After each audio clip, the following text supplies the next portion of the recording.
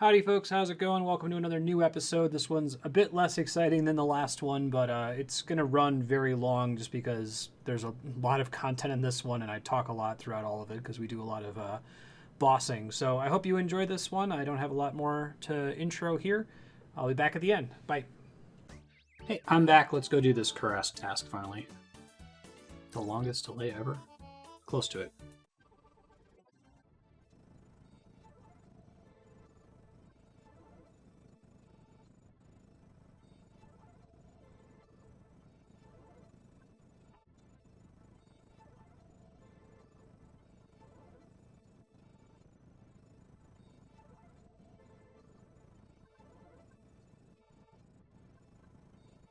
I have two hard blue scrolls on the ground at the same time. I'm going to do my best to do them.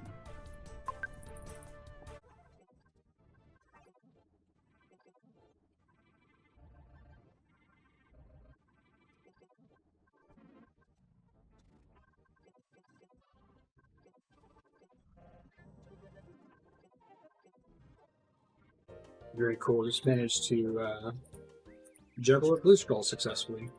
I'm going to do this next one now.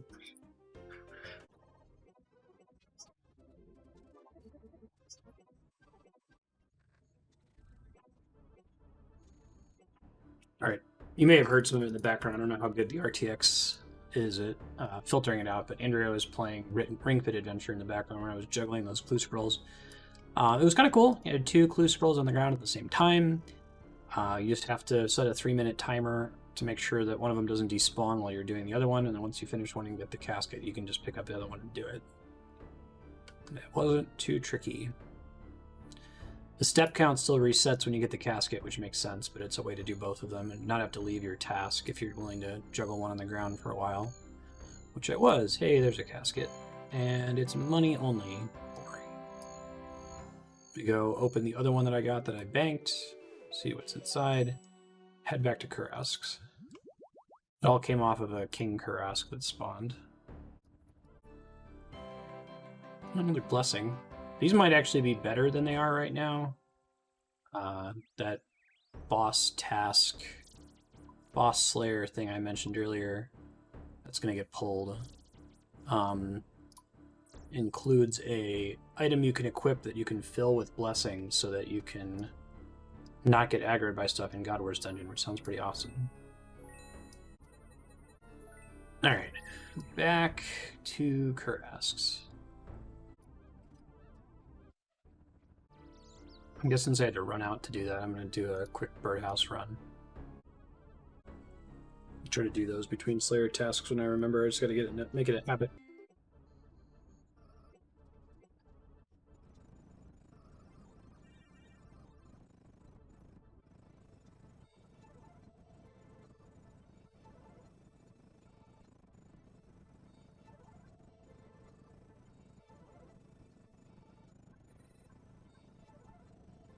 Whoa, it's got a Elite-Bladed Battle Axe. Been waiting on that drop for a long time. It's apparently worth nothing. I'm not sure if it's actually better against Kurasks or not. I'm going to Google that really quick. But that's a pretty rare drop from them. Been waiting for it after many of these tasks. Yeah, I got 610 logs since I started using this permanent logger. Internet seems to suggest the battle axe is better, so I'm going to use the... It was a 1 in 1,000 drop versus much less rare leaf-bladed sword, of which I've got 3 in the bank. Oh, it does passively more damage against Turoths and Kurasks, and the leaf-bladed sword does not. That's why it's strictly better. Okay. Trying to figure out because it's like the attack speed is 5, and usually a slower weapon is never better than a faster weapon. You know, more chances to roll damage, but if it's a flat damage increase, 17.5% accuracy and damage increase, I can see why it's better. Well, that's cool. I'm glad I got the drop. I'm gonna keep fighting these guys whenever they show up as my Slayer task. Task complete. Go see what the next task is. Do this hard clue scroll, which unfortunately starts with a wilderness step. Bissell Demons. Alright. I might take this opportunity to learn the Sire. Let me go do this clue scroll first and take a break to go watch a video or something to see how Sire's gonna work. I read some wiki stuff on it, but I don't fully get it yet. So I think, so I'm not wasting time, XP waste, if I just watch the video. I'm gonna go AFK Abyssal Demons while I read up on works. After I do this clue scroll, obviously. Yeah, I'll go to the, I think I'm gonna fight him in the Mauritania Tower because of the XP bonus. And then while I'm killing them, I'll watch a video guide, and if I feel confident, I'll go do it. I don't think I'm gonna end up doing all 172 kills at the Sire anyway, so I just need to understand how the fight works. Casket. Master Clue Scroll. I guess I'll be doing that for now. Interesting, it uses Arclight, so I was like, man, if I'm not doing Demonic Gorillas, I'm not using all these Arclight charges, but I'm not using them for that.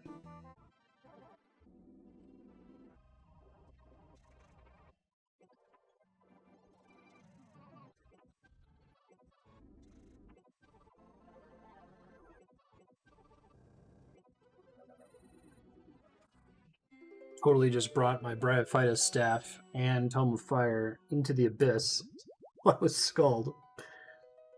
I'm an incredible idiot, but I managed to survive, so I guess it's okay. I took them out to Elk stuff to make some bank space. I completely forgot. Sherlock. I think there's still one Sherlock thing that you can give me that would be a mean for me to do. Let's see. Silver Shade Key. Well, it's a hassle. I haven't gone inside the Shade Dungeon in a really, really, really long time. Let me do some Googling real quick. Let me see here. Did I save my Morton keys or did I throw them out? I did. Alright, that saves me some hassle. I think it reduces the amount of bullshit I have to do. If I can get a silver one, I can just bank it and have it banked forever. Yeah, okay. So I think the way this works is I take my black key. I think let me gear up for this really quick. I don't think I need to burn the key to get to the shades that I need to kill. I guess I'll go ahead and bring olive oil.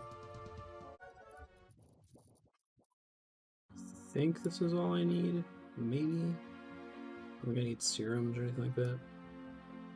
I do need logs. Take some magic logs.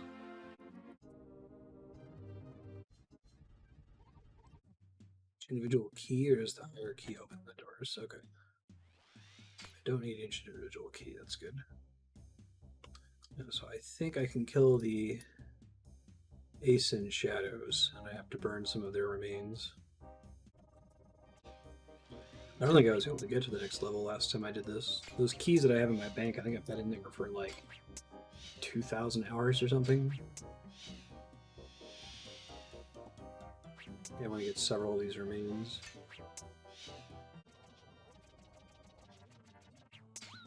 So I think once I have a silver key, I can just get in here forever. I might even be able to throw out the old keys. I think once I get a silver key, I can throw out the older keys too. It won't matter anymore. It's probably fine.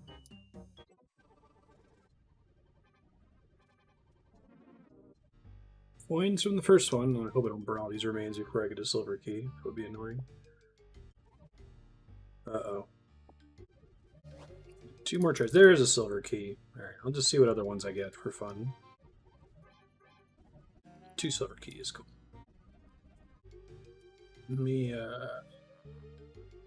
grab my other keys so I can get them out of my bank here. I'm only going to have the 1 key after this.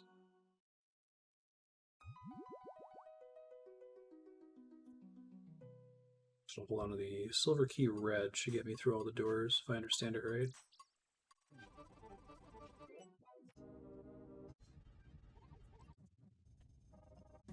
Magic staff. I haven't seen one of those in a while. I'm gonna need to do this eventually for... Well, I guess the Amulet of the Damned, but that's pretty good. Not very good. Go ahead and use this brown silver key above the red silver key in the bank if I have to come back here for a Master Clue step in the future. Adamant spear and some coins. Okay.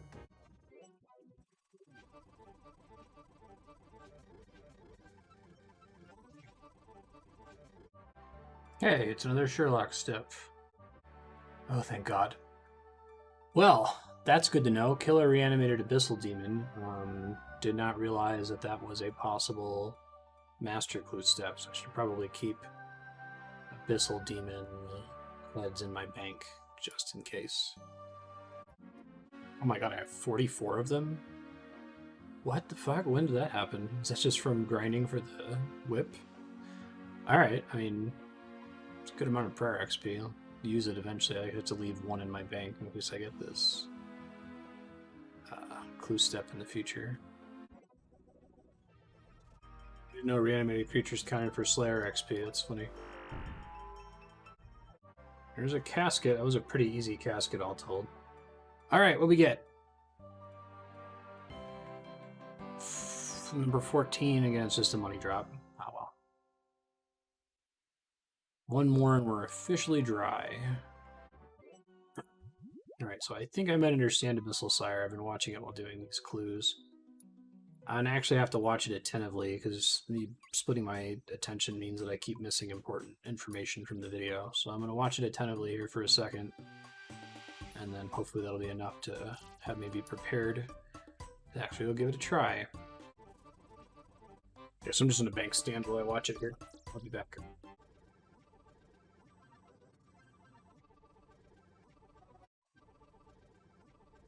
I think I understand it enough. I don't have a ton of time, but I'd like to get a couple attempts in on the Abyssal Sire, so I'm going to try to gear up now. Check the wiki for a gear list, but I think I get the fight. Basically, it's multiple phases. You go in, you stun the boss, then you destroy its respiratory systems, then you melee it for a while, then you need to avoid some poison on the ground and avoid it blowing up in your face. There's an ad you have to kill occasionally. It seems pretty straightforward.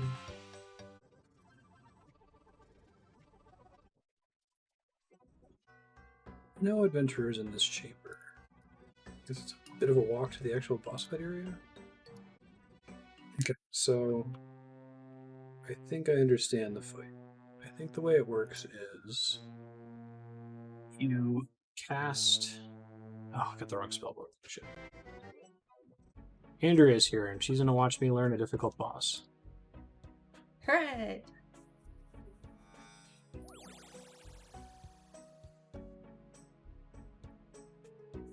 Alright. Now that I have the right spellbook, I should be able to do this. What's the name of the boss? The Abyssal Sire. Is it vampire? It's a demon. And it just, like, makes a lot of little demons? Part of what it does, yeah. What sire means? Yep. Oh, that's where you got vampire. That makes sense. Yeah, sorry, I only know that word from Buffy.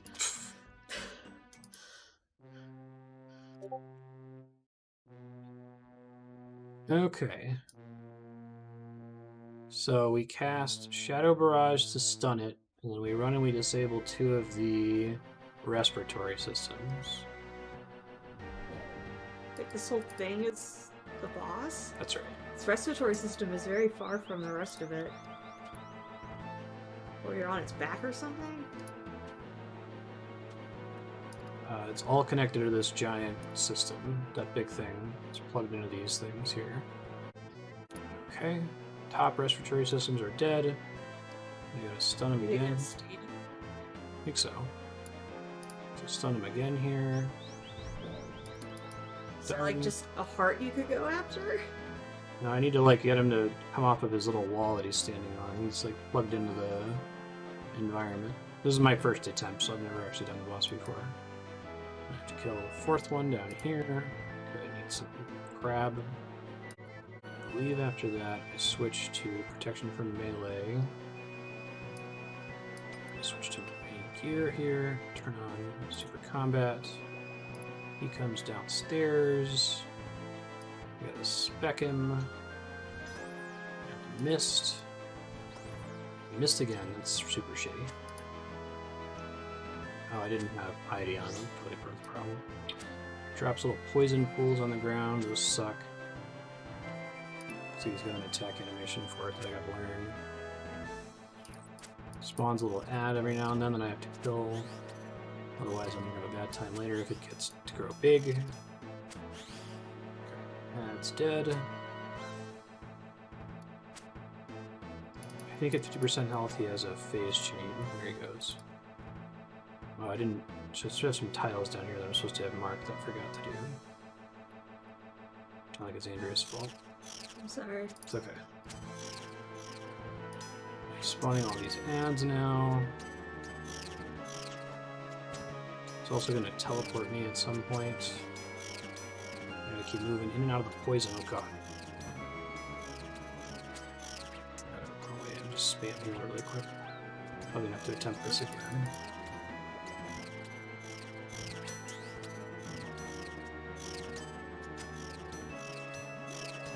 It's a little bit faster damage than I was expecting. I get 2 hits in every time that I have to move off the poison, it looks like. I get more efficient at moving off of it, so I'm having a bad time. There's the teleport. I'm gonna run away because he's about to blow up.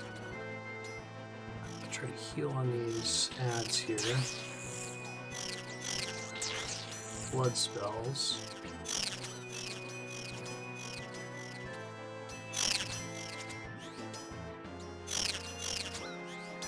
I gotta turn auto retaliate off. It's kicking my ass right now. Oh, and I died. And you're...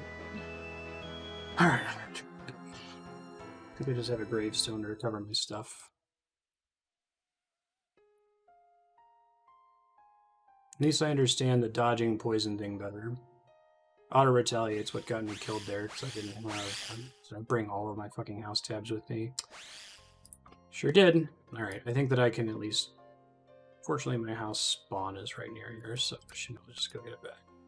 But that was a lot of money lost. Don't you have a lot of money? Yeah, but it's wasted. I'd rather not spend it on that, so I'm saving for other, more interesting things.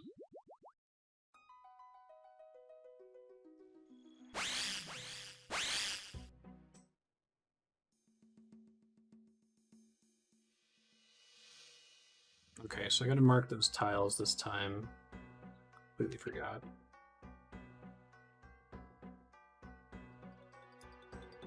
Why are you marking them?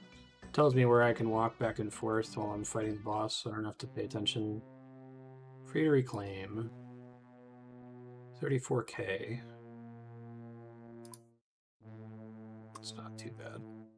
Here's all my potions and shit.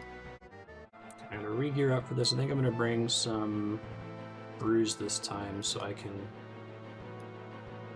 quickly heal up. Looks like I put the markers in the right spot. Bring some brews this time in case I make a mistake again and I'm not just out of healing by the end of the fight, like I was last time. These guys back in the case. I actually don't know what I need the air runes for. Is it Shadow Barrage uses air runes? Okay. Got it. Bank all this and try again. Actually didn't make a setting for it, so I'll do that now. Arclight, Dragon Defender, Fire Cape, Dragon Boots, House Tablets, extra runes. Alright, and then I need a Super Combat and a Range Potion. I need to get my Anti-Poison back. I'll just bring a Sandfuse Serum. I was having trouble with praying last time. I don't think I need this many prayer potions. I'll just bring like 3. I'll bring 4 just in case. Bring 1 stamina pot. Let's do 3 brews in case I get. Well, brews take so long. I don't really have time in this fight. I'll just bring fewer prayer potions and do dark crabs until I learn it. Okay. And I'll make an inventory setup so I don't have to do that again. And we'll try it again. Hopefully this time my specs will land. Probably what was part of what was making it so difficult.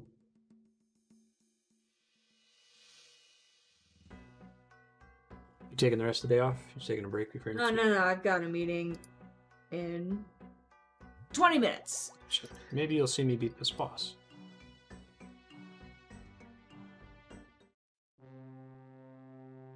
To wait slightly longer for the boss to be stunned this time, because I took some damage on one of the tentacles unnecessarily. Shadow Barrage.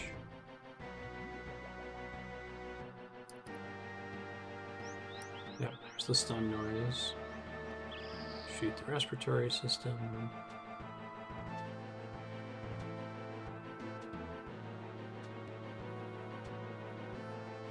Get the other one. He's like plugged into this whole room basically, so I'm unplugging him.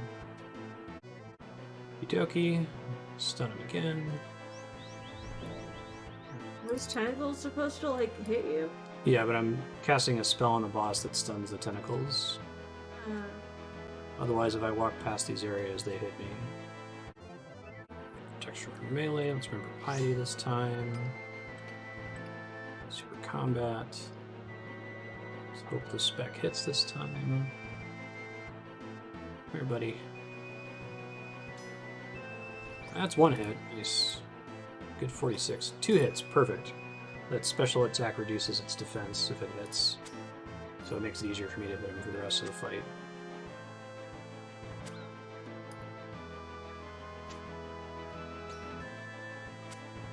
So why are you battling this guy? Did he do something bad? There's Slayer task for Abyssal Demons, and he counts as an Abyssal Demon and drops some stuff that's really good.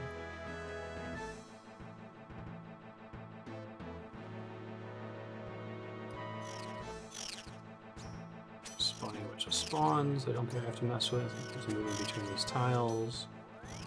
Oh, there's his teleport already. His defense is really low. There's a big explosion attack. I'm gonna try to blood barrage some of these guys here. You're doing much better. I'm glad your defense weakening hit. Yeah, that made a big difference.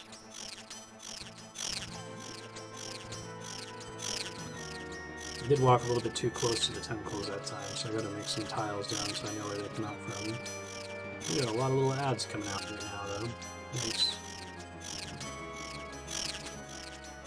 Oh, I think I have to protect range now. That makes sense, because they're all hitting me with range attacks. I think he's supposed to be dead by now. I'm just not winning it. There's a good one. 47 damage. There we go. First kill. 25 binding necklaces. Really? It's an interesting drop. Alright, let's restate. That seemed pretty easy. Wasn't too bad. But I'm gonna have to kill him like 400 times to get all the stuff that from him. Fun.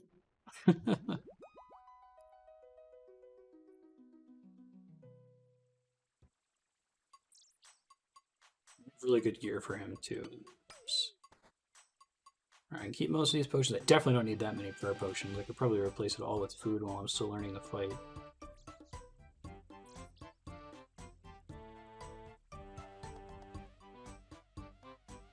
Not clear on what the stamina potion is for. I'm guessing that's if you have to run every time, but because I have this house teleport,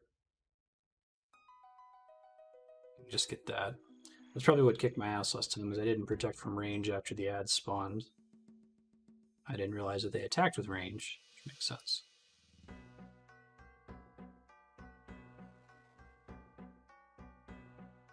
I guess this is a long enough run that maybe your energy is drained by the time you get in here if you don't use a stamina potion.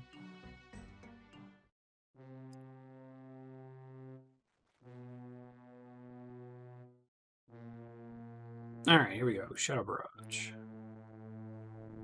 Wait for the stun sound effects. And there it is. Kill the respiratory system.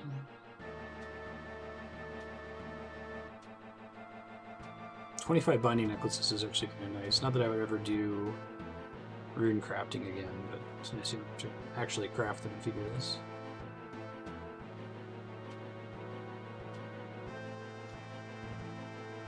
Okie dokie. So what's your number one want from this guy? So he drops Bissell Whip, which would be a nice drop for me. You don't have one? Strong. I have one whip, but I need two because there's a drop from a boss called the Kraken that combines with the whip. And then it consumes the whip, and it degrades after a certain number of uses. So I'd like to have a second whip as a backup in case that thing breaks. He also drops 4 pieces that if you combine the 4 pieces, you get a big two-handed bludgeon weapon that does a ton of damage. Uh-oh. Oh, I fucked that.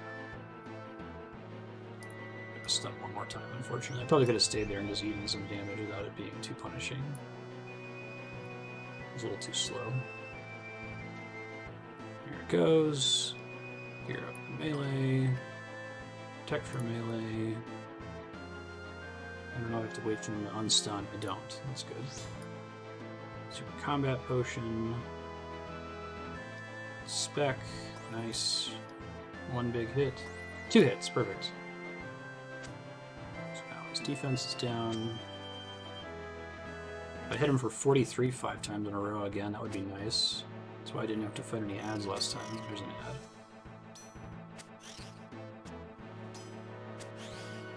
ad. Ad's dead. Right, now I'm not hitting. Come on, game, you can do it. It's close to a phase change.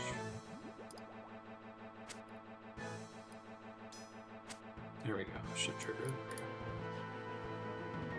it.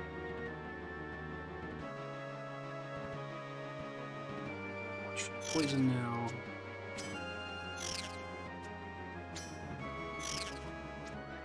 I already got teleported. I run away.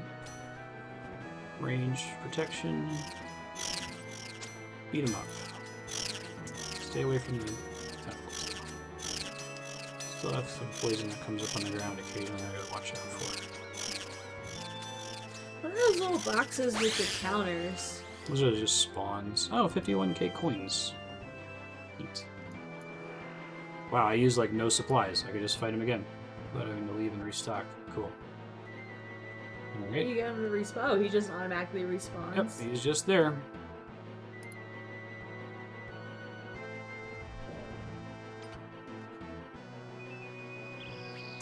Shit. Started doing this too early before the stun triggered.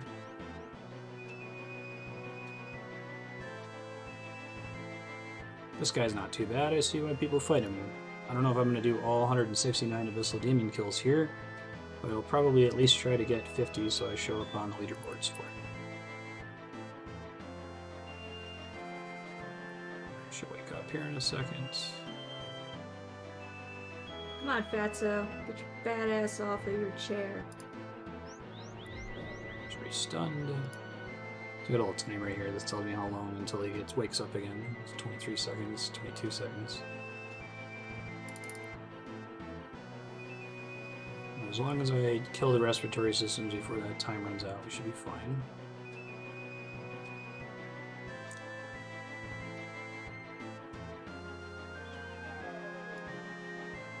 What weapon are you using?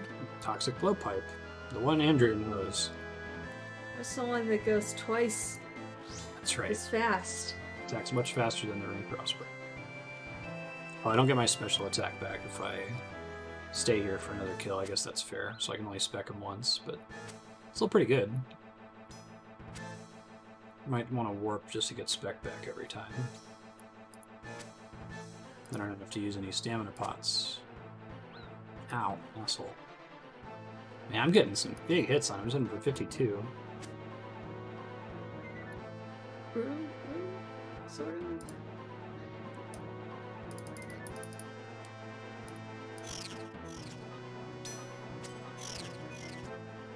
There's a teleport already. Man, I'm just hitting my truck. I know, right? I don't even need to use blood spells here. I can get rid of these things. Oh, get off the I was on poison. I thought you were. Might have been It's just hard over for me time. to see. There's a lot of shit going on. Yeah, there's a lot of shit on the screen. What'd you get? What'd you get? What'd you I get? got something that's worth 2,000 coins. Alright, and last time you got 50k, right? That's right. Means? Well, Alright, good job. Good job. you tried. That's what that drop means. I'll still go ahead and teleport here to get a refill on stats.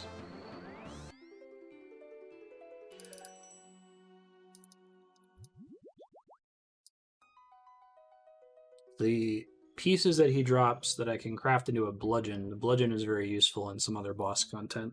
There's another boss that's really weak against Crush. Okay. So the bludgeon does a lot of damage to it. Bludgeon slow? It's slow, but it hits really hard.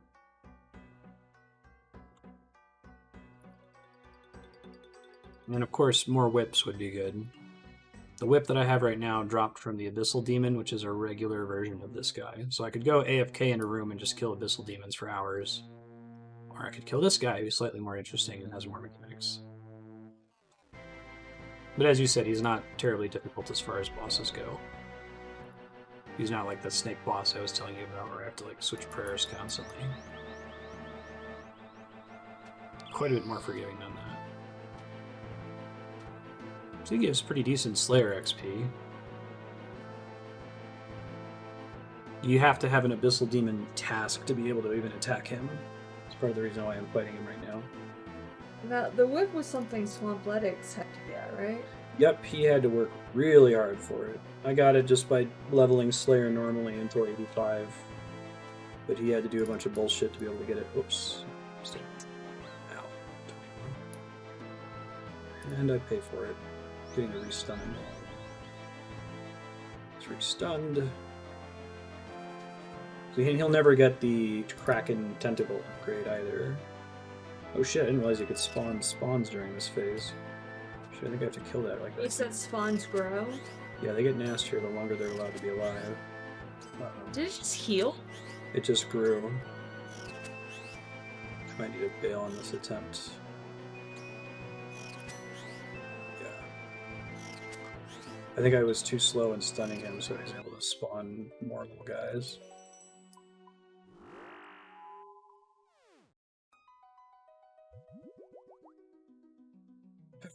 Well, since I'm out here, I'll just restock really quick. Or I guess not very quick, the thing. Yeah, you should stun him after the second one. Yeah, I would. Don't get greedy. Yeah, I was on autopilot. You're getting greedy. Exactly, that's what caused me to lose. Made me take a bunch of unnecessary damage from the tentacles. And he does a spawn. Mm-hmm. Ah, well, okay. Gotta be careful when I'm walking in here, too. Oh, is it the same fight from before? Is it didn't he spawn? Shit, he just spawned one, though, didn't he? If I can kill it before it gets big, it should be fine. Thought he would reset, but maybe it only after a certain amount of time he does. Alright.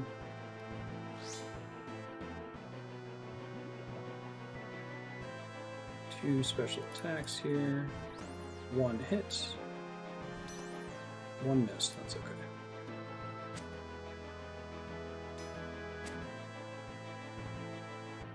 When both hit, it makes it really easy for me to kill him because he just melts. Stop hitting 0. I'm mostly hitting 0 because the second one missed. Here's one.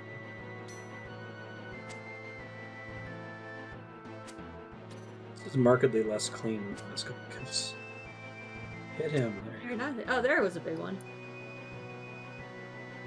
It's mostly because the spec missed is the problem.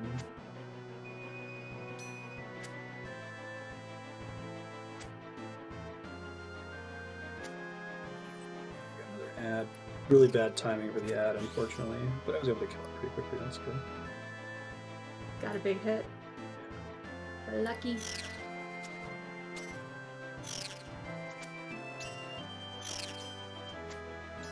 Switch prayers here. There's the teleport. Run away.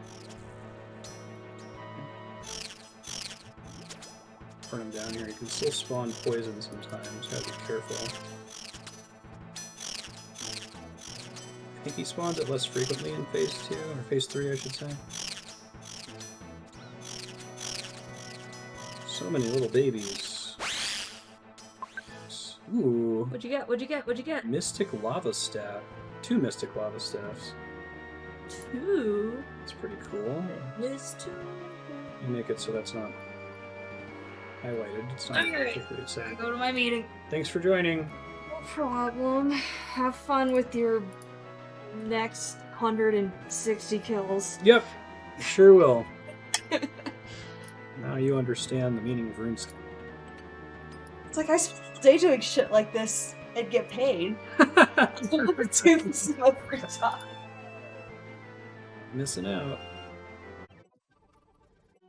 Alright, well now that Andrew is gone and I've done the kill a few times, I'm just going to start fast forwarding. So I'll see if I get an interesting drop. Cool boss though.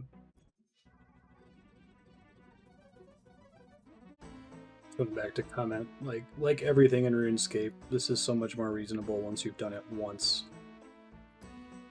It's one thing to read about it. Like, respiratory systems? What? It's actually super simple. I'm gonna see if I can avoid using a stamina pot whenever I come here. Oh, someone bit on this fight. Oh shit. Sorry, friend. Well, not energy. One adventure in this chamber.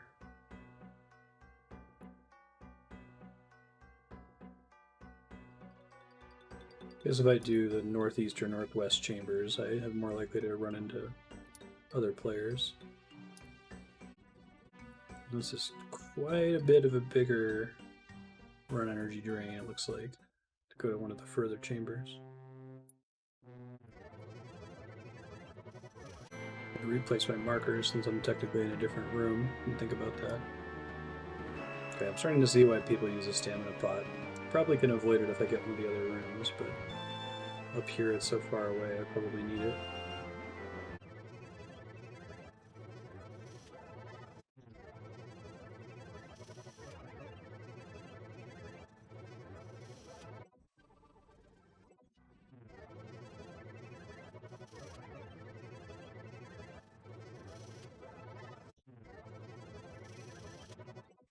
Should probably prep for stream at this point. Neat boss though. Probably keep trying him here in the future. At least go to 50 KC and then do regular demons after that. Hey folks, I'm back. I'm going to do some more Abyssal Sires. So I'm trying to get the 50 KC. But first I am going to do Birdhouse Run.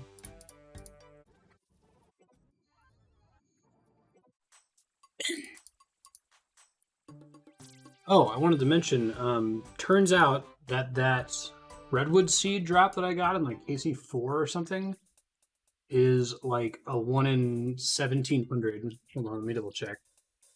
It's at least over 1,000. And the unsired is only a 1 in 100. So 1 in 1738.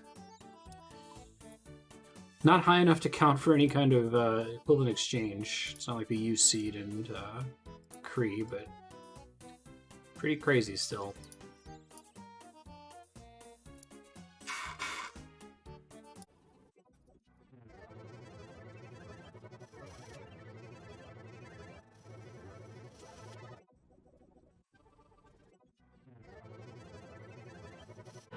Huh. I don't know why I died there. I was going to try doing blood spells. Guess I wasn't paying close enough attention. It's a bummer. Maybe there was an extra poison puddle that spawned that did a ton of damage to me. I'll watch the VOD later, maybe. I should be able to do this without ever dying. It's frustrating because I either use 0 supplies or a shitload of supplies. And I think Blood Barrage actually is not very good on this boss, as far as I can tell. At least the time it takes for me to heal is not worth all of the losses I incur. Alright.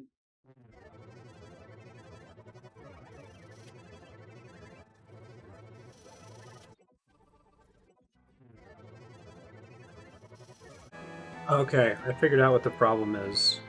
The boss isn't done with poison. I thought the boss just stopped using poison after a certain point, but that is not the case. I can start using it again. Important lesson. Gotta keep my wits about me if I'm not getting killed quickly.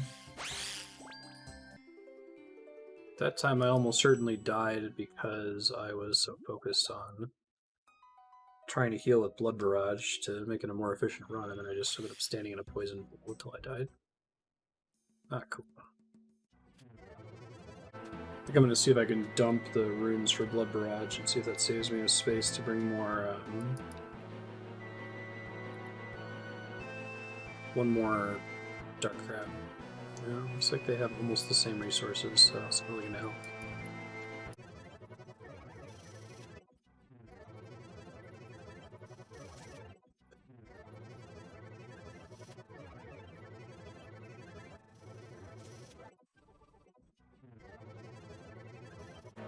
If I forget to switch to the range protection prayer, it's pretty brutal. I've died so many times to this boss, and it's not even that hard.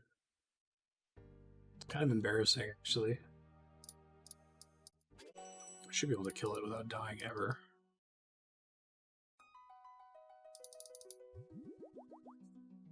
I'm just gonna get in the habit of switching to the ranged prayer whenever it moves down. I guess each time I die, I learn something new. You know, this might be as good a reason as any for me to go farm barrows to get better defensive gear. I think Torags is preferred here. And the thing I was waiting on for barrows was Trident, so... maybe.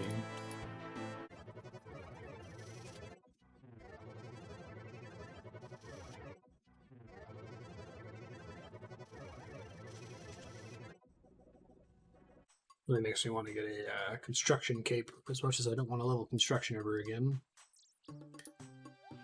Do some shenanigans here with porting in and out to refill, you know? I'm going to try doing a POH abuse method here and see if it works. I guess the idea is that you go ahead and do the... you do a kill as normal, then you kill all of the respiratory stuff, and then port and run back. Right after this kill.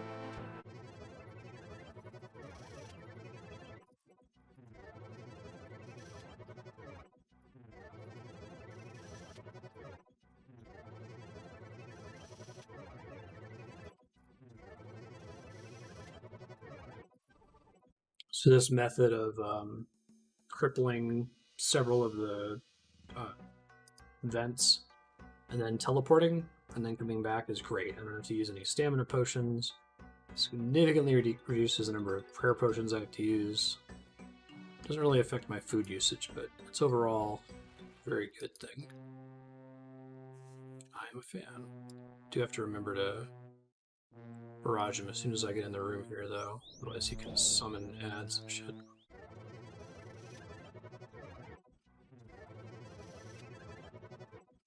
So yeah, like about teleporting after doing all 4 respiratory systems is that I basically get to skip the animation of him walking off the wall, which drains prayer for several seconds while I wait for him.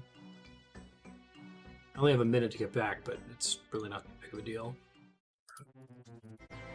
Also makes it way easier for me to dodge his initial poison attack if he opens with it, because I'll already be running through it. It's tricky to do sometimes.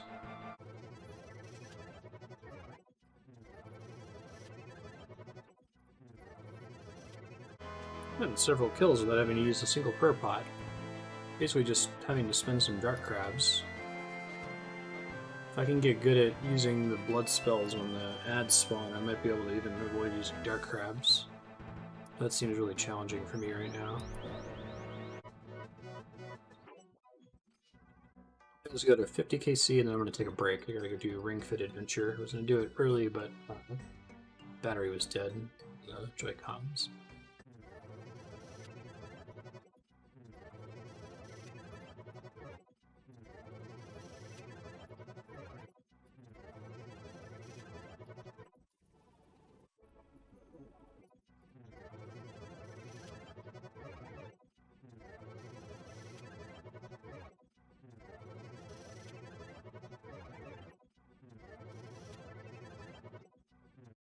Oh, I got back slightly late this time. It's the first time that's happened. I did delay by a couple seconds before I teleported out, but I didn't realize it was that tight to get to not despawn. Well, I'm just gonna chill here for a sec.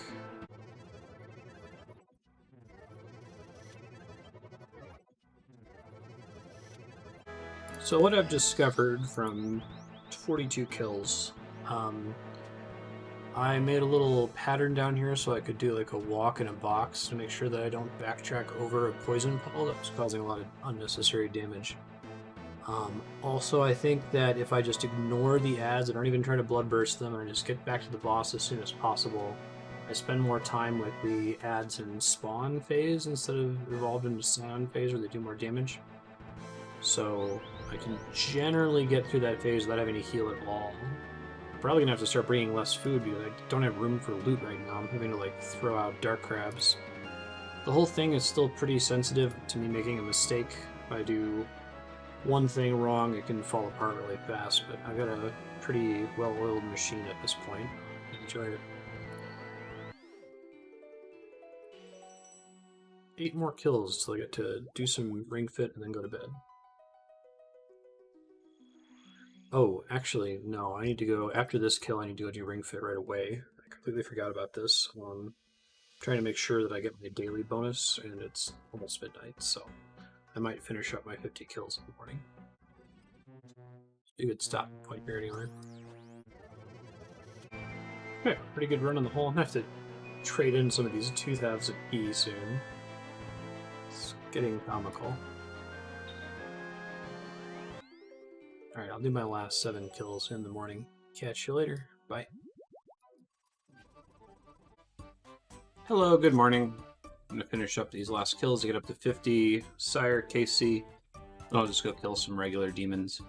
After that, I'll probably do a specific number of Sire kills in the future. I feel like 50 per task is too many, but I could probably do like 10 per task.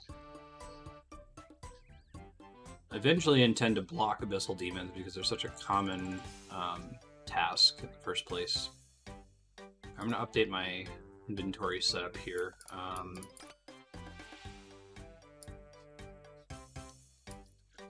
Because the way I'm currently doing it, I don't actually need most of these resources. I probably can roll with like a single per pot.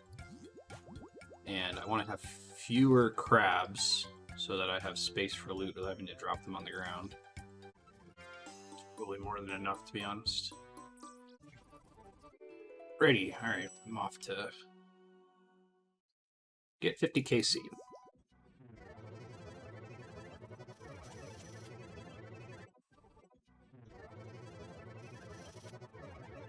Super frustrating. Sometimes I'll restun the boss and it won't take. Like, it's exactly what just happened to me. I walked into the room, cast the stun attack. It gave me the sound effect. It intended it was stunned, and then the tentacle woke up. I don't know if that's a glitch or something, if it's based on timing. Whatever it is, it's frustrating. I even got the little stun indicator on Runelight. Whatever, it's only 30k when I die, and I've gotten more cash drops than that from the boss, but still annoying. Gear back up really quick while this thing is stunned.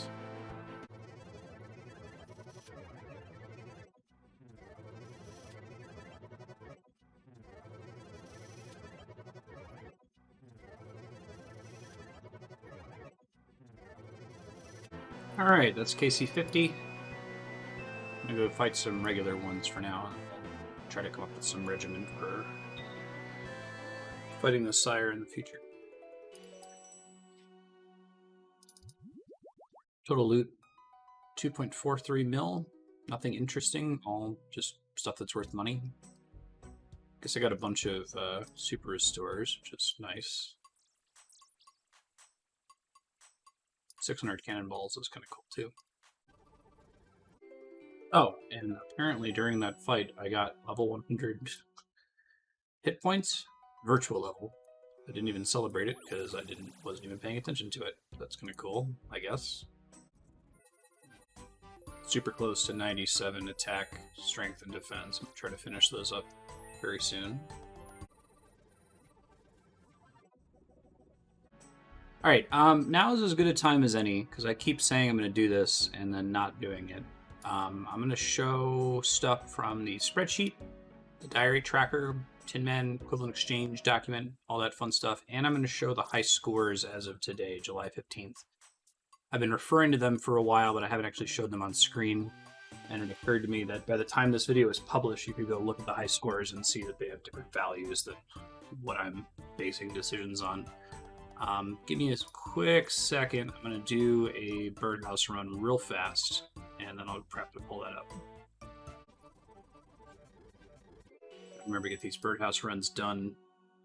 I'd like to get Hunter up to 80 at least, so I can be base 80s. Try to catch Herbivore. Don't think shows up on the high scores, but kind of want anyway.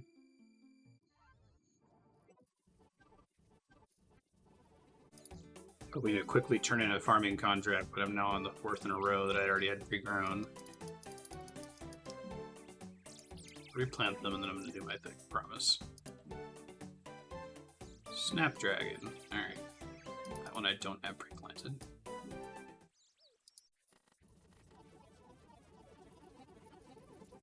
I need to actually plant those redwood seeds to cut from the sire. It's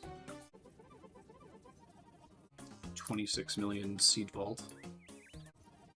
Should I not replant Hespore last kill? To do that real quick then too. Oh, I guess I did. It's not ready yet. Ready in an hour. Alright, farming's done. Here we go. Thanks stuff. Alright, let me hide the screen really quick while I pull up the sheets. Just remove that image too.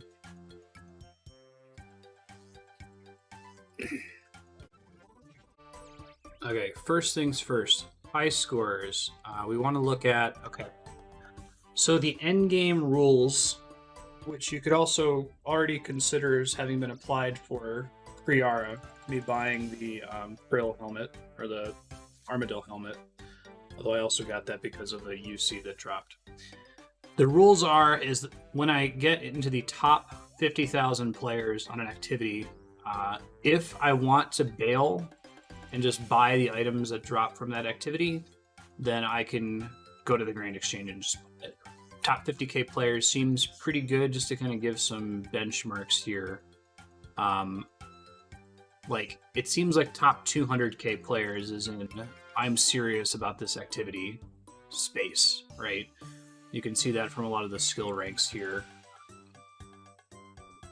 So 50k, we're not even top 50k runecraft, for example, getting all the way to 86. So, oops, why would I just runecraft? Let's go back. So that's the rule. Top 50k means I've probably done enough of that content, and you probably saw this in a Tin Man restrictions video a long time ago after RuneScape got published.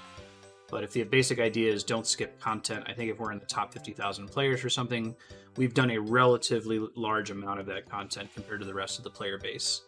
So just to go through the things that I could technically invoke the top 50k Grand Exchange rule for, I could buy anything from Master Clues that you would want to. I think it's all cosmetics. I could technically buy the ACB and the Ceradoman Godsword hilt because we've gotten Zilliana down as of this point. Just barely under 50k. It took 106 kills. I'm going to go ahead and use for group bosses like God War's Dungeon, I'm going to use my kill count, not the group kill count, in order to determine whether we did top 50k or not. Crazy Archaeologist, if I wanted to buy stuff from him, I can. None of the Dagonoth Kings, although I already have all their drops. Gerardor, we're not even close. I still need to farm him if I want to be able to buy Bandos. Giant Mole, there's nothing to buy. Grotesque Guardians, I'm well under 50k, so I could technically buy that Primordial Crystal. I'm going to keep trying to get it legit. I think I can buy an Endless Compost Bucket, but I'm well under 50k for that guy. Halflight Queen, there's nothing to buy. Kree, we're well into 50k. So if you were concerned about the Armadillo helmet for the U seed, I think is the way that I narrated it when it dropped. I also, basically, here's the plan, and I think I stated this before. Like, I just want to have the option to bail because an Iron Man account would not have the option to bail. And the purpose of the restrictions on the account are don't skip content. They're not be a shitty Iron Man. So with Kree requires a ton of work to set up. I have to get at least 2 other people to come with me. We have to spend hours of our morning as a group. And it's just an awful boss to fight as a group because it's so unprofitable if nothing drops. So I feel like getting 78 Kree kills and being in the top 50k players for it, I'm okay being done with Kree. Brill, we're within range. I actually already have, we got 3 Zamorak spears dropped from Krill, and I sold 2 of them, so I have open the ability to just buy back 2 anyway.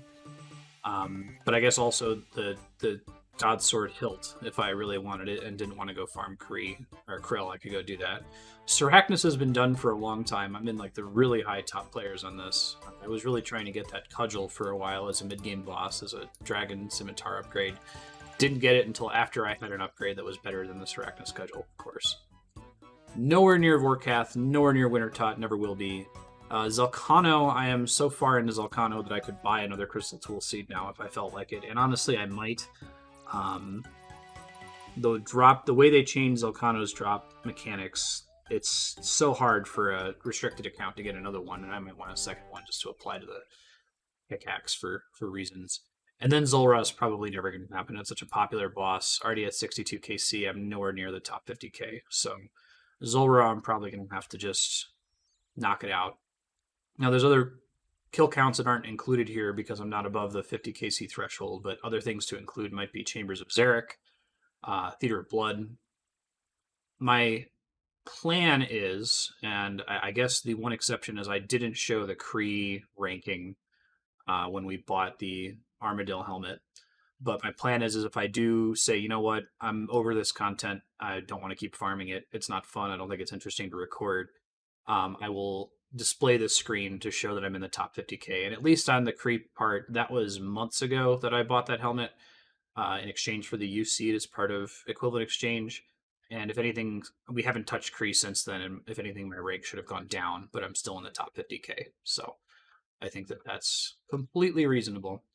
As far as the tracker, I haven't updated this recently. Let me see if sometimes it doesn't pull. See if it updates while we wait here. It's tracking Godwar Centric Credit. Still have a couple payouts to make from really early runs back when S. Joel was still participating. In diary progress news, we're at, this should be a little bit fewer because I've got a couple stat updates since the last time I updated this, but about 157 hours of Slayer left, 272 total if you include Thieving, Prayer, and Fletching. Tin Man Project, this was back from the Questscape only, and this is all done, so just going to skip over that. This is equivalent exchange. This is effectively tracking everything I'm doing as part of the diary, cape, and in-game playthrough. So we've already confirmed I sold 2 extra Zamorak spears, traded a blue dragon mask for a black dragon mask, and my Loof half key. I'm probably going to increase this later because I have way more tooth halves again.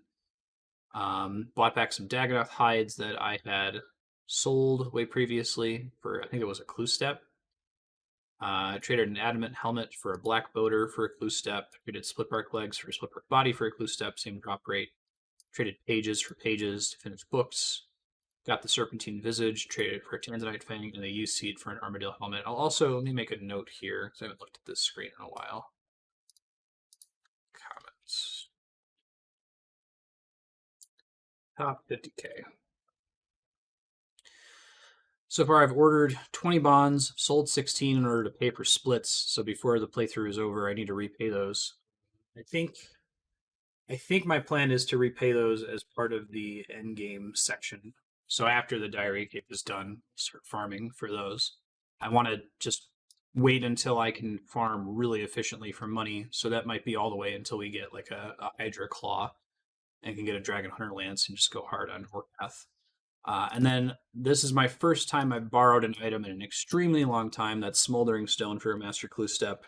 It would just be such a long wait and so many other master clues missed if I didn't pick up that smoldering stone. So the commitment there, previously I wasn't planning on spending a significant amount of time at Cerberus. I will now spend at least as much time at Cerberus as is necessary to replace that stone.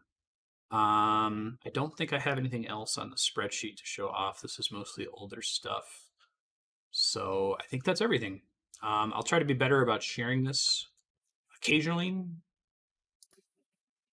but my main thing is I'm only really sharing it when it's immediately relevant, and that's pretty much just this tab here.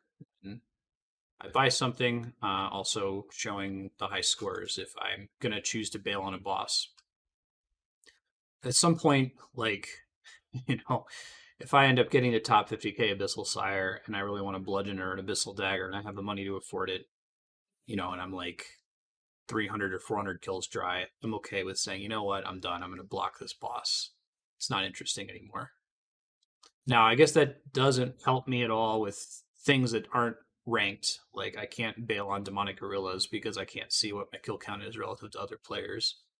And my intent is still to like try to get the item if it's reasonable for me to keep going. But like for bosses like Kree, I'm over it. I'm good. All right, let me bring the game back up here. All right, we're back. Let me go finish up this Bissell Demons Slayer task. Maybe get an attack level up, which should be cool. We're gonna do the Mauritania Slayer Tower, because I get the XP bonus there. Cross our fingers, hope we get another whip. It'd be great if I can do Kraken. Get some tentacles.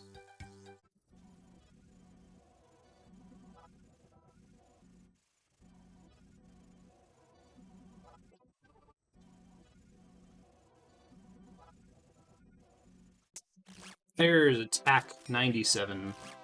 Very cool. So I'll work on defense next.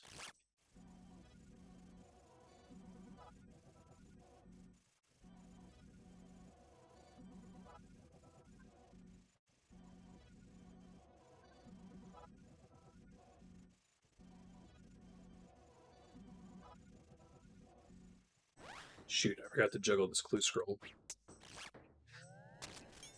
Hopefully there weren't any other drops, so I'll never know.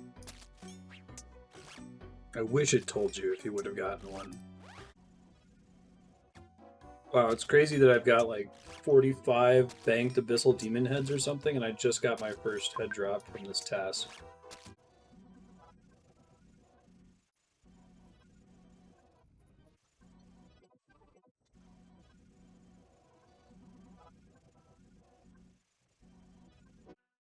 Whoops, that should have been a Konar task. Man, I'm really bad about that. At least it wasn't the 250 that I missed. Let's go see what the next task is, and I'm going to do this hard clue scroll. It's so hard to step. Ask again. Alright, I'd like that task. Superiors, decent drops. Now I've got the battle axe, faster.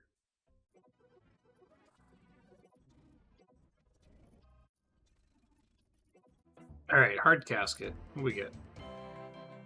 2 blessings.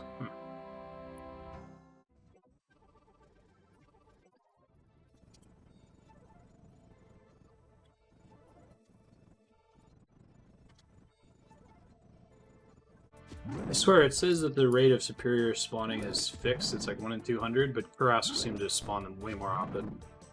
I'll take it. Not complaining. Superior dropped a hard clue scroll. We're gonna juggle it for a bit. This is really enough in the task that I might just want to leave and go do it, though, depending on whether it's a wilderness task or not.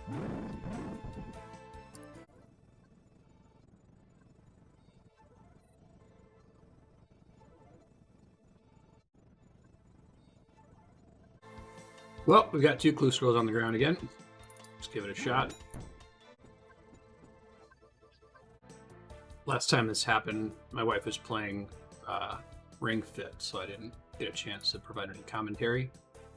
Basically, you just have to juggle them. You have to manage a 3-minute timer, which I'll go ahead and set up here. You can only complete one of them. Both of their steps progress, but once you complete one, the steps revert to 0. Basically, my plan is going to be I'm going to try to avoid wilderness steps. Last time I ended up getting 2 wilderness steps on both of them, so I had to do 1. But I have 2 that don't have wilderness steps right now. So if I do get a wilderness step, I'll skip to the other one.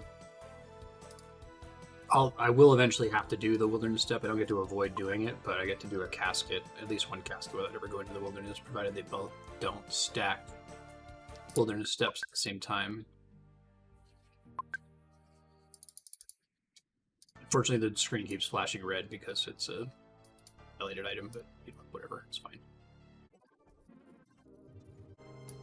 Well, wilderness step next, so try to do the other one.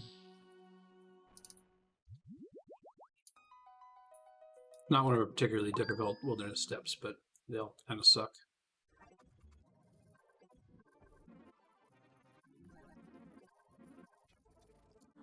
We have a casket, so I can just go do the other clue scroll without having to stress anymore.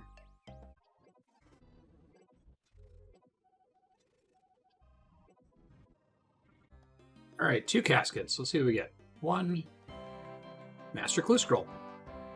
Cool, I'm going to put the other casket away until I finish that. You have tons of Master Clues lately. This will be drop rate for the Mimic, so hopefully we get it this run. If we do get it this run, that is, I might try to just go for the Music Cape. Actually, maybe not, because I think I need Slayer to be higher, because there's certain bosses that you need to have Slayer up to get their music. I'll double check, though. Because I think I can spectate someone's Theater of Blood run and get music that way. Sherlock, my man. Ooh. I should have saved some antidote pluses for this. Okay. I think I can make some. I think my Falador farm patch is a magic tree. Let me check.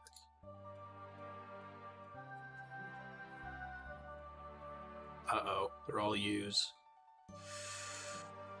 That's not good. Okay. Oh, I should have saved some earlier.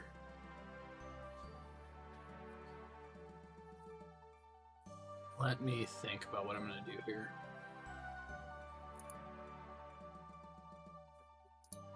I could go kill Zolrod, like that drop, but I didn't get it for like 50 kills. Right. I want to say that Chaos Elemental drops it. Yeah. Cave Krakens drop them. That's where I got the recent ones that I had. Can't kill those though.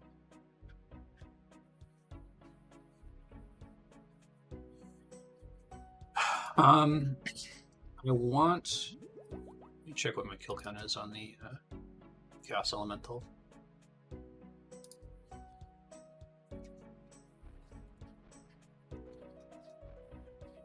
37. I want to get ranked on the high scores for every boss in the game.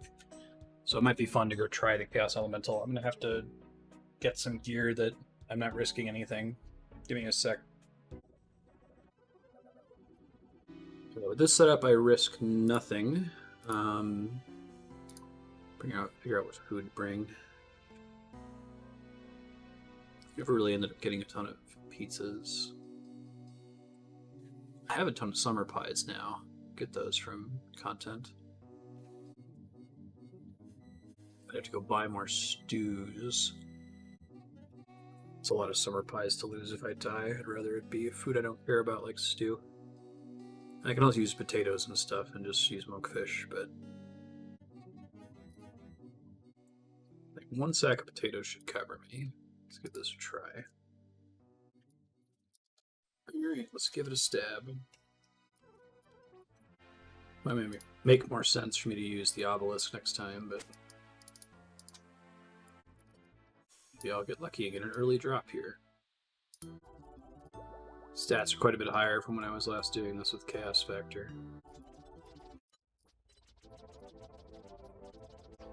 Tier 4 diary gear is the shit. So annoying to hit though. Can't really bring a spec weapon to drop its defense. Forgot to bring prayer pots. Fix that after this death here.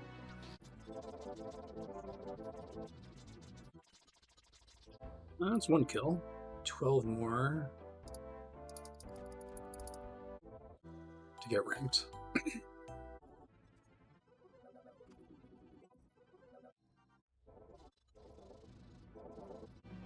Hey, I got my antidote ++ drop. Alright, I'm gonna get out of here then. I'm sure I'll finish getting 50 kills on this thing later. Next time I get antidote ++s from some other source, I'll just save them. So I missed if I was on mute there, but I killed a Chaos Elemental enough times that it dropped the antidote ++. I'll probably come back to it later to finish getting the 50 kills. Flipping gauntlets, I can do that, no problem. Back to Sherlock.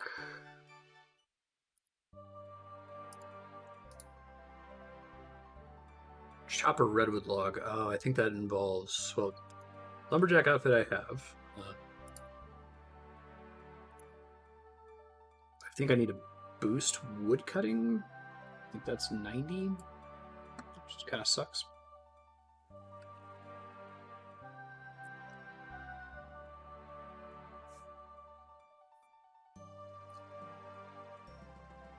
Wood cutting guild, sapling.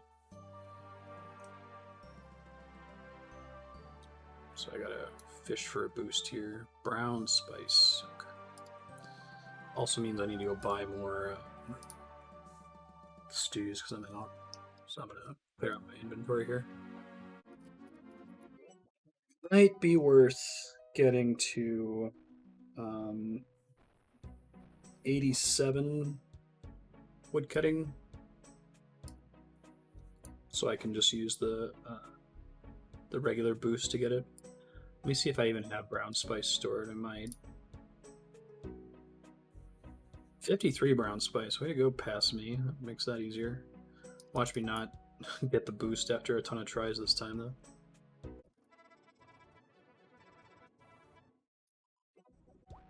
Oh, right, I need the Lumberjack Outfit. Sick. It would be frustrating to boost for it and not get it because I forgot to take that out. But I went to the trouble of getting the Lumberjack Outfit. I have basically all the skilling outfits now, I think. Alright, pray for a big boost. It's too bad I just cut down my redwood tree in my farming guild because it's a much shorter walk. I'm gonna teleport. If I get a negative boost, I'm gonna have to go grab some super restores, I think, just to make this reasonable. +5, first try. But I guess I have to cut one in 60 seconds, which is impossible to fuck up. Come on, game, give me one. I just need one. I had another stat boost that decayed. Oh no, my gear boost out. I didn't catch one. I want to die. Alright. Watch me not get it now.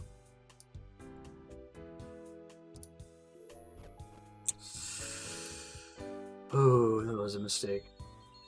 I didn't realize that I still had a lingering attack defense boost. Shit. I hate that. I wish when you use the stat restore pool that it would reset any active boosts. It's super frustrating. Okay, I got it again. Just don't fuck it up now. One single log, please. There it is. Okay, we're fine. Wasn't too bad in terms of total stews used. Heading back to Sherlock.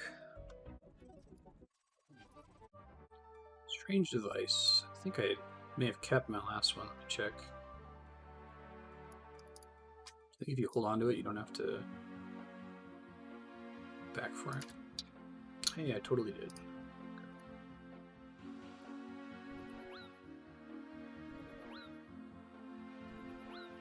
It's not in the wilderness.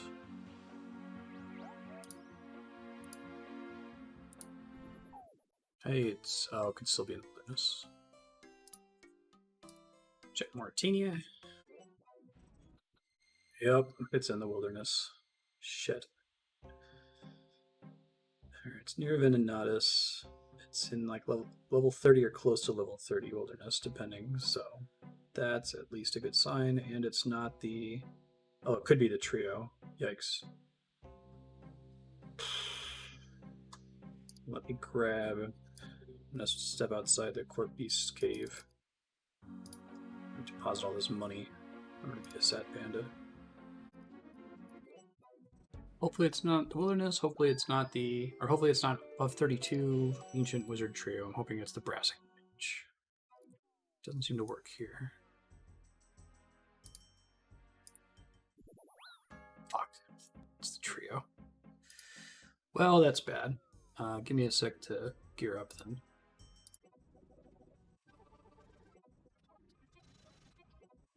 Shit, I keep muting myself.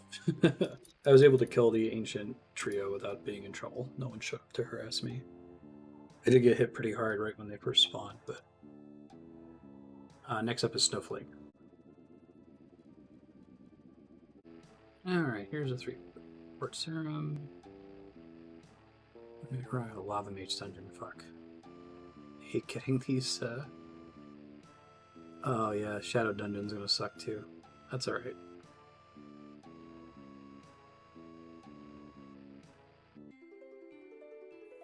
Let's do the Port Serum one because it's easy. I might be able to bring a small enough amount of items that I can protect the clue scroll for the Lava Maze Dungeon one.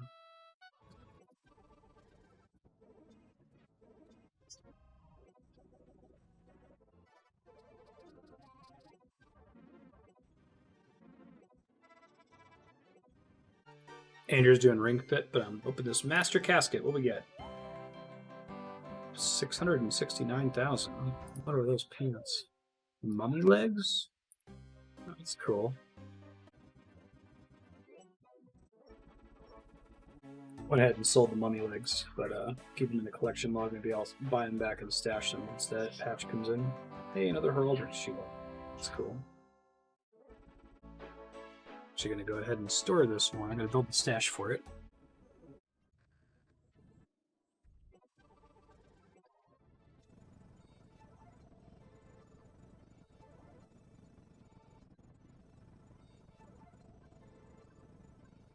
Double clue scrolls again at Kurask.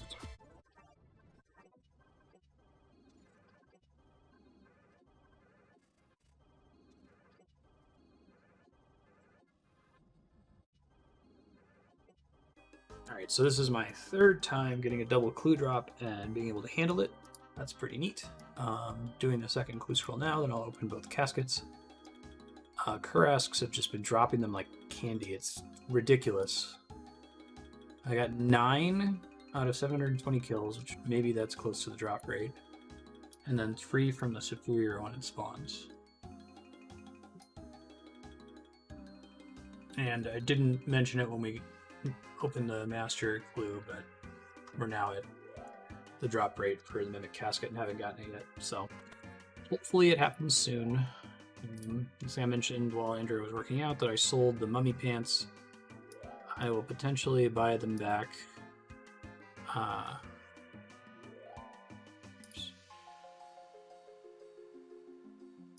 potentially buy them back once the Mod Ash thing passes a pull. So I can deposit partial pieces of a set. Yeah, I think my plan is if that passes a pull and it's implemented, I'm just going to buy back everything I've ever sold that's in the collection log and deposit it in clues. Another wilderness step, alright. Near the Runite ore north of the lava maze. I really wish I could, it was reasonable for me to build this obelisk. I don't think that's ever going to happen then. Casket, that was pretty low effort.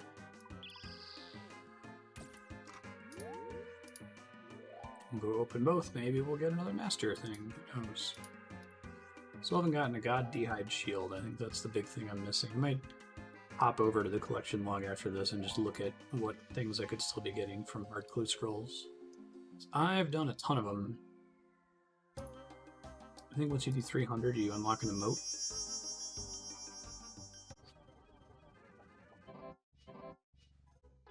Alright, I got a Ancient Coif, which is kind of cool. I have actually... I don't think I have a full Ancient set. I think the Ancient set is... Check really quick. Treasure chest.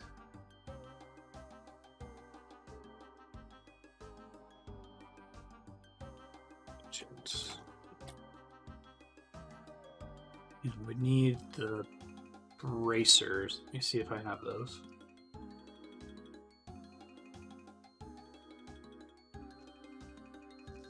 The longest grass task ever.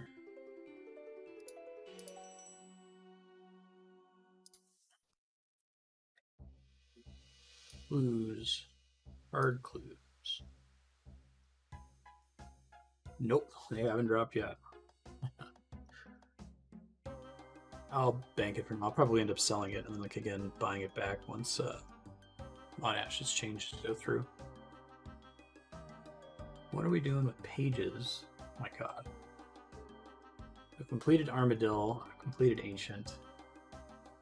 More short of Bandos, Gothics, Zamorak, and Saradomin. Thank goodness for equivalent exchange. There's the Mummy's legs. Let's see what else is under hard. It's technically Third Age, which would be crazy. Rune T, God Rune, Heraldic Helms and Shields. God D'hide, we haven't gotten any of these shields yet.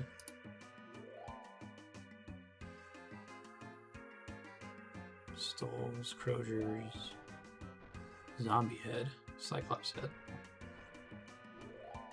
Explorer Backpack, Rune Cane, Nunchucks. Yeah, I don't think anything else is interesting. Third Age and Gilded, maybe. Dragon Boots Ornament Kit, maybe. Okie dokie, let me make some space really quick and then we'll go do some alching. And we'll go back to this task. Alright, back to this task. I don't think I'm going to be able to pull off 97 strength today, but I'll probably get it tomorrow. Especially with all these clue scroll interruptions. I need to do, I've got an easy clue in my bank that I should do. I think there's an easy clue reward that I need. I was calculating, but I still needed to finish filling out all my stashes. Not a huge priority, but I'll try to get to it.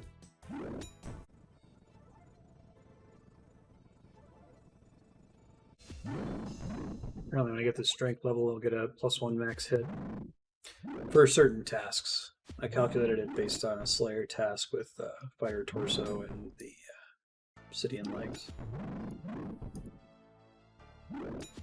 So it'll be nice.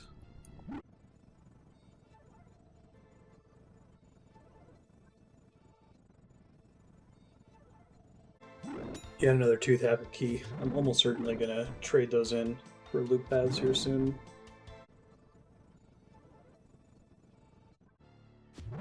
Escape scrolls. This task. That's my 5th clue scroll in one task. Try to keep it on the ground, see if I can make it to the end of the task.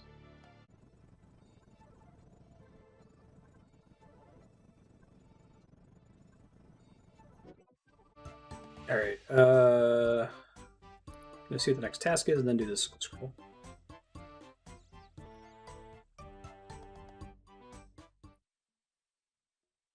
Cave Horrors. I'm good. I got my 2nd Black Mask. Getting that one a lot lately. Bloodvelds. I can cannon them in that lab. Or I can kill them in the Slayer Tower, bonus XP. I guess I'll do them. Like I said, I'm going to keep doing Slayer tasks that have superiors until I get the Imbued Heart to drop.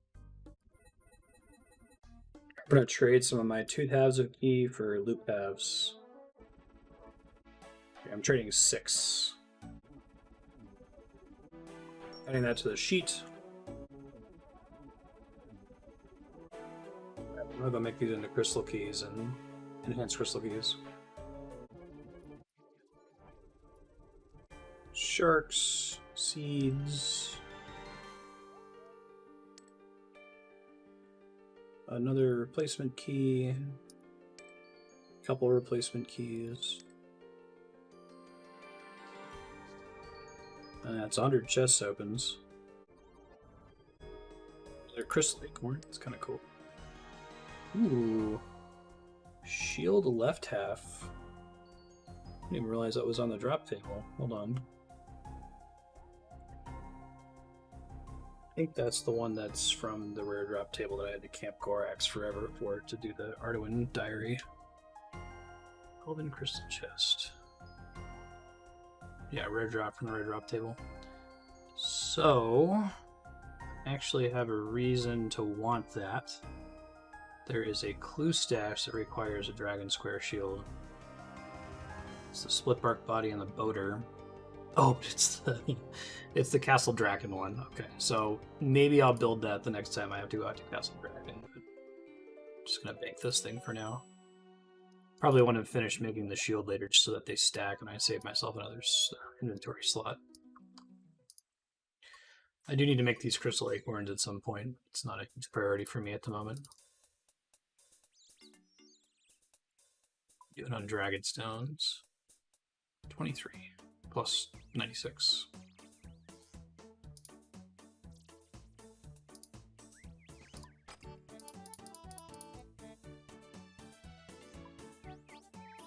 Now let's do this. Hard clue. Rogue's Castle. Okay. Yeah, I got interrupted when I was setting destination. Let's try that again.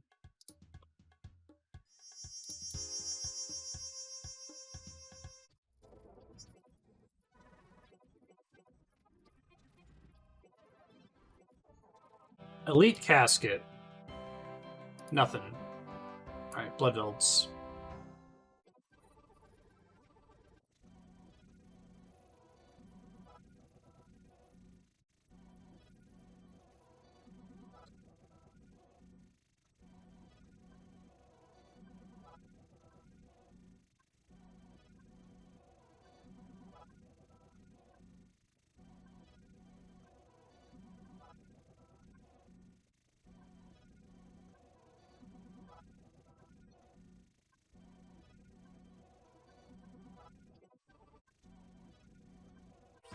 Well, shit. I'm running out of time on this session, and I've got 2 clue scrolls on the ground. Blood Velds now. Let me go ahead and try to do them here. Alright, I want to do that one last, because that one's a really far walk. Sleep Dungeon. Hopefully I don't get 2 of those at the same time. I'm not going to end up getting 97 strength, I don't think. It'll have to be as soon as I sign back in. So I gotta do this now, unfortunately. Gnome Trainer. Should try to remember to put some stuff in Death's Coffer. I could probably save myself some money to think about what can go in there. I could probably start coffering stuff that I'm saving for the Modash Clue Scroll storage change. POH costume room change, I should say. Alright, there's 1 casket. Let me do this other one.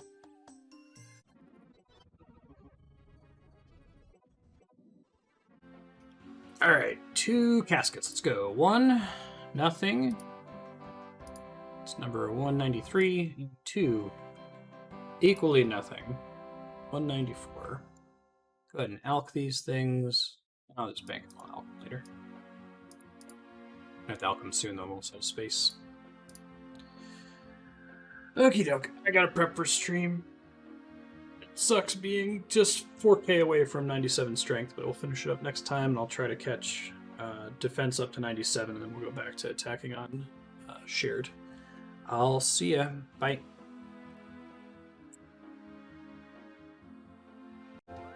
Hey, good morning. I think there might be a patch rolling in soon, but it's pretty early in the morning. But I'm going to go try to do some more Slayer. Finish up 97 strength, which I'm super close to.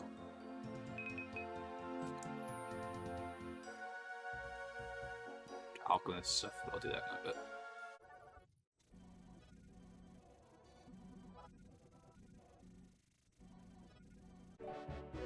Task complete, 300 XP from 97 strength. Just go ahead and head to the next one. No superiors that task, that's unfortunate. That's the main reason I do those guys. Zul'Ra. That's an unusual task.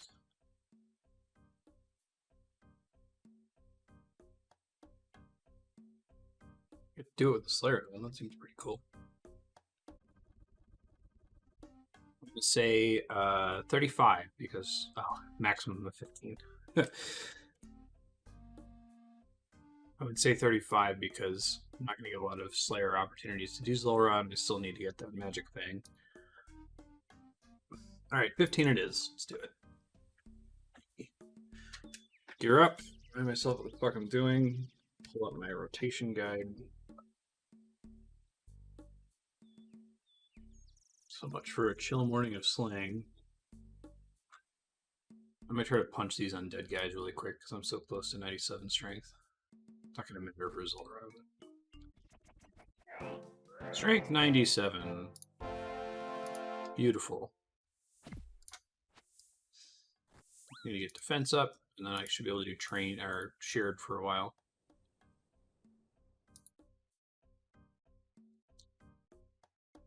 Alright, Zul'Ra, what am I doing?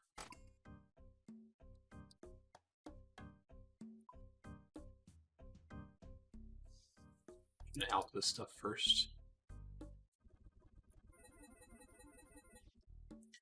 So, okay, real quick, before I do Zul'Ra, I've got a couple bits of maintenance to do. I'm going to do a Birdhouse Run, but I'm also going to fix my my favor in miscellaneous like below 50%, because I just completely neglected it since we opened those herb boxes last time. So I'm going to try to take care of that real quick. Don't know if I can get away with just farming when it's that low. I do have the Elite Diary that makes it faster, but I don't think it's like appreciably faster. So we're going to do a Birdhouse Run here soon. Mining might be the way to go now with the favor bonus. So I get 1% for every tick. I think it may have been slower before. Nope, a little bit slower than that. Oh well.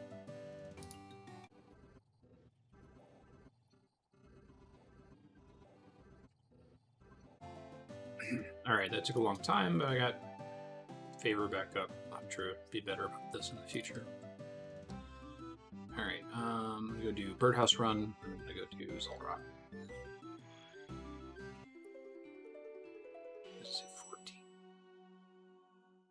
I get confused and they're killed.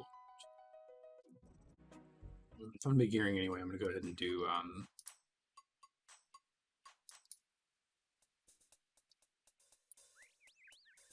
gonna go ahead and do Hespori real quick, one here.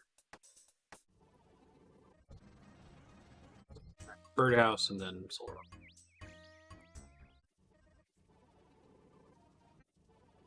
I decided to turn in my contract. I'm not delaying going to Zul'Ra, I promise. I decided to turn in my contract, and I'm getting like 5 in a row from pre-groans. See if I can keep going past 5, that would be kind of crazy. Dragon fruit tree, wow, yeah, that's 6 in a row. I think this is my record, like 5 was my previous record. I think we can do 7. We should have to assign snake grass or a yew tree. Or berries, I guess, if she assigned white berries. Shit. eating these dragon fruit. Redwood tree. Now, if it had actually been grown by now, I'd be good. I'll just leave that as a contract. That's fine. Let me go ahead and replant everything, though.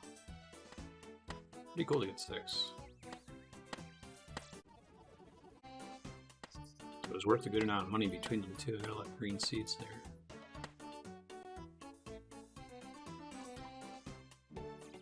Oh, replace our white lily, watermelon, my potato cactus.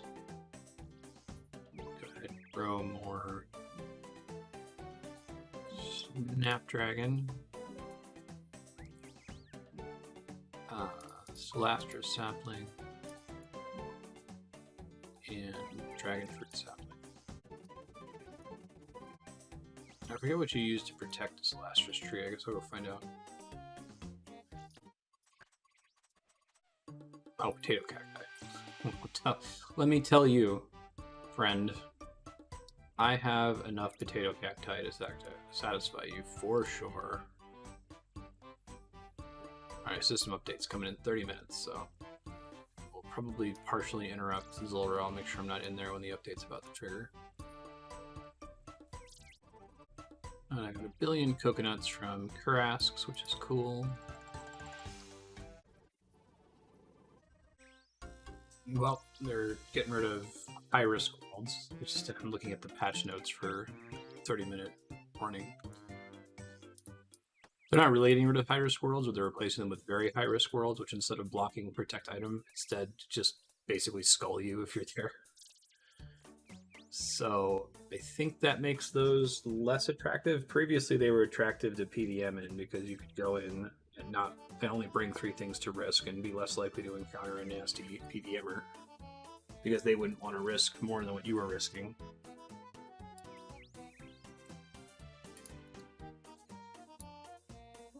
Alright, let me see what we can do as old right here after this.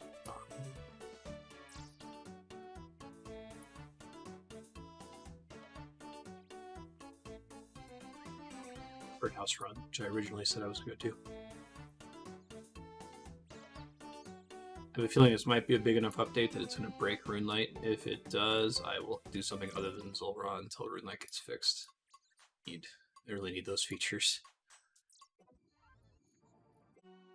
Alright, gearing up time. For real this time. No fooling. Alright, Zulrah time, let's do it. For a bit, then I'll take a break after the patch. Alright. 500 Slayer XP per kill is not too bad.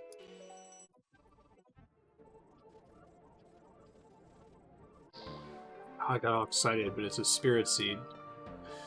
Nothing to be excited about. Should check what the drop rate is on that. I gotta closely watch here.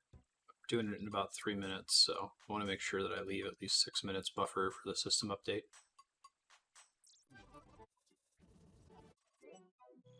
Spirit Seed is a 1 in 248. Okay, so that doesn't exchange for anything interesting. Thought I'd check. Definitely the rarest seed drop.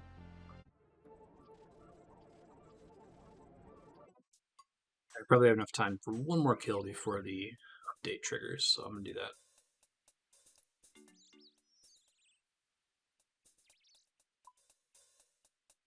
Rich get richer. This boss is so much easier when you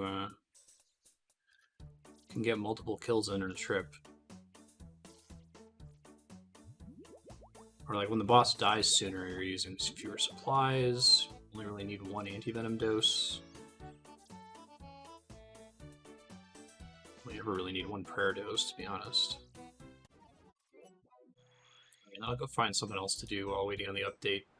If I come back and RuneLite doesn't need an update, I'll just finish Zulrah. Otherwise, I'll go do Fletching or something. Fletching or thieving. That's a personal best. It is 216. Neat. Alright, I shouldn't risk another run. I might be able to fit 1 in, but it's not worth it.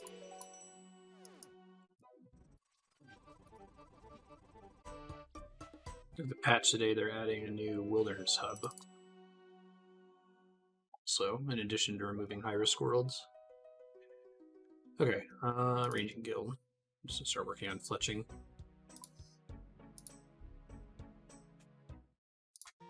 Just in case RuneLight's down when I log back in. 26,500. Okay. Oh, server update triggered early. Interesting. Maybe it was like you can't log in this close to the update. Enjoy the fast forward. Here, I'm just gonna split the VOD. Hey, I'm back, and I can never tell when RuneLight's gonna lose its features or not. Looks like we're still fine, so I'll just go right back to Zulrah. I got 510 arrow shafts, though.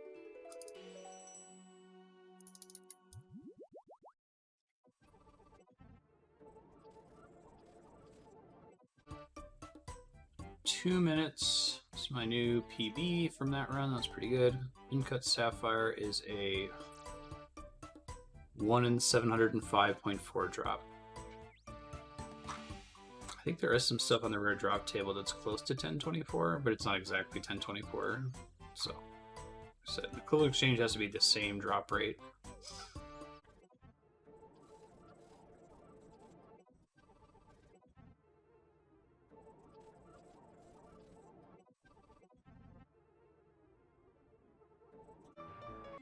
Screwed up melee, I'm just gonna reset. I haven't used any supplies yet.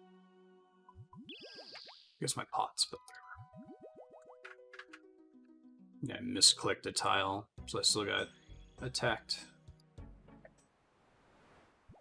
I'm getting better at this, though. I've learned something in the last couple of kills. When you get one of the more common rotations where it's green, red, blue, I like staying in position 1 to range pretty much the entire time it's out, and then run at the last second, rather than running right away. Blowpipe can do some really good damage if you're able to stand still, but it seems like the magic form doesn't spend as much time out as the other forms do. Hey, there's some antidote plus pluses. I will save those for Master Glue Steps. At least I'll save a couple of them. Don't have the bank space, but what you can do. I think my big room to improve right now with Zulrah is finding ways that I can maximize DPS when I can blowpipe it. So right now I'm not getting enough shots off.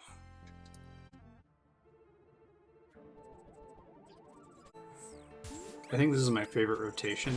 Magic left side first. You get a ton of time to blowpipe it.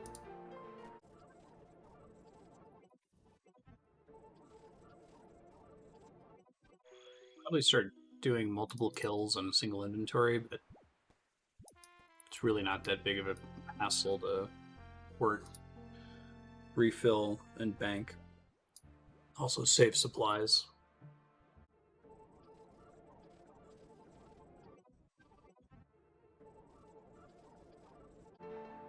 There's another 1,000 swamp tar and another 10 antidote pluses. That's good. Realize I used no food last attempt. I'm gonna head right back. Why not? Don't think I actually need food for phase 1. I don't think he actually attacks. Just the poison clouds. I should probably switch to range for the phase transition though. That's the only one that attacks you immediately is ranged. If I had my cash stack on me that whole time, I think I have. Just goes to show how little food I'm using now. Come a long ways since my first kill. I mean, most of that is gear, stats, but still. I shared that first kill clip with somebody on Reddit because they were claiming that the random phase thing isn't real. So I like quickly trimmed it and uploaded it to YouTube, and I was like, look. See how the boss has an extra phase, and they're like, wow, that was a really rough kill, you need to get better at this game. And I'm like, I don't have any gear. Thank you, though.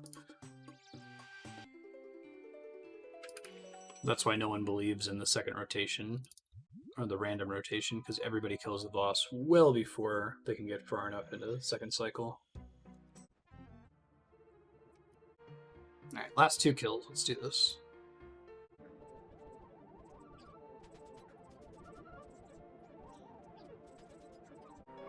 I have this problem that you misclick the boss slightly, and it causes you to path like right in front of the boss instead of attacking. It's very frustrating when it happens. Another spirit seed. Well, it's pretty rare to get 2 of those so close to each other. I guess it's 1 in 248. It's not that rare, but it's like half the drop chance of a unique. I guess these are decent farming XP. If you're willing to, I guess I would use them to destroy the Esoteria Spirit Tree patch, because I don't care about that one. But I want to make sure that before I do that, I'm like super close to boost range to 99. So I don't want to have to get a +5 boost every time just for farming XP.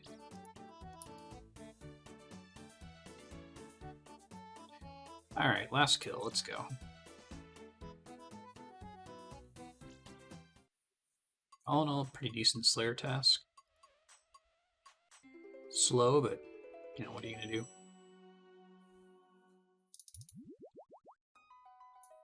$7,500 Slayer XP for like an hour and a half of work. Task complete. Pretty good. No drops, but that's okay. Let's see what the next one is. Mithril Dragons, right, I unlock these guys. I wonder why it recommends unlocking them. Exciting drops if you kill them, I guess. Never fought these things, so I assume I just treat them like any other metal dragon. Yeah, basically, metal dragon. Go back and pierce this thing, yeah.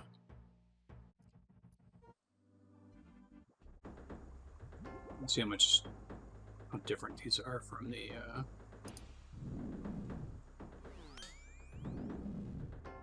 Rune Adamant Dragons. Am I supposed to be able to get noted? Oh, maybe I have to pay to unlock that.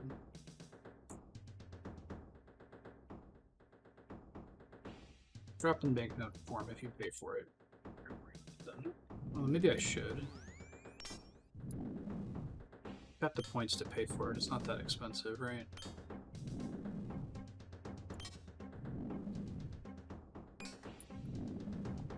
One sec. I should expect the dragon at least. Whatever. You might be blind. Hold on. Duly noted. Yeah, it's only 200 points. It used to be an insane amount for me.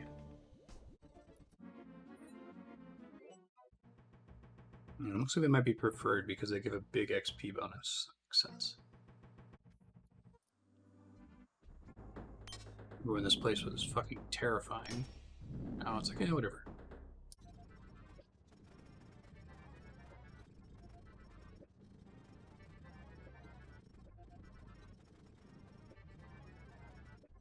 I think there was a diary to kill one of these things, maybe?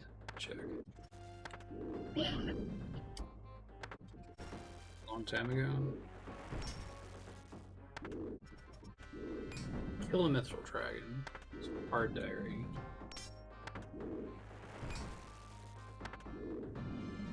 No, it was the elite diary for the chewed bones. I just got lucky and got it like my first drop or something. You know, it's like a 1 in 43 chance. Task complete. Let's see what's next. Oh, pretty nice. Let me not highlight that. Apparently I haven't gotten one of those to drop at all. Onco. 51 Onco. That's nothing. Dude, that's standing in my head.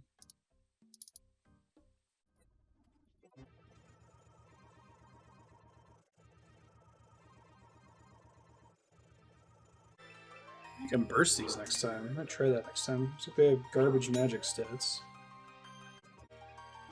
Yeah, I have a level 1 in magic. Okay. I have to think about this for a second. Giving me an option to do Jad.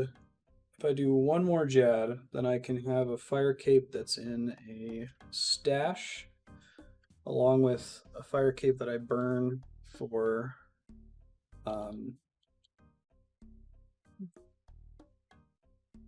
these words here. I burn for the Inferno. I think I'll just wait. I'm gonna keep getting to our tasks. I'm not really feeling Jad right now. Decent XP by bursting this anyway.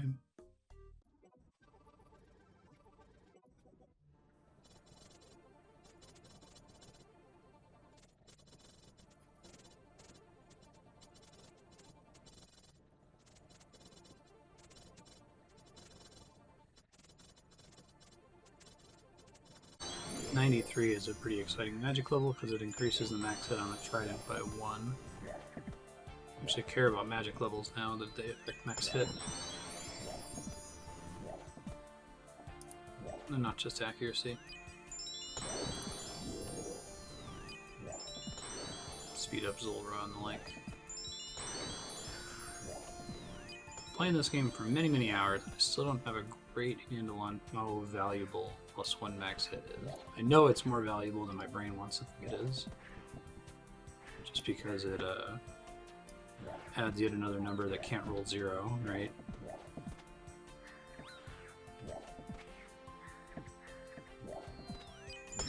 The numbers in RuneScape are so unusually small compared to other MMOs to wrap my head around like what the actual consequence is. I think the idea is that you repeat so much stuff in this game and you farm Zulrah over and over and over, so something like +1 max hit might not be noticeable in a typical kill, but it will be very noticeable over many kills leading towards getting specific drops from that boss.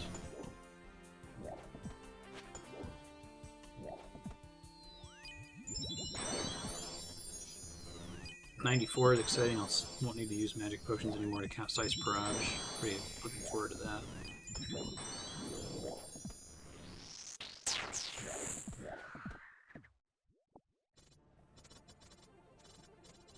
Task complete. That wasn't so bad at all.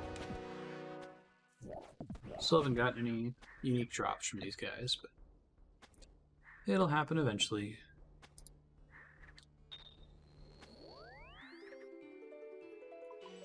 Let's go see what's next. Bissell Demons. Okay. So I don't think I want to do 50 Sire kills, but I will do some. Trying to decide if I want to start with the Sire or end with the Sire. I think I'm feeling more AFK at the moment after doing all those Zulrah kills, so I'm going to go to the Slayer Tower.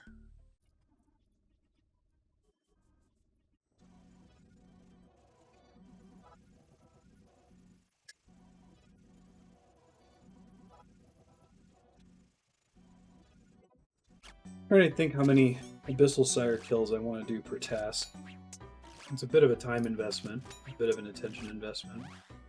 I think I should do a minimum of 10, but I'm trying to decide if I want to push that from 10 to like 20 or 25.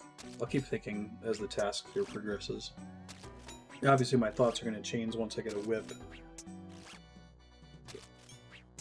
I guess a bludgeon is going to be important for other content, so maybe that's a good reason to do significantly more Sire kills, but it's a little discouraging to know that I have to kill the Sire like 300, 400 times. Probably more, because the Unsired isn't guaranteed to give you a bludgeon piece. It's a lot of kills. I'd love to be able to block this task again. We'll see. I'll keep updating my plans depending on if and when I get whip drops.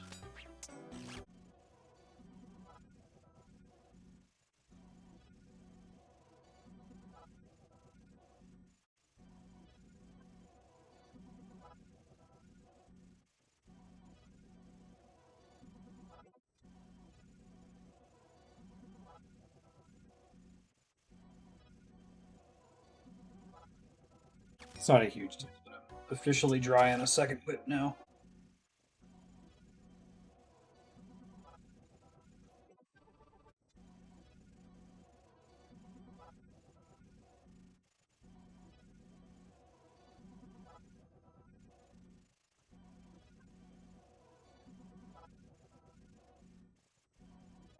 Defense 97. Awesome. So attack, strength, and defense are all 97, and it's going to be a really long time now until I get another level any of those. I think it's like 41k an hour. Let's see here.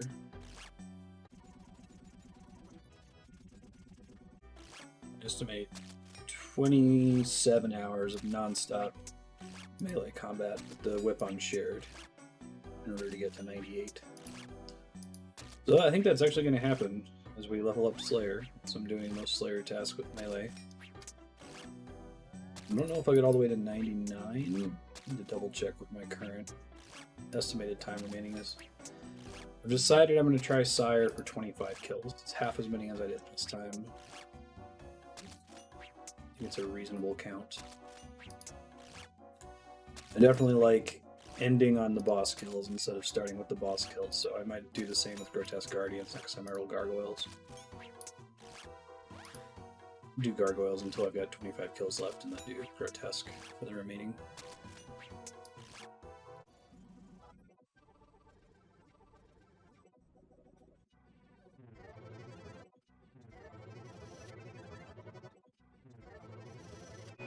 This boss drops noted jugs of water. It's interesting. Did not know that. 250 to 350 noted jugs of water. 1 in 69. Huh. Okay. Well, that makes making wines easier, I guess. Kind of cool. God damn it. It's so frustrating when those tentacles don't stun the way I expect them to. I've had so many stupid deaths on this boss. Shit, I got back too late. It's frustrating. It's a pretty tight timer. You can screw up just the run back pretty easily. If you walk instead of run to the pool, that's enough ticks lost that he'll despawn by the time you get back. He's gonna despawn. I really gotta get my shit together here. That tilting from that whip killing me when he should have been stunned. It's pretty frustrating.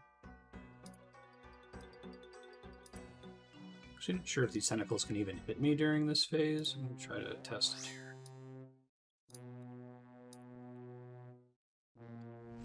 I got back to him without a despawn. That's good.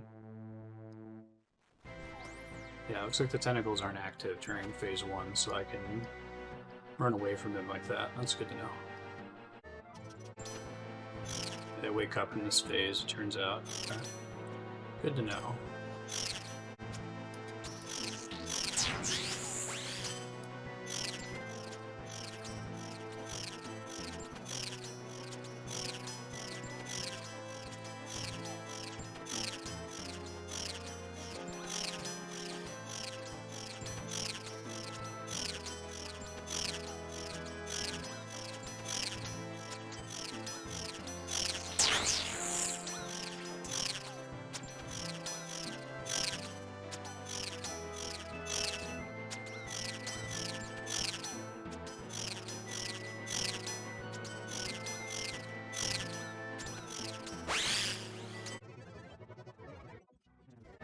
Okay, I think the run back is safer now that I know that I can't get hit by the tentacles during phase 2.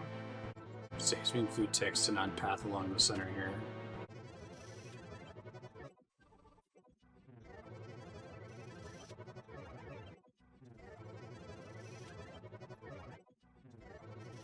My fastest kill ever. It does not track kill time, but ended up having 37 prayer left. I usually end up with about 8 prayer left. Just nuked him.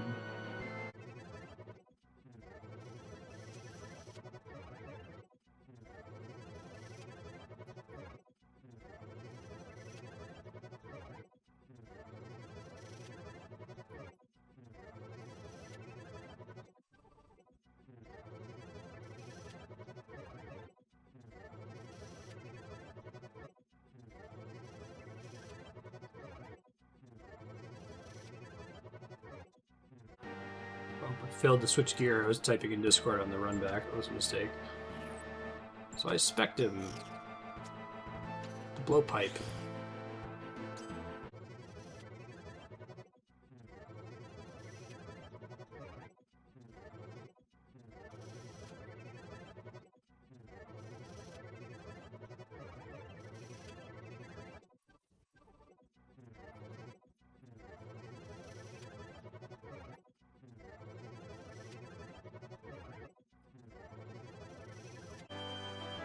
He just got a nothing drop from boss. Yeah, it dropped to nothing. What's the chance of that? 1 in 255. Rare drop, nothing. Incredible. That's 2 Abyssal Sires, right? No, I'm not gonna do that just yet. I might, it's very possible this will be one of the bosses where I buy the bludgeon once I get to the top 50,000 on the high scores. It just seems like it's a really long, specific grind. Especially as I like the unsired mechanic. It kind of increases the minimum number of kills you need to get in order to get the thing that you're looking for, right? Like, it's actually fewer kills to get the Abyssal Bludgeon if you're lucky. With the unsired drops than it is to get the toxic blowpipe from Zulrah. But Zulrah always has the chance that on the first kill you could just get it. Whereas this one you have to get a 1 in 100 3 times, which is a little bit more daunting. Anyway, we'll think about it. I might be close to top 50,000 after this kill. We'll see. Task complete. No fun drops. That's okay though. Doing pretty good on money. Let's see what my next task is. Screenshot this for Discord. Aberrant Spectres. Sure, I can fight those in the Slayer Tower. Still haven't gotten a task I'm excited about. I'd like to get a Kraken task, for example. Try to get a tentacle. I checked the high scores. That was not quite enough to get me in top 50k for Abyssal Sire. I'm in top 62k. So maybe the next 25 kills when I get to 100k C, that'll get me there. We'll see. I really should be using a Sav Amulet on these guys. Better damage than the Slayer Helm. Might warp and grab one real quick. Do that in a Helm of Natus out. Still need to get a Basilisk Jaw. Would be really great. Although actually, the question is, do I get more damage from the Sav Ammy? So I'm losing 8 strength. Then I gain 3 strength. I'm also losing prayer. Then it's plus 5% additional damage. Let's try it. Problem is I'm losing the Fury, but it needs to be seen. I'm guessing plus 5% accuracy and damage is better than a little bit of prayer melee and attack bonus. Because the percentage increase... Oh. Thanks, game. Didn't think about that. Have to wear a nose peg anyway, so this isn't really an option. Never mind.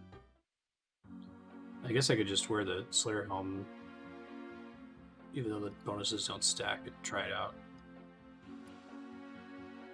The question then is this better than a Fury? Hey, I found someone on the internet that did exactly this research. Sav Amulet versus Fury.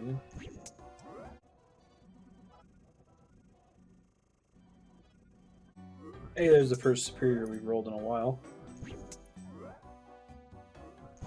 It definitely makes way more sense to do this here than in the Catacombs. These are easier, the superior is easier, it has the same drop rate of Imbued Heart. I'm gonna run out of prayer on it like I did with all those Deviant Spectres. Happened like 5 times. They all had the heart drop on them, I could feel it.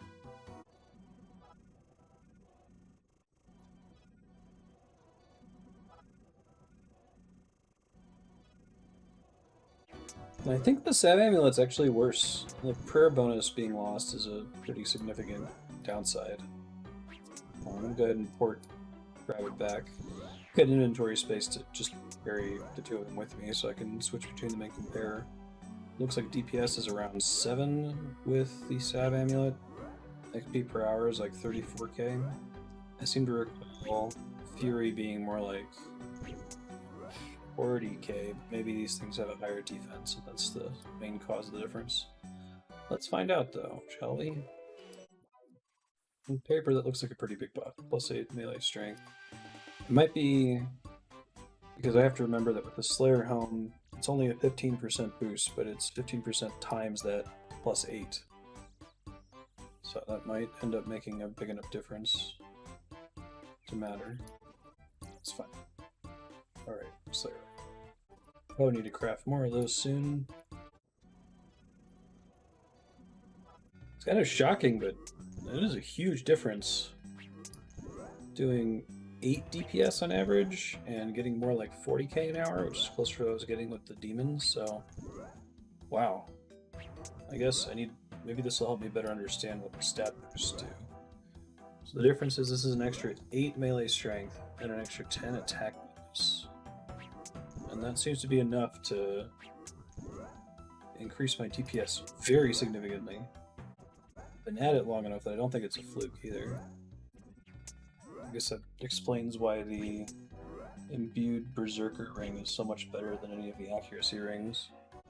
I'm guessing the deal is that these things' defense is so low that the accuracy boost on the Sav Amulet is never going to make up for the loss in strength bonus, I guess.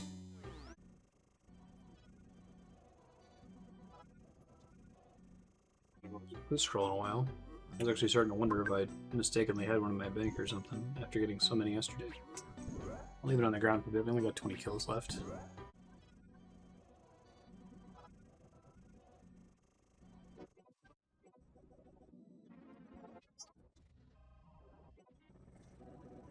I was just throwing shade on this spirit tree. This is the one use case where it's helpful. It saves me a few seconds of running across the bridge from Miscellanea.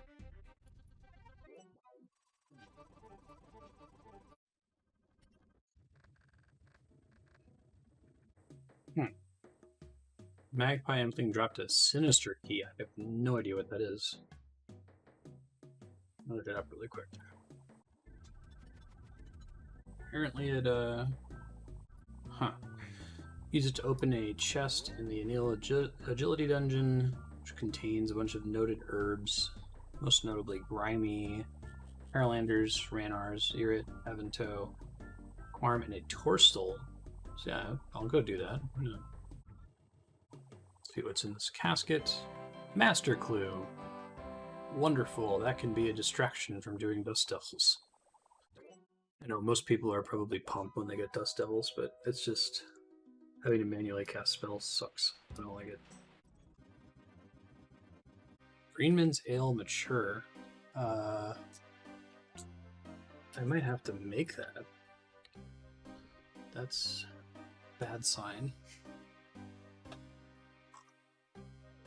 Probably should have started making this. So, okay. I should start making this right away. This doesn't mean that I have to stop training Slayer. I just have to stop opening caskets until this thing finishes brewing. And I have to keep it stored forever. So...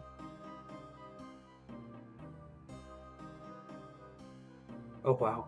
This thing sells for 190,000 gold. It's crazy.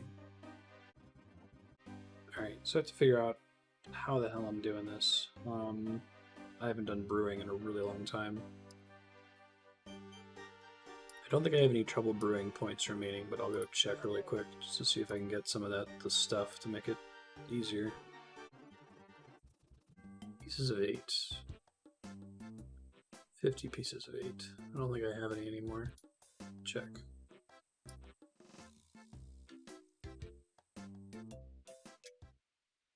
Definitely don't want to do that minigame again. It's terrible. I only have 9. Okay. Let me throw those out. Save myself an inventory space. I could also rent the item from the Grand Exchange like I did with Willow Roots a really long time ago. I'm going to step away and take a quick break, and I'll come back, try to get this brewing, and then we'll see what we're doing next after that. See if I have any barley in the bank. Just barley seeds. Let me plant those like now before I log off, so that they can hopefully be done quickly.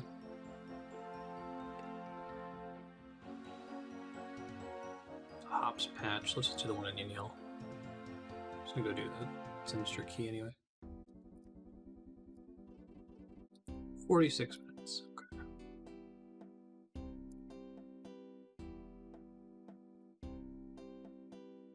Pretty much guaranteed to grow.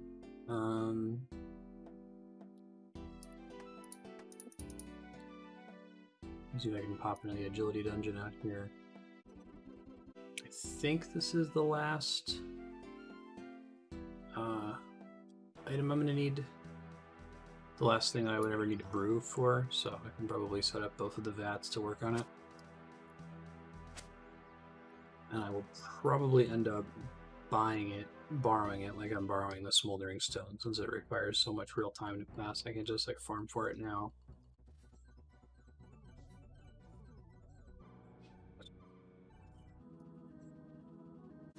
What was the right one? Cool. Go to the bank, take a break, come back, and try to start that brewing.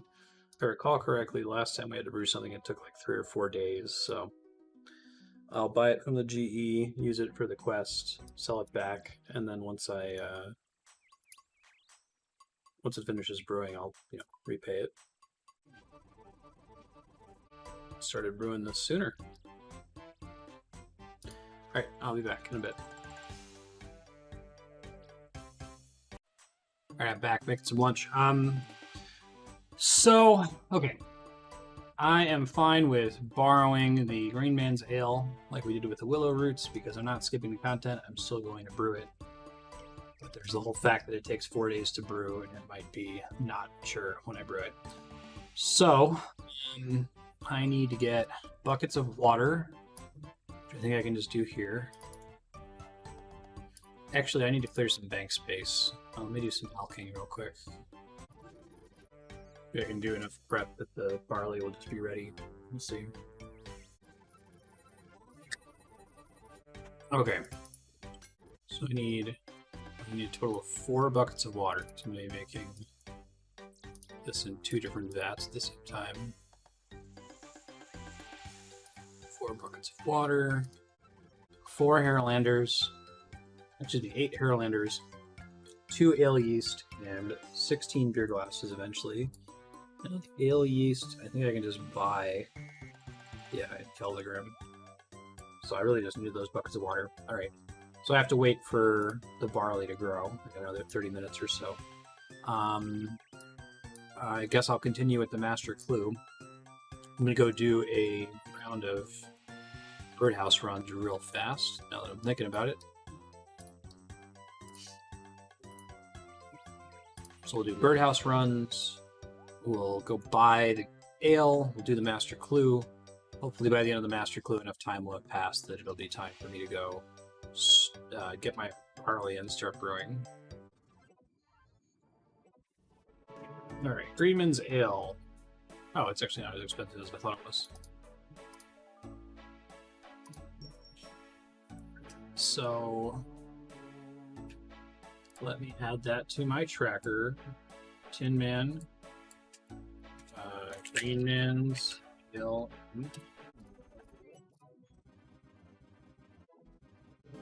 Take an Indian patch. Okay, these are all easy. Now, I wonder if I can set up a browser source in OBS that lets me just draw directly from the spreadsheet without me having to do a display capture and show you Chrome. It's probably more work than it's worth. Brassican Mage on Crandor Island. Gets supplies for this.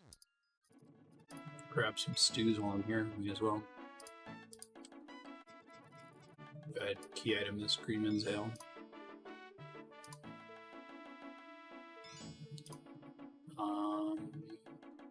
I need pot up, per pot, and a bunch of milkfish, that should be fine. Whoops. Follow the bard. And considering anything Master Clue related is a legal rental, right? Talking about renting stuff for endgame content. This is as close to endgame as you get when it comes to Master Clues. We have most of those items natively. Well, I just got one that's Ancient Wizard Trio, but in the Lizard Man Shaman side of the canyon, which does not sound like a fun time. I'm going to bring my Dark Crabs. I think I'm on a world where there's almost certainly going to be somebody there fighting them, so hopefully the Lizard Men will leave me alone. I'm wondering if I need to bring Shazian armor. We'll try it without it. Fingers crossed. Oh, I might not have to worry about the shamans. It looks like the dig spot's pretty far from where they are. Okay, I was a little nervous. That wasn't too bad. Sherlock. Afraid of Barrow's teleport tablet. I can do that. That's not a big deal. Dark Essence block. I think I need a chisel pickaxe, maybe? Okay. Blood rune. Law rune. Soul.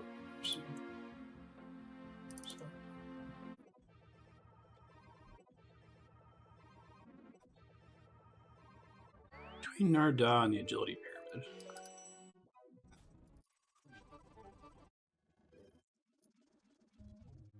A lot of steps on this one. 3 Fellow the Bard steps. No sweat. Mark of Grace. Alright, casket number 16 and the first casket now that we're officially dry on the Mimic. Still no Mimic. Not a particularly exciting casket. I think my barley should be done soon. Yeah, I'm gonna bank this stuff, pick up the barley, get stuff brewing here. So I need 4 barley malt for this. I'm gonna leave the node in case I need to harvest it in the future if I ever need to come back. If I need more later, for example.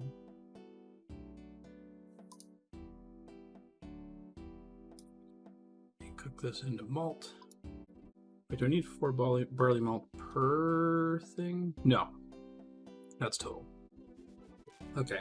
Let me do the one in Keldegrim first.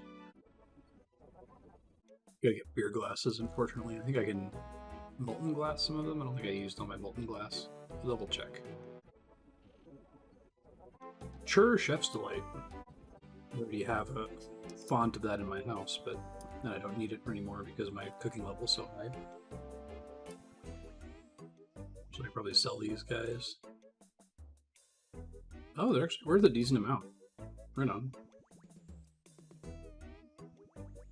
Did not know that. 2 buckets of water. Barley malt. Mentioned back when I needed the Chef's Delight. For Harlander.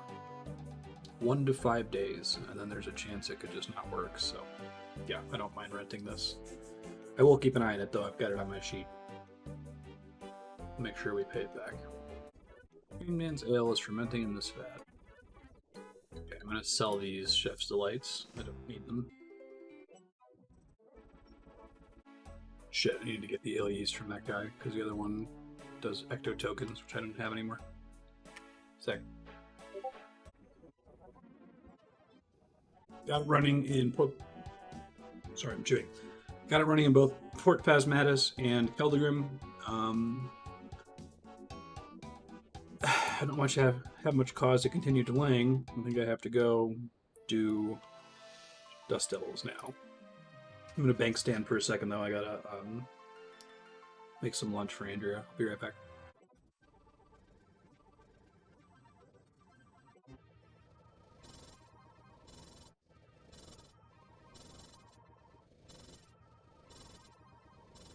Wow, 2 dragon daggers. Ah.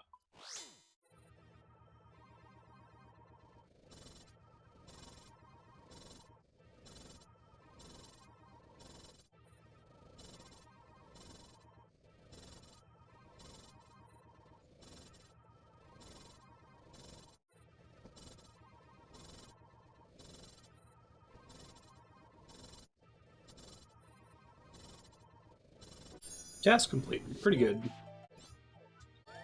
470,000 gold just from helping assistance.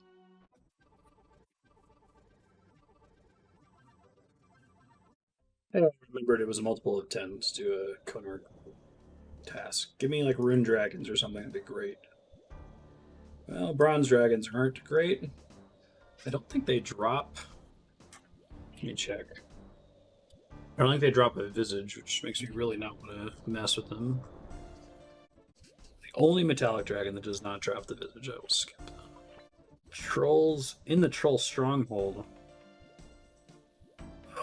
This whole point of me going to Konar is to avoid this problem. Oh, perfect. Spectres in the Slayer Tower. I mean, I just did those, but hey, they're AFK. I can't complain. Sick. There is a Rune Light patch out. I'm going to try to grab it real quick.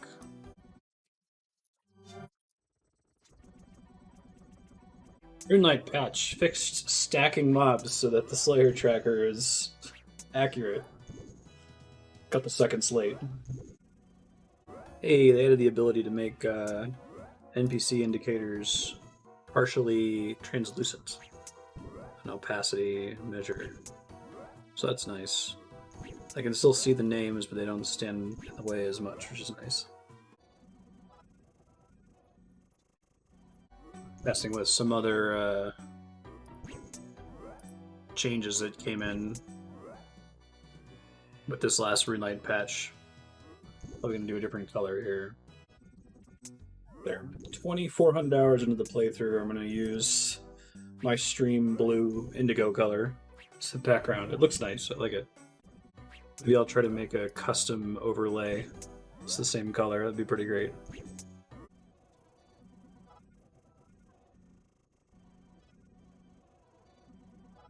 Hey, Mystic Robe Bottom.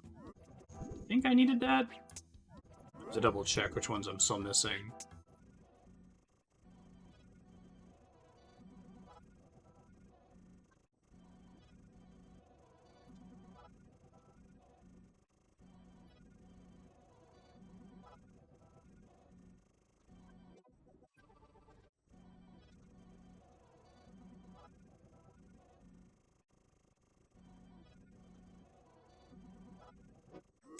That's complete. Gonna go see what's next.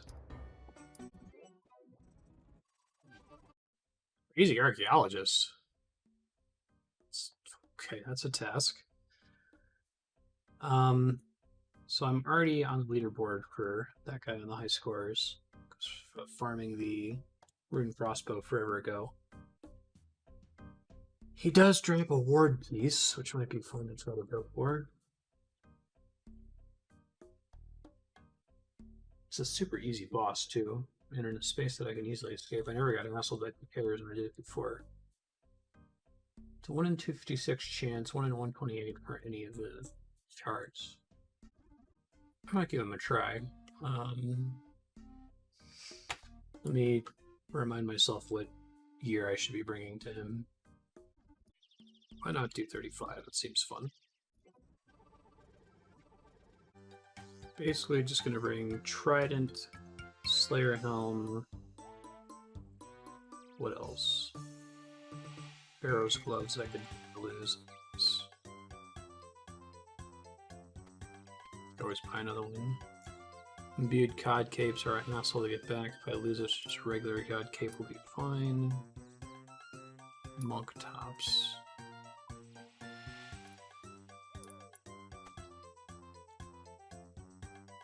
an amulet of magic, but I still have one. I guess so. I'll risk the Book of Darkness. May review items kept on death. I will lose 7,000 gold if I die. That's not a big deal. Fire pots. Let's see. Teleport. Food. Attack range. Walk out of his attack. What does the imbued cape count as if I bring that? Curious. Okay, it would get protected over the trident. Nope.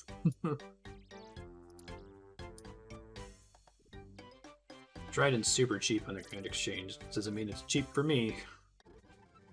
Let's give this a shot. Doubt anyone's trolling Crazy Archaeologist on 2,000 total worlds, but maybe I'll be surprised. Man, it's been an age since I did this. I think the video that I got the rune crossbow in has been published. Which is crazy, because only like the first 500 hours of the playthrough have been published at the point of this recording. Let's see how this goes. Don't think I need a missing light. It's so easy. It takes a while to respawn. I don't think I noticed that before. That's okay.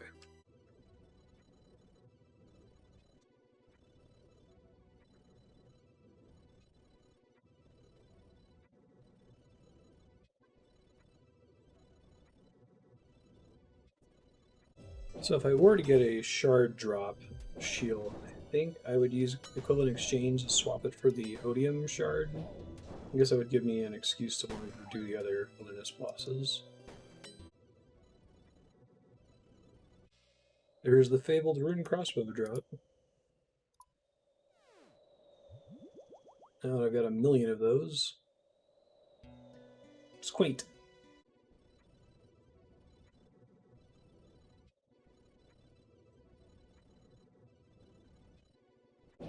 So I just checked, his fedora has the same drop rate as the wards, so if that drops, I'd be willing to trade it for a shard, even if it's expensive. So I'd rather get the shard, rather get the odium shard. I think that's the biggest upgrade that would be the hardest to replace.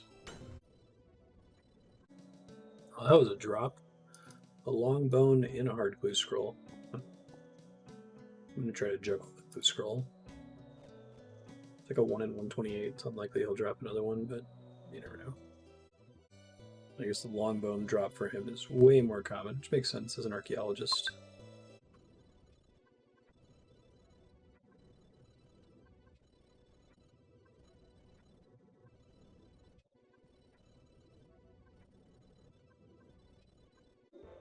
Four more kills and I can get out of here. No drops. 144k gold worth of items. After like almost an hour. And a ton of kills. See why his shard is the most expensive, because I don't think Scorpia and Gas Fanatic both drop a cut or something, so there's a reason why high-level players would go for it, but just no one wants to fuck with this guy.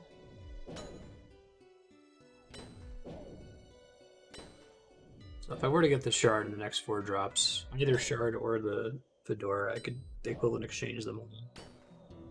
That would be super swell. And then I'd be done with the hardest one. Though I suppose Scorpia is more annoying. You can't bring too many runes because it's dangerous. Praying he doesn't drop a clue scroll again, because I don't know if I want to juggle clue scrolls in the wilderness. Probably just take him over to the Trolheim entrance. This would be the perfect time for a beacon to show up on the last 2 kills. I've been completely unmolested so far. So 2,000 worlds are dangerous if you're doing activities that endgame players give a shit about, but I don't think anyone cares about this boss. I was already really high on the leaderboard for it, because no one fights it ever.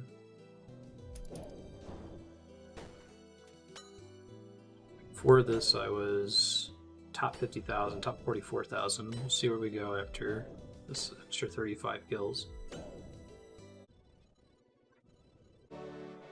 Task complete. Fun drops. That's okay. Did have an exactly full inventory though. Alright, let's go do this clue scroll. Small cash from the archaeologist, 190k GP. Pretty sick. Oh, it's right there at the Legends Guild. I'll just. It's fine. I gotta stop at Uradil anyway and pick up a task. Oh shit, I was alking with the Explorer's Ring in my inventory. That's okay. I'm probably not gonna. I only have like 30 minutes or so to play, so the daily reset will happen. Gotta remember that it burns those runes first, though. It's super annoying. Lizard Man. Alright. I gotta do them. Like Sire apparently would be way easier with the Dragon Warhammer. Arclight is a 10% defense down. Dragon Warhammer is a 35% defense down. So one hit with a Dragon Warhammer is better than 2 hits with the Arclight. Not looking forward to it though. Those Lizardman Shaman tasks are slow and very high attention.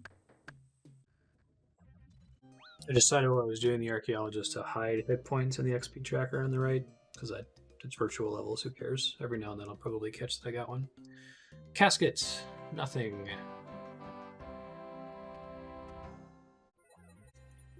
Don't really have enough time to start this task. I guess I'll do some other small maintenance things like Birdhouse Run. Maybe make some potions. Oh, I was talking about doing an easy clue. Speaking of getting ahead of clue steps instead of getting blindsided by them like that Green Man's Ale. I really should have set that going. I think I thought about it and I was like, I'll wait until it comes up, forgetting that it's like a 5-day process and you're not guaranteed to get it mature. Anyway, return to the Brimstone Key, go to the easy clue scroll. So why not? I get rid of the beginner clue scroll too. 141 Dragon Dart tips. That is a Brimstone chest reward. Damn. I don't know if those are listed in here. Nice. That's going to be a big deal when I get my fletching high enough to be able to fletch those. Alright, beginner. Dragon darts are shockingly expensive. My understanding is that that's the main thing that costs money when you're doing the Inferno, so I need to bank as many of those tips as possible. I think that's the only content I'm going to use. Easy casket. Nope. Absolute garbage. Beginner casket. 72 coins. Fantastic. Make these headless arrows to save myself some bank space. Just making some of those earth battle staves I got from the Abyssal Sire.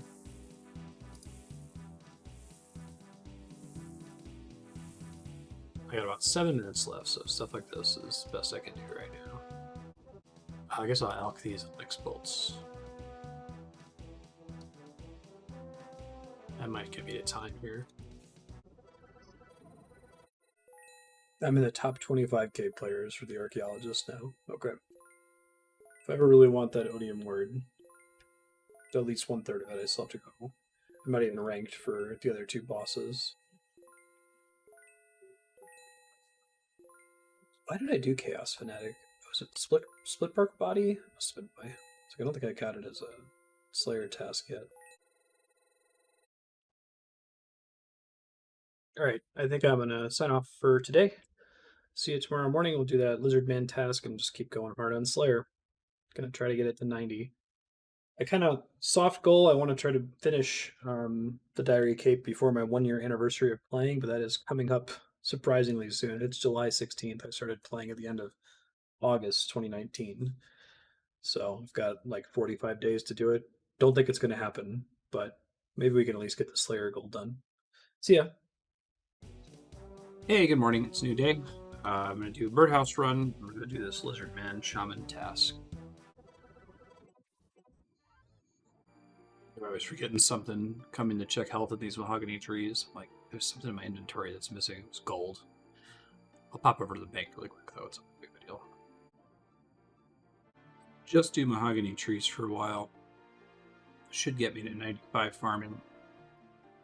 Thought on getting a higher farming is to make it easier to boost to 99 for like getting magic roots for antidote plus pluses.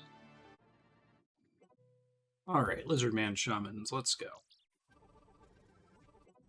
So I'm going to need to do Barrows soon, because I'm almost out of death runes.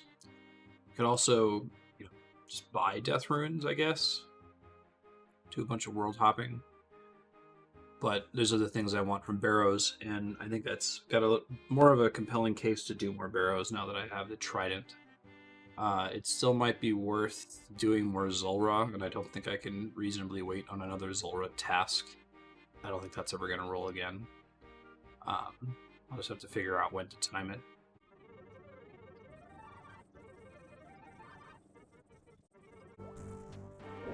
Got a clear clue scroll. Try to juggle it.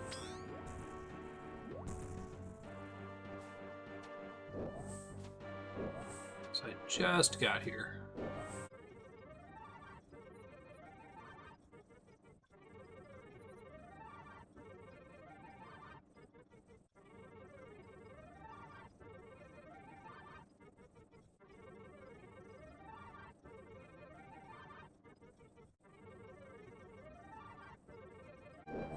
Well, fuck.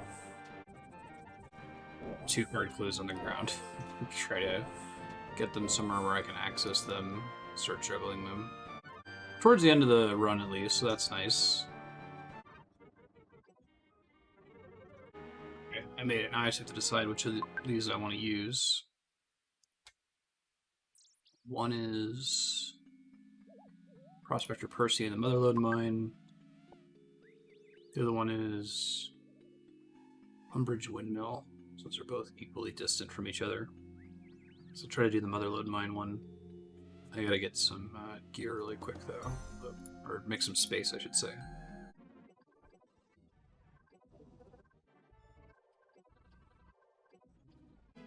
Alright, there's one casket. Now I can do the other clue scroll in peace. This isn't that hard to juggle, but it's still a little stressful.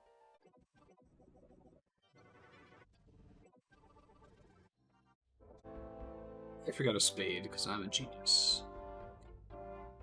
We'll kill another player and pick their spade, right?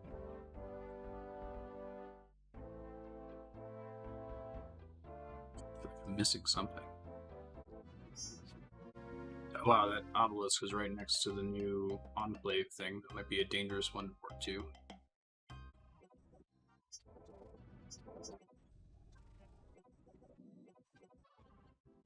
I have 2 caskets. I'm going to open them and then go back to Lizardman Challenge. Casket number 1. Another. This one's a Bandos Coif. That's kind of cool. Casket number 2. Nothing.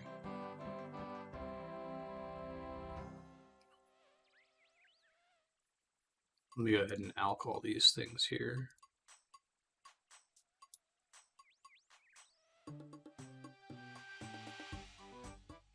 I think I might be able to go do another Birdhouse Run real fast, too. Yeah, I'll do that really quick.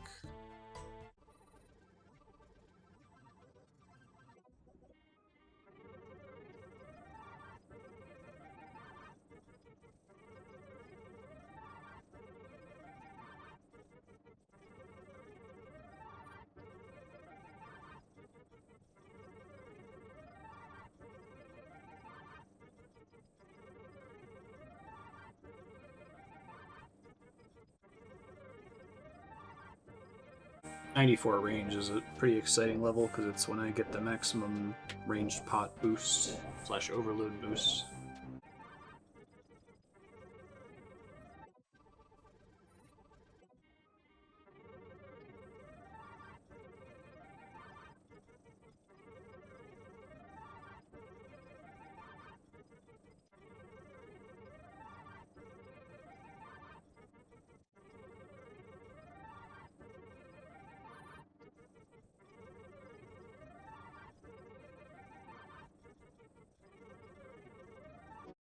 Task complete. Finally, we do the next one. No good drops, but, you know, steady influx of cash, I guess? At some point, I need to turn all these Runite ore into Runite bars, and then turn all of those into darts, but I'm gonna have to level something up to be able to do that effectively. I should, oh my god, I didn't realize I had 7,000 gold banked. 230 Runite ore. Be a good number of darts eventually. Worth 2.6 million gold, apparently. Sorry. Alright, let me go see what the next task is. Iron Dragons, which I think is a skip. Let me double check. I think they might have a chance to drop the Visage, though, so. Yeah, it's a skip. Black Dragons I can do, no problem. Before I go do this task, I need to prep for stream today. It's several hours from now. There's a game I need to buy and start downloading to make sure it's ready in time, so I'll be back in a few minutes while I set that up. Hey, I'm back. I'm going to have to take another break to do another install. Apparently the Xbox One needs a system update before I can go on the store and buy something, so I guess I'll do this Black Dragon task, and then maybe we'll see what the next task is, and then I'll have to take a quick break to set that up. Said I was going to do this earlier and then screwed up. Let me do Birdhouse Run. I'm really close to 80 Hunter. I might want to try Irby at some point during this. I think it's decent Hunter XP, if I recall. I think I unlocked it at 80 or 80 Hunter. I'll have to double check. Then we'll finally be base 80. Wish there were more Hunter requirements for the Diary Cape, because I have no reason to train it. I guess I can also get Crystal Implings, not barehanded, but with a butterfly net once we get 80, which would be nice, because I see those pretty frequently and often near banks.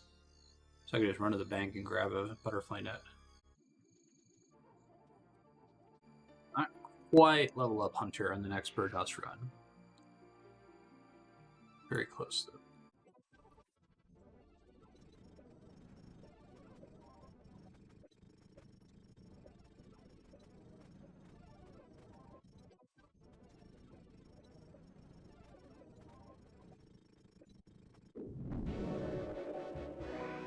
Task complete.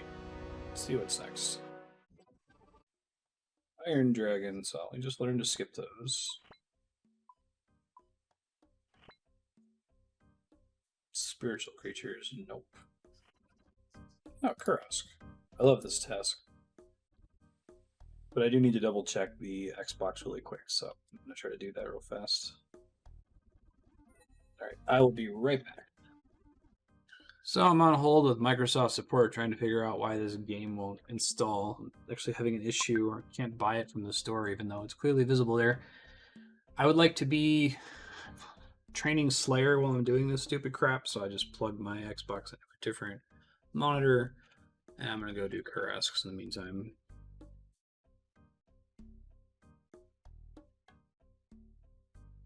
Super frustrating though, I must say. Glad I'm checking it so early in the morning. It's currently 6:43 a.m. Probably going to take a while for the thing to download and install because it's always slower on consoles than it is on Steam. But this game's only available on Xbox One and Xbox 360 and PS3. So I might have to bail and put it on the PS3, but the problem is the PS3 download rate is even slower than the Xbox. Alright, Kursk, let's go. Please don't give me a million Mark II scrolls.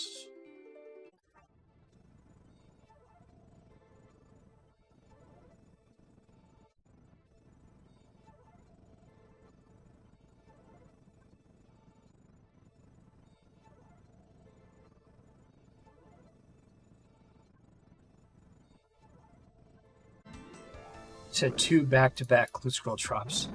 Hold on, I'm doing this thing with the Xbox. Let me see if it lets me buy it. Unfortunately, I've got a lot of things going on right now. Doing two Clue Scrolls at once is not going to be easy.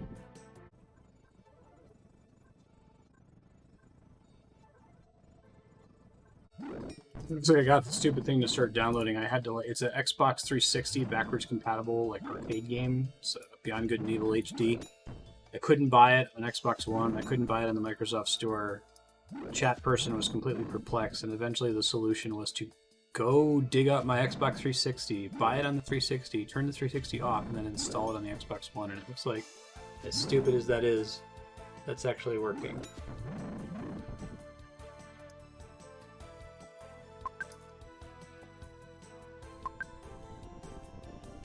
I've got these 2 clue scrolls on the ground. Well, let's go for 3.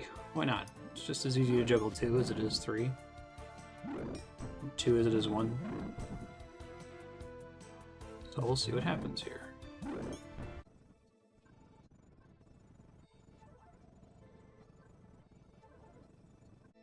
Okay, I'm at the natural point where I'm out of prayer, which is cool. So now is as good a time as any to take these clue scrolls in.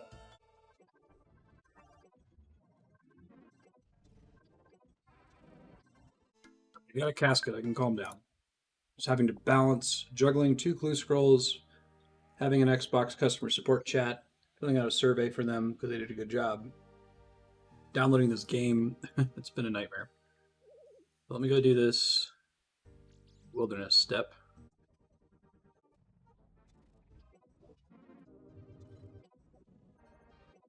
Two caskets again. Let's see what we get.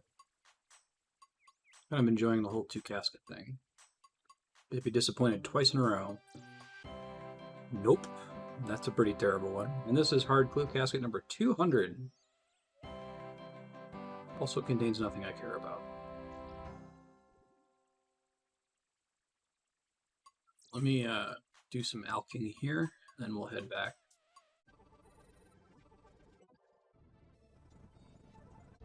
Just got a 3rd clue scroll. These Kurasks are not fucking around with these scroll drops, man. What am I at? From what I've tracked, it's 13 clue scrolls and 923 pills.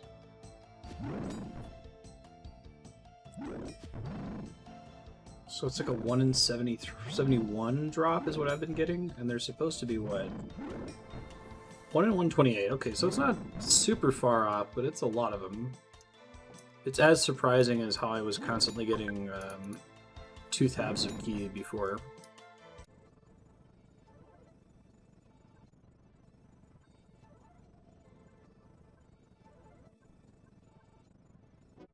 Alright, task complete. Let's go see what the next one is. If I want to go super hard on flax, I could probably get a lot of crafting XP from what I've got banked. Actually curious, what does it say I've got here? 8925.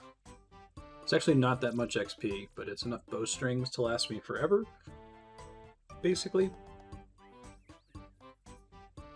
Worry about that some other time.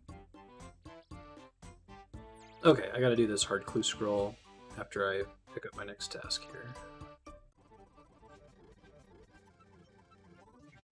Cave horrors, no thank you.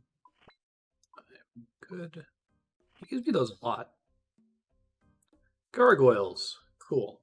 So yeah, I think I'll do 25 grotesque guardians and the rest of it regular gargoyles. I'm feeling like I might be able to handle doing the boss first instead of at the end of the task, so we'll see.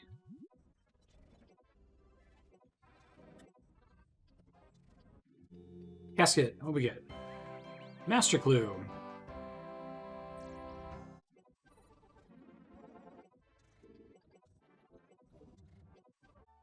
Hey, Angler Outfit. And off once again. Gotta withdraw it. Hey, it's this one. This is the one I was just talking about that I got a second dragon square shield. Now I can build the stash for it. Definitely want to do. This is the most annoying, one of the most annoying clue steps in the game. It is extremely long. Let me remind myself how to make one of these. I think I have to go buy another shield half from somewhere. Shop or something. Shield right half. Legend skill or myth skill for 750. always remember the Legends Guild code because it's the name of the laser that my wife works in, BLR. 750k for convenience of having something stashed, but it's fine.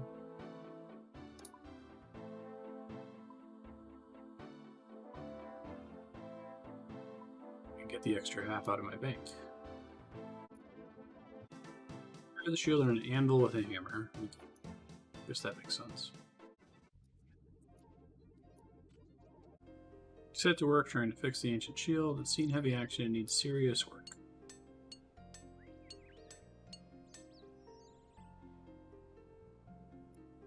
Restored it to its former glory. 75 smithing XP. It's comical. Okay. So then I need the split bark body. The boater out of the bank. Oh, do I have a whole split bark set? I guess now I won't be able to store it in the POH because I'm going to be putting it in the stash, but maybe I can farm the Chaos Fanatic later to get another one. I'd like to get up to 50 KC with him anyway. Alright, so if I want to do this, I need a hammer saw. I need 2 mahogany planks, 10 nails. I'll need a gold leaf, which I'll go buy here in a second. I grab my boater out of storage. Now I can just keep it in the stash and not worry about it.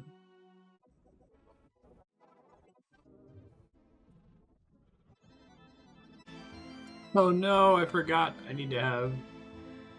I don't think I can make it. To be honest. I think it's such a long walk from my house that the buff would decay by the time I got here. So I need a total of a +2 buff. So I'd have to get here within 2 minutes. I'll give it a try after this. Pretty sure I'm not allowed to carry tea outside of the house.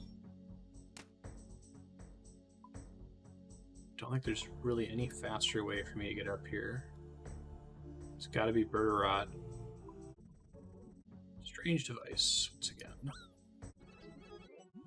I'd have to do a spicy stew boost for this one. But even then, it's like if I screw up the boost, I have to run really far. Try again. Guess if I get blood tithe, I should have brought the noble outfit. Getting tithe is what makes this take so much time. One of the things that makes it take a long time. Don't think this is possible. Long ass animation. If I had preserve, I could probably make it, but haven't gotten far enough into Chambers of Zarek to get that yet. 58 seconds. Maybe if I don't get tied, I'll just barely make it, but I doubt it.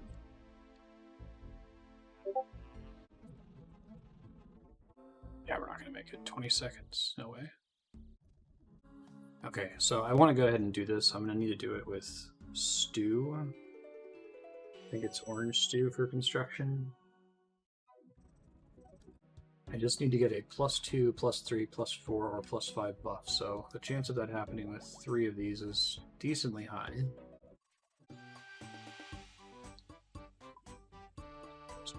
More chances. I should have brought the Super Restore Potion, I completely forgot. Means I can't trivially clear. Watch me get a -5 construction. The vision. And see it happening. +4, that'll do it. Good enough. Stored. Wonderful. It's the only significant buff I got.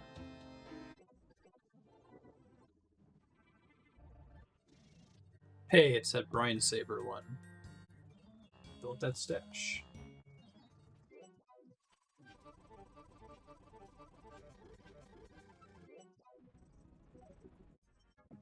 I'd like to go to the high-risk world, but it doesn't make sense anymore, so I will not. This is one of the most complex emote clue steps in terms of number of items it includes. Oh, I should have brought a anti-dragon shield. Oops. I think I'll survive.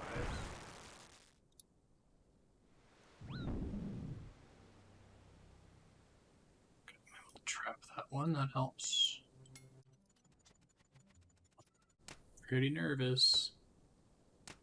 If I lose all this stuff, I will just buy it back on the Grand Exchange. Just a matter of being able to buy stuff that I lose in the wilderness. I haven't pulled the trigger on that yet. I came pretty close with those dragon bones I picked up the one time, but I ended up giving them away. Come on. There you go. Just gotta restash everything and then I feel safe again. I guess if I got attacked, I could probably stash it before I got in trouble. Got the casket from that, so just gotta make it to safety now. Gray Elite Diary. I really hope I get a Mimic here. I end up going super dry in it, I can feel it. Alright, Master Casket. What do we get? Not a Mimic. Big stack of purple sweets. This is actually like the most boring...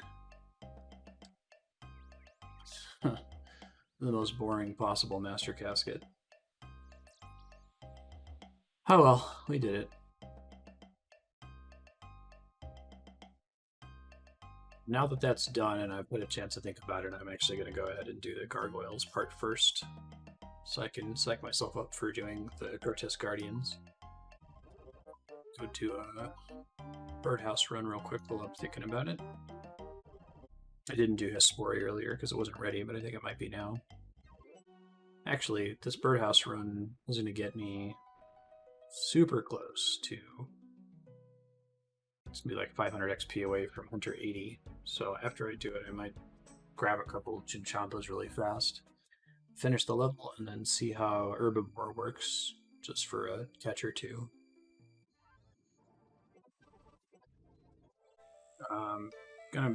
About to disconnect. I don't know if it's a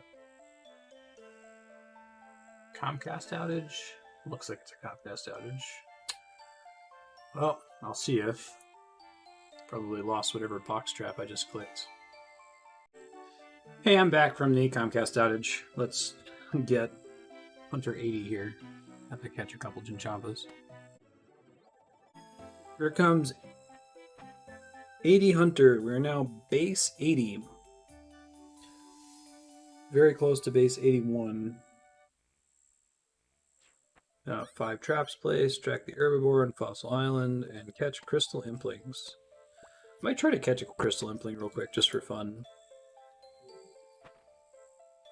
Take a short break from Slayer. Get a butterfly net. I think I need an impling jar. Maybe? I don't remember how that works. I see them flying around pretty often. I'll just try to do a lap around the town really quick, but if I don't find one quickly, I do have some impling jars. If I don't find one on a quick lap, I'll Google where the spawn points are. The best way to hunt them is. There's one. That wasn't so bad. Catch a crystal impling.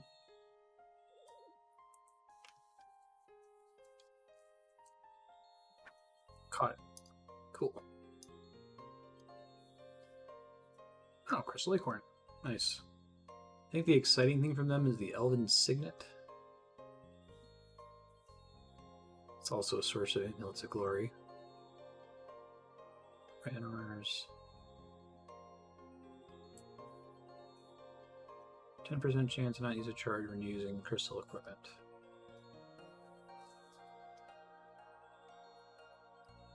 That would be nice for...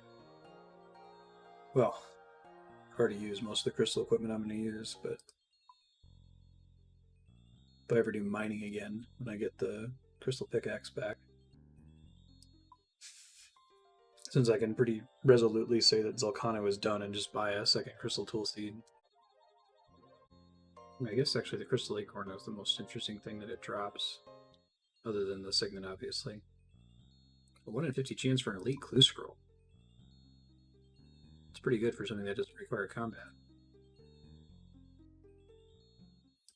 I'm just hopping a bunch to see if I could luck across another one.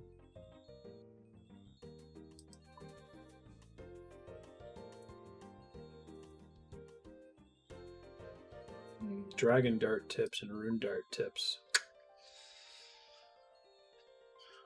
some point I might need to just make a habit of hunting for these, but I need to figure out what the most efficient way to do it is.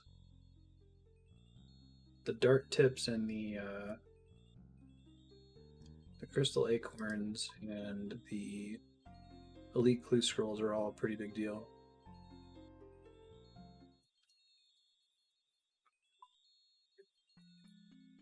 I haven't seen another one for multiple hops. I'm going to start running laps again. I just saw another player hopping. Yeah, I guess I have no idea how popular this is.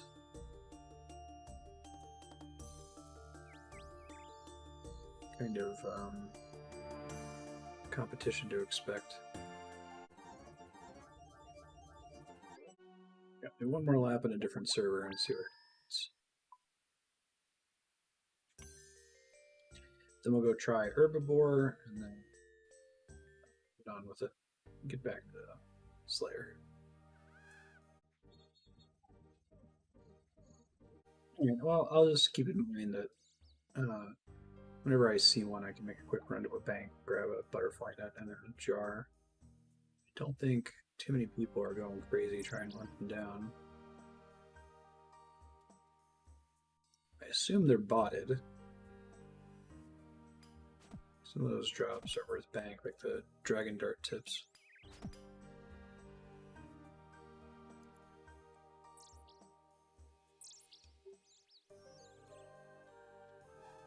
What do I need for Herbivore?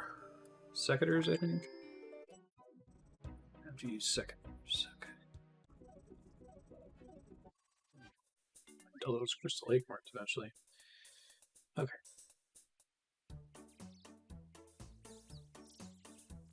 So I need Secateurs, Graceful Outfit, which I haven't worn in a really long time. Remember when that was all I wore for a really long time?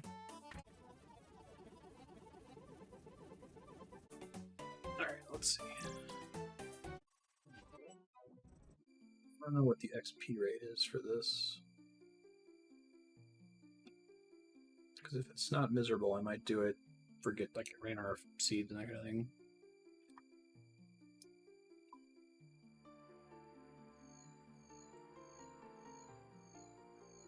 $18.99.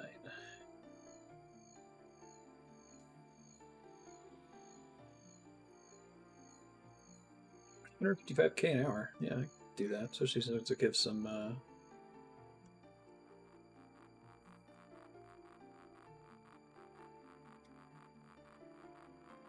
apparently it gives some Herblore XP as well.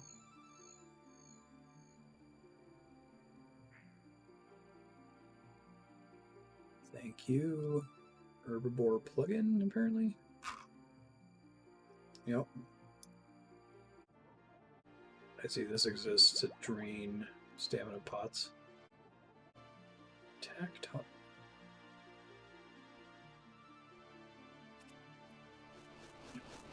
Harvest Herbivore.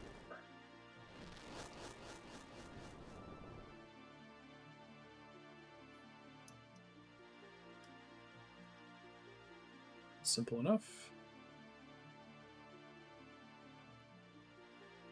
I'd end up doing this for real. I'll probably end up bringing just a bunch of full super energy potions. So I'm not using those otherwise. It's pretty easy though. End of AFK. Close it real quick just so I can see what to actually expect from the thing. Okay. It's pretty good.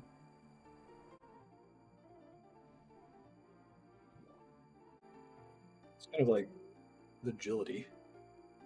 Somewhat randomized agility. I think it's completely safe. I don't think anything can attack me.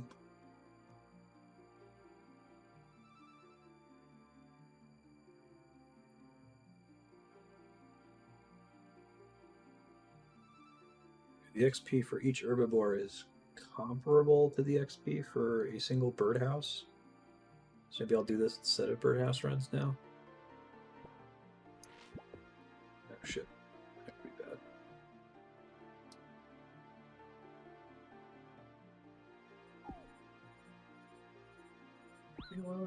touch you. I'm sorry. This is significantly less work than I thought it was, which is nice. I don't think herbivore kills are listed on the high scores. It'd still be nice to get at least 50. This plugin makes it super easy. Get some good fossils from this. I haven't finished doing the fossil grind. This might actually be worth doing as Slayer training, because you get lamps for turning in fossils, and my plan was to use all remaining lamps on Slayer until we get to 93. I don't really care about any other skill. Slayer is by far my slowest one. I feel less bad just sitting here doing herbivore if it can work for Slayer. So I'd like to be able to barehand crystal implings, that'd be nice. Also be able to catch dragon implings. Should try to figure out what the rate of fossils is. I don't even think you need staminas for this. Because of the herb sack, you could pretty much just do this indefinitely. Just bring a bunch of full super energies.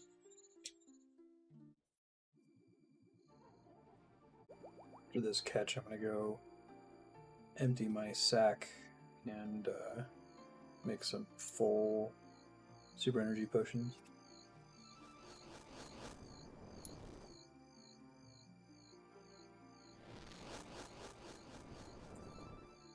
It's a very small amount of herb XP.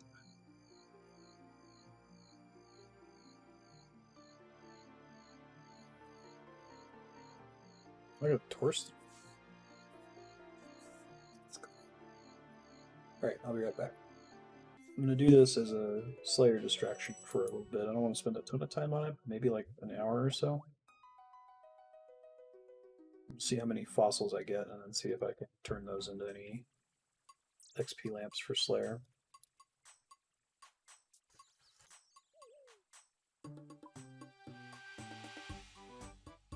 Could head over to the Grand Exchange really quick and try to make some space.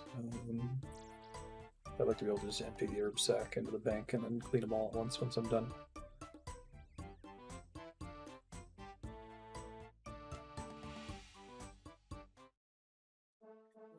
Okay, I don't need to keep talking over herbivore. Enjoy the fast forward. I guess I'll pop in if something crazy happens. I don't think I'm gonna get the pet or anything like that. Wouldn't that be nice? Okay, need to save a couple slots for like pneumolites and fossils. Cool, let's give this a try. I can also freely just teleport to my house to restore stuff, but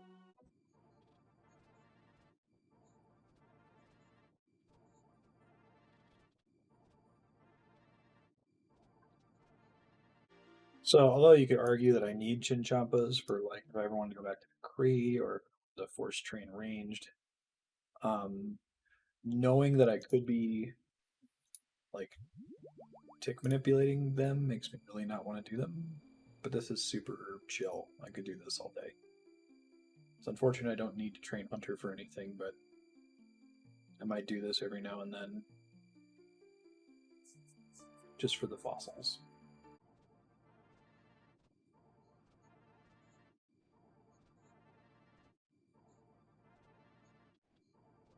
I'm going to go to 50 KC. It'll be my stopping point. Currently at 24.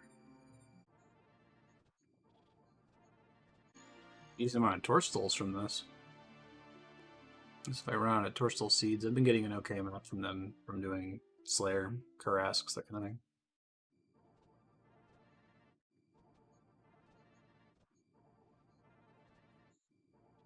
Turning back on Input Director so I can take screenshots with my main computer and post them in Discord. That's what that ripple thing is, if you were wondering.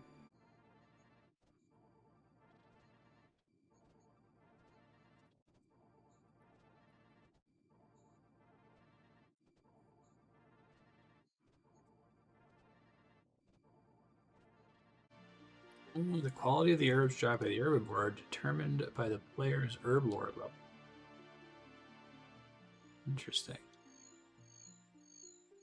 Too bad there's no toad flax from this. That would be nice. I need a passive source of toad flax. Got way more nests than I have flax right now. I guess I could probably start specifically trying to plant it so I could burn through my bank nests. Reason to wait to do more of this until I get Herblore to 90, which is my planned training stopping point for Chambers of Xeric. Shit, I accidentally clicked on the birdhouse. I'll go build back up after I finish this. Almost done.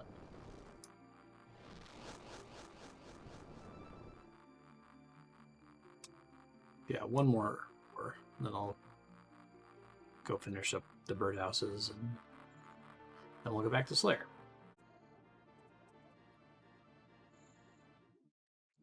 Got more than halfway to 81 Hunter just from checking out Herbivore, so that's pretty cool. It's kind of crazy having a skill that levels up this fast. I haven't been messing with skills in the 80 range in a really long time. I think the last time I did it was awful stuff like mining, fishing. Herbivore harvest count is 50. What a thing to do. All right. I would like to do a thing. Let me go store these fossils. I thought there were little like fossil locations around the island. But...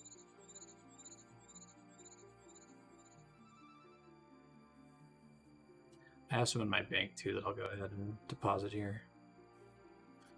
That's nice too, it didn't burn all my super energies. Clean these herbs at some point also. Fossils. I got a couple complete fossils here that I can go turn in for Herblore. Or by Herblore I mean Slayer XP. It's weird not using lamps on Herblore. And a group of smalls, okay. I remember I may have been close to finishing some of those. I haven't been in the museum in a while. Let's see. Get some Slayer XP. I feel like there's a ton of people down here in the History Museum. I don't remember that being a thing. Maybe I'm crazy.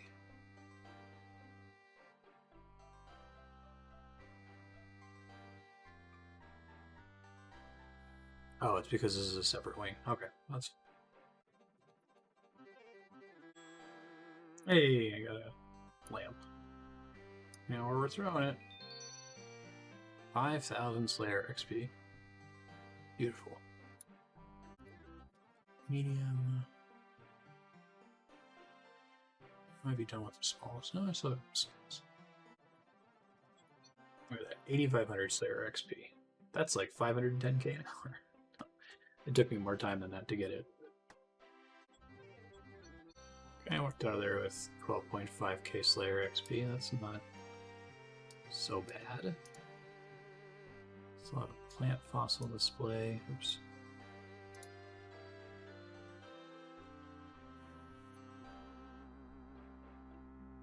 I can do a full plant fossil here. No, 5,000 for a plant. I guess it counts as a large. 17.5k Slayer XP. So yeah, this makes me feel inspired to do more Herbivore. For the Slayer XP, we'll pretend. I think I might be done with rare fossils. Unfortunately. Nice to be able to trade them.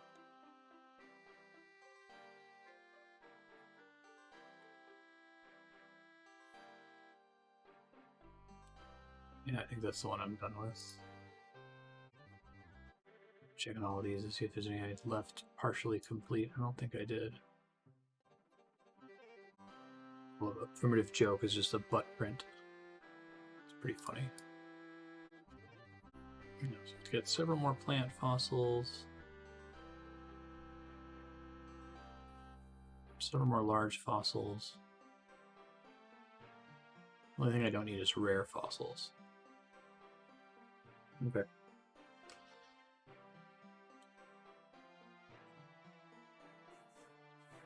Well, in that case, I'm going to take a quick break, and then we'll go do gargoyles. I'm going to do regular gargoyles down to there's 25 left, and then we'll go finish them off at the boss proper. Let me double check really quick what my gargoyles KC is. Veritas Guardians KC. I think it's more than 120. Just check my scores. So I want to end on a multiple of 25.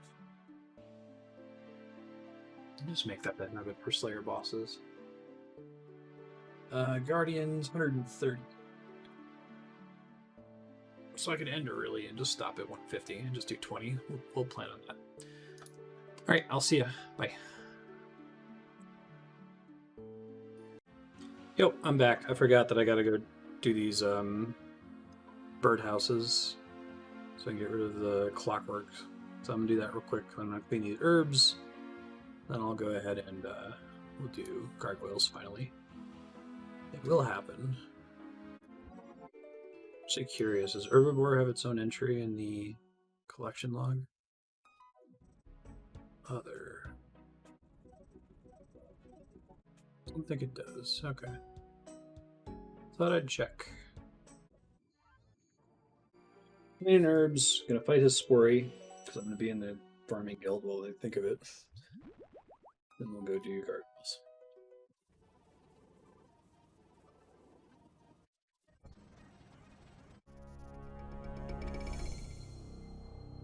Still no bucket. Did get a redwood tree seed. That's actually pretty good. So I only had a couple more saplings left. Oh, something I noticed while I was logged off there. I've gotten as much XP in the last week for farming, which I have not deliberately trained at all, just tapping certain nodes here and there. I've gotten more XP from farming than I have from Slayer in an entire week. And my week of play has been almost entirely Slayer focused. Slayer is pretty awful in terms of XP rates. Alright, when that's done, I can go do gargoyles now.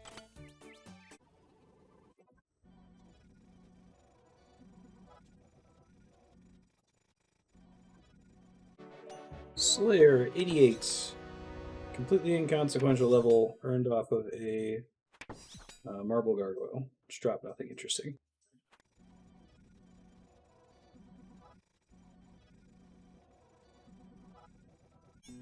Man, I just realized something awful. Remember how I borrowed that smoldering stone for the kloof step? Well, turns out that the smoldering stone is the same drop rate as the primordial, Pegasian, and eternal crystals. I did not realize that before. I thought it was more common. So, because the #1 priority is paying back drops, I'm not going to be able to equivalent exchange a smoldering stone if I get one as a native drop. I don't think I'll exchange any of the other crystals for a smoldering stone. I'll go ahead and use them. If I get a Pegasian or an Eternal, I'll do the necessary content to get the actual boots that they upgrade.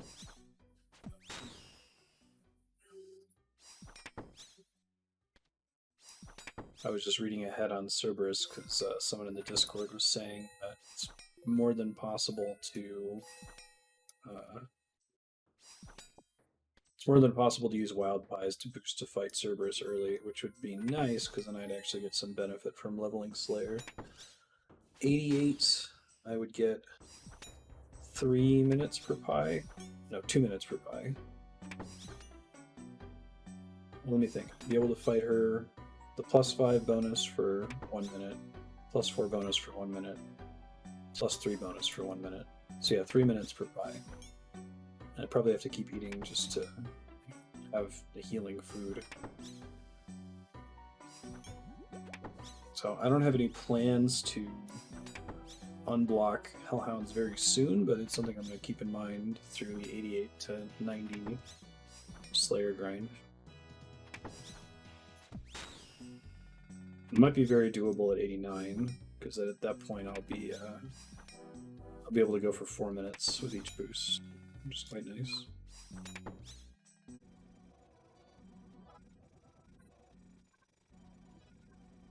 Oh, we got 2 prayer scrolls, or clue scrolls on the ground again.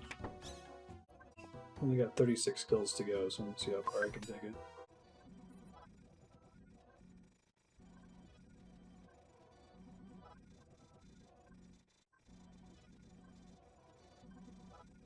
Alright, that leaves me with 20 kills to go. I'll do that on the Grotesque Guardians. I probably will not be providing commentary during that.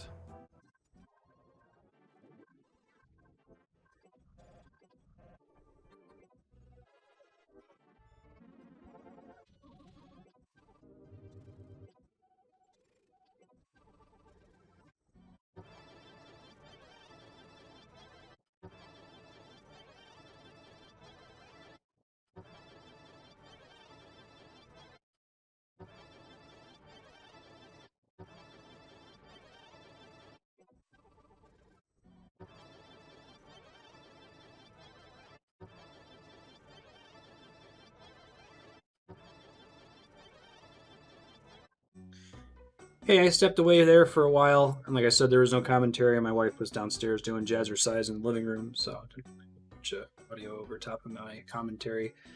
So things that have happened so far, we did a few kills, nothing interesting dropped from the Grotesque Guardians. I am really struggling to kill Dawn before she absorbs the healing orbs. I might just have to deal with it and eat the healing orbs myself. I think when the wiki says that you should be able to do that with a blowpipe and rune darts, they really mean you should be able to do that with a blowpipe and rune darts, provided that you have rigor, which I don't have. So maybe this will become easier whenever that stupid prayer scroll drops in Chambers of Xeric. Or I guess technically, well, no, I can't equivalent exchange the twisted bow that dropped for Clover for the rigor scroll because they have a different drop rate.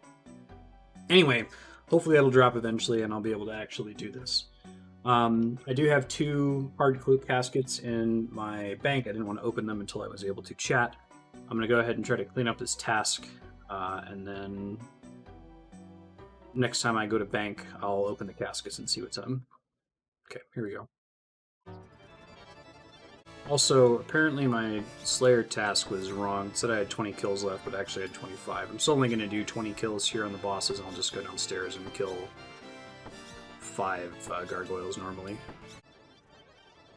Oh, also I've learned, I was confused about Dusk before. Somewhere I got the idea that this attack is a magic attack, and I was like, oh, he randomly switches between 3 styles. I should pray against the one that armor is weak against magic. I don't think he uses magic at all. He switches between a range attack and a melee attack. And I think what you're supposed to do is it's like Om. Like you're supposed to pray against whatever attack you just saw him use. So I think I can limit the amount of damage I'm taking. I can't believe it took me hundreds of kills to figure that out.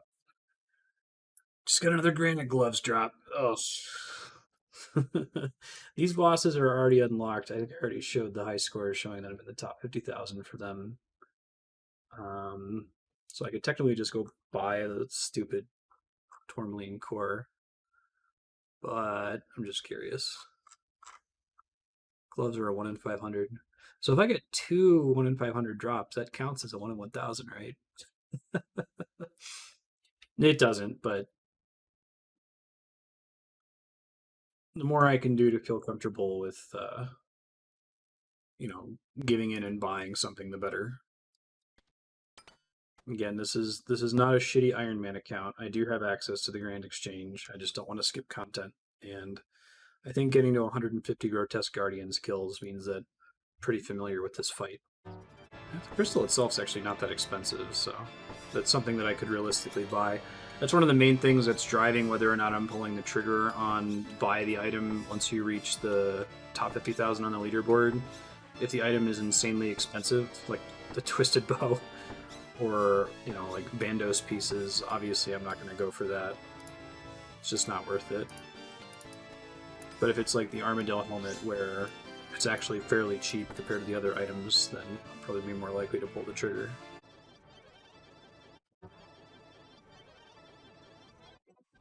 Here are those 2 hard caskets. We got nothing and nothing. Gotta make more super combat soon. I got the torsos for him. Also gotta cook my dark crab soon, but I'm gonna see if I can make it to the Korand Elite Diary, because it decreases the burn chance of the Sidious Kitchens. That would make it really likely that I'll hit 99 cooking from the dark crabs, and then I won't burn ever again. Which would be great.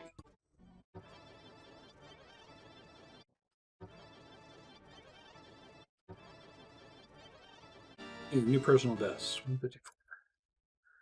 And some mushroom potatoes. I just need a prayer potion to drop now. Helps with my sustain. Range to 94. That'd help a bit here with pushing through that phase. It's often like a single tick of damage away from being able to kill her. There's very rarely times where she absorbs the healing balls and she's really far from being at 0 health, 10 health, whatever the threshold is. That trample effect is annoying. Sometimes happens where I feel like I didn't do anything wrong. I just clicked as he was moving at me, and my character moved under him. I got excited and dragged it home. Still cool. Neat drop. What's the drop rate on that one? We go on to 137. Okay. So actually rather common. It's my 3rd one. And I got 2 gloves. Ooh. Yeah, I'm just gonna go ahead and say that I'm almost certainly gonna cash in my top 50,000 thing. I'll report what my ranking is. Before I started doing this, I was at rank 35,000, so well within the 50,000 limit. Almost certainly just buy the crystal. 500 of these kills doesn't sound terribly exciting for the reward. I feel like I've tapped it out.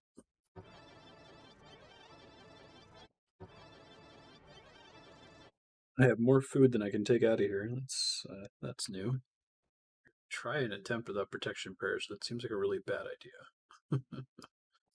I only need to get 3 more kills after I bank here.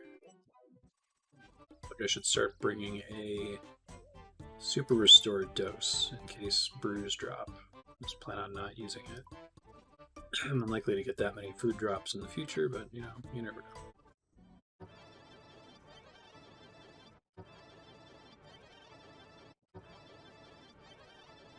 Okay, that is 150 KC. I feel pretty good about Grotesque Guardians. Slayer XP is actually not too bad since they made them a little easier.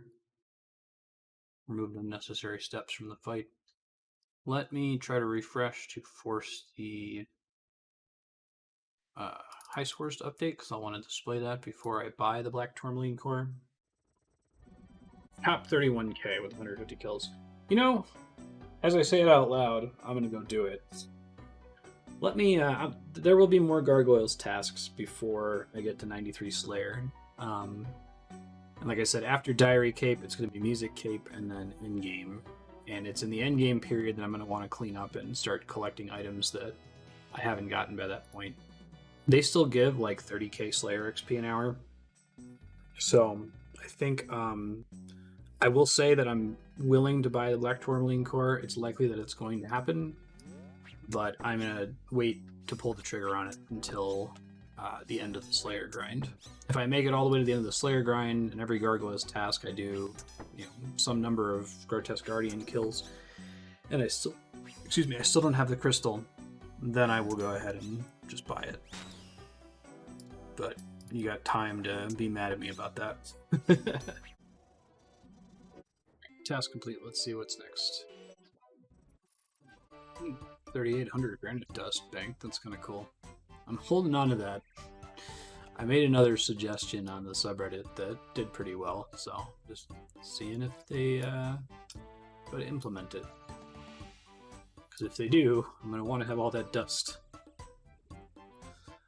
We'll see. I'll probably pull the trigger and just burn through that dust at some point towards the end of Slayer. If I ever get to a point where I have just as many cannonballs as I have dust, I'll probably burn them on my last remaining dusts. Alright. Next Slayer task. Oof, Kree.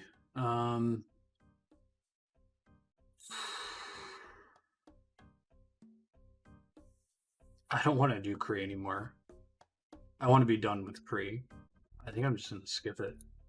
It feels bad to skip a boss task, but Cal fight, I can cannon. Or okay XP that way. I cannot get a Kraken task for the life of me.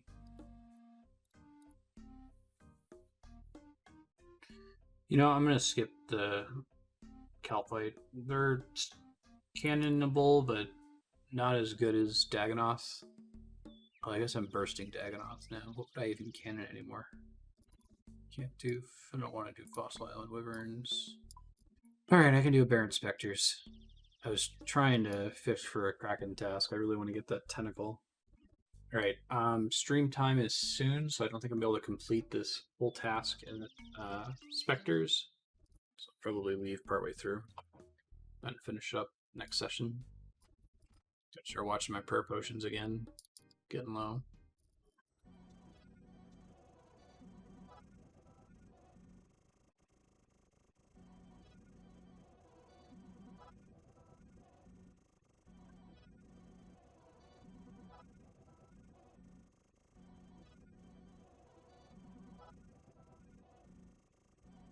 Yeah, another Mystic Robe bottom. It's always fun.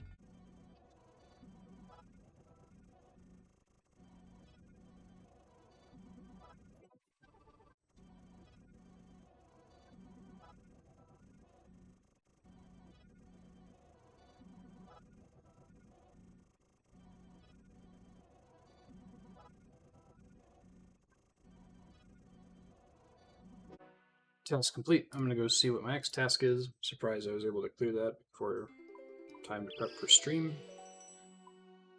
And then I'm going to sign off. At bank. Super close to 93 mage. Would be nice. It's too late if I click off of him. Okay. I guess it's Cesar in the morning. I'll burst him. I will do one more Jad before finishing Slayer, but it seems like that task is common enough that I don't need to like fish for it. Probably, we'll see how many death runes I got today. Not many. I'm probably going to have to do Barrows. So my plan right now, if I run out of death runes, is to do Barrows to top off. Hopefully get some cool drops along the way. I'll see you tomorrow, though. Bye. Hey, good morning. It's a new day. Do this Cesar task real quick. I use Slayer staff in my inventory. Whatever. Okay. Probably gonna run out of death runes really soon, but I think I should be able to do this task. Cesar, let's go.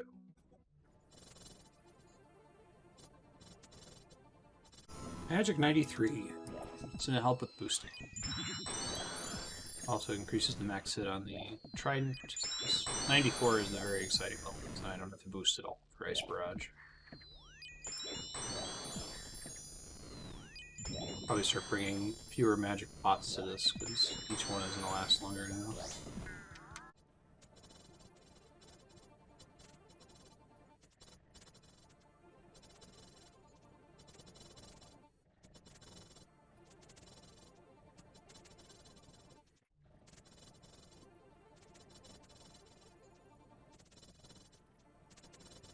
Task complete. It's not so bad. 50k an hour. Not particularly good at it. Death runes, I definitely use half of my stock there, so I think a Barrows diversion is coming up soon. Wouldn't it be nice if I got a Barrows task? My understanding is that those are like insanely rare. Combat 122 with all those level ups. Alright, what's next? I'm gonna burn through all these heads soon. Fossil Island Wyverns. Skipped them earlier.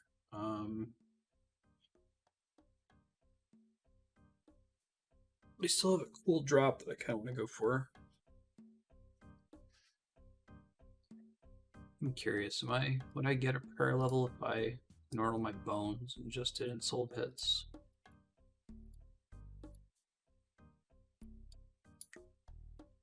Yes, I would. And it would save me bank space, especially for some of the ones I don't plan on doing soon.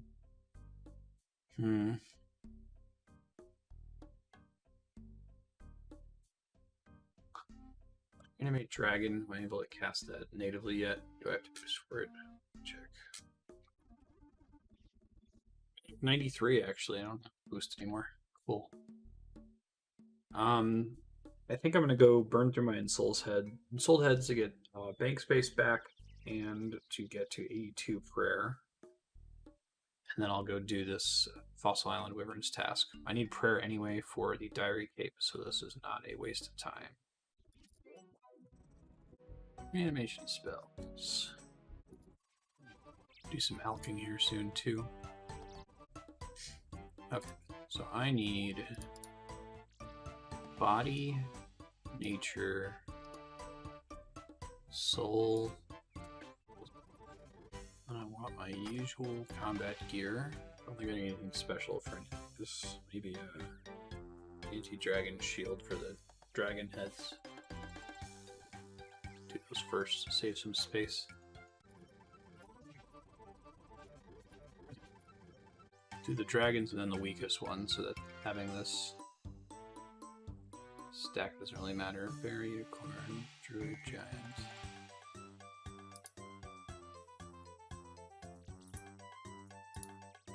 And I'll switch the Dragon Defender after this first group here. Got a really good chunk of prayer XP from Bone Crusher. It's been paying off lately. Should have brought a Zamrak Halsta for this. That's okay.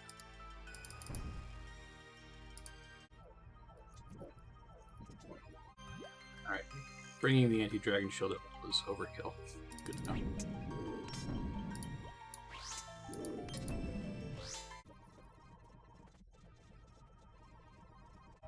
The math just now, I think I've got about 50k per XP from the Bone Crusher. Just looking at Crystal Math Labs. Since getting 81, I should say.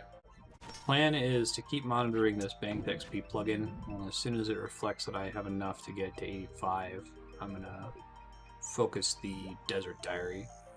So I've done the hard part of the Desert Diary, I just have to train fletching, prayer, and thieving. But there's no reason for me to work on it until Slayer produces enough bones for me to get 85. Which might be later than I think. I think these last couple levels are going to be really slow, regardless of how many dragon bones I get. I guess me blocking the worm task is not great for prayer XP, but it's just such a slow task. High attention because I have to keep running out to bank bones. A couple bosses that I've been fighting that drop stacks of dragon bones, so that might be a better way for me to get my hands on them.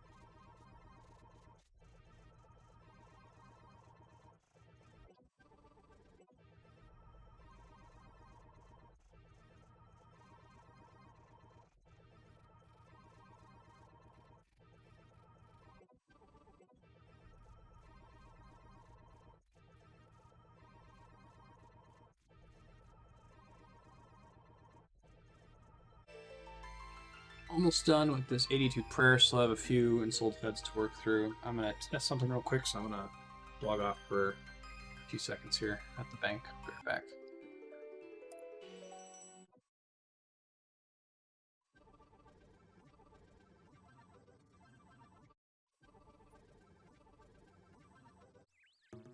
Well, I meant to stop recording during that, but I completely forgot. I'm messing around with resource packs. It doesn't look great trying to just get it to my stream color here, but I have some issues with being able to read text like this, particularly in the chat box. Might try to revert the chat box to its default color and leave most other stuff the same. So I have to find out what dialogue looks like when I talk to somebody.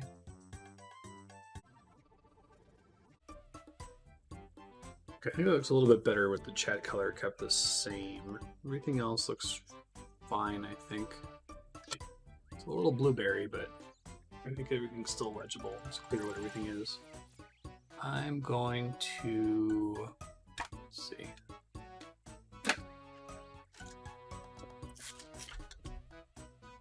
It also works out because yellow and teal and green and white are the text colors that I use with this background, and all of those look pretty good. The only one that looks bad is the red from the notification text. I should only really be seeing that down here. I guess red's also a valid color, red and gray. I'm going to try to make a quick adjustment to this new background file just to get the frame the right color. Hue saturation. Bank tab still looks really dark. This XP waste, I know.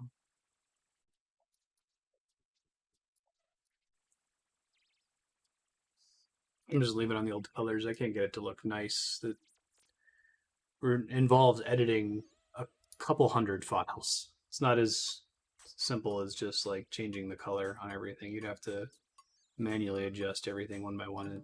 Too much work. I like the overlay being this blue, so I'll leave that alone, but the base look of the game I don't fuck with anymore. That means I need to interface, I think. Interface styles. 2010. Okay. Back to prayer. Sorry that was on screen. I thought I did stop recording, but nope.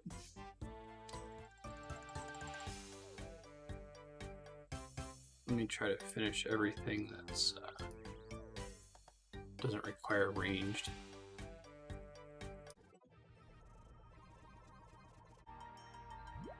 These Abyssal heads are pretty good. 1300 prayer XP.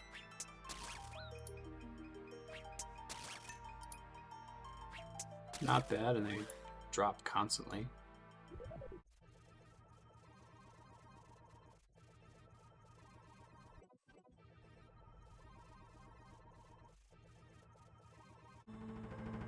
Prayer 82, first prayer level in a while.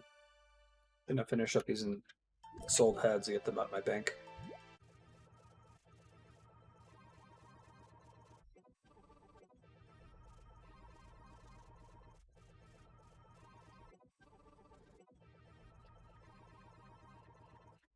Alright.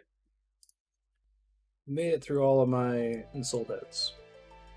Save bank space temporarily. I'm sure we'll get more before the grind is over. Fossil Island Wyverns, let's go.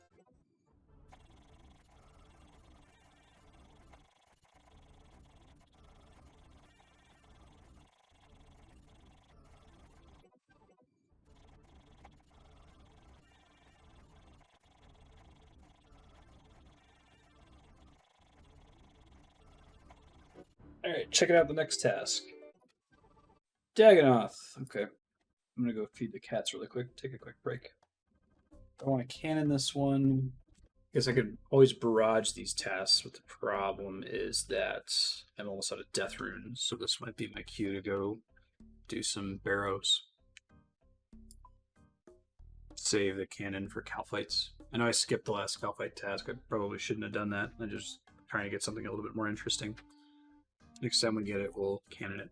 I'll be back. Before I go do barrows, I'm going to try to get 10 Zulrock kills just to see if I luck out and get a unique that I can trade for a Magic Fang. So there's a little Try to just make this a habit of doing 5 to 10 Zulra whenever I go do barrows for runes.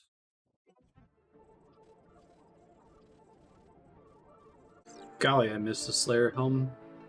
Made it so we could finish it before the rotation restarted. Alright, so I said I was going to do 10 kills. I'm actually going to just get up to 85. Get it to a clean multiple of 5. I gotta fletch some more rune darts real quick. Let me do that now.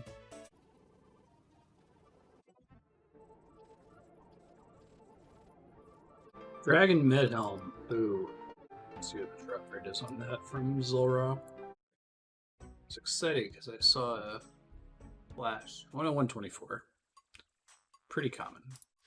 Or at least quite a bit less rare than the uniques. Getting better at this, I might be able to add more switches. I don't know how much of a difference they're going to make the kill time. Switch in boots. I guess boots are... Well, I guess boots and the Armadillo helm, maybe. We'll see. Next kill.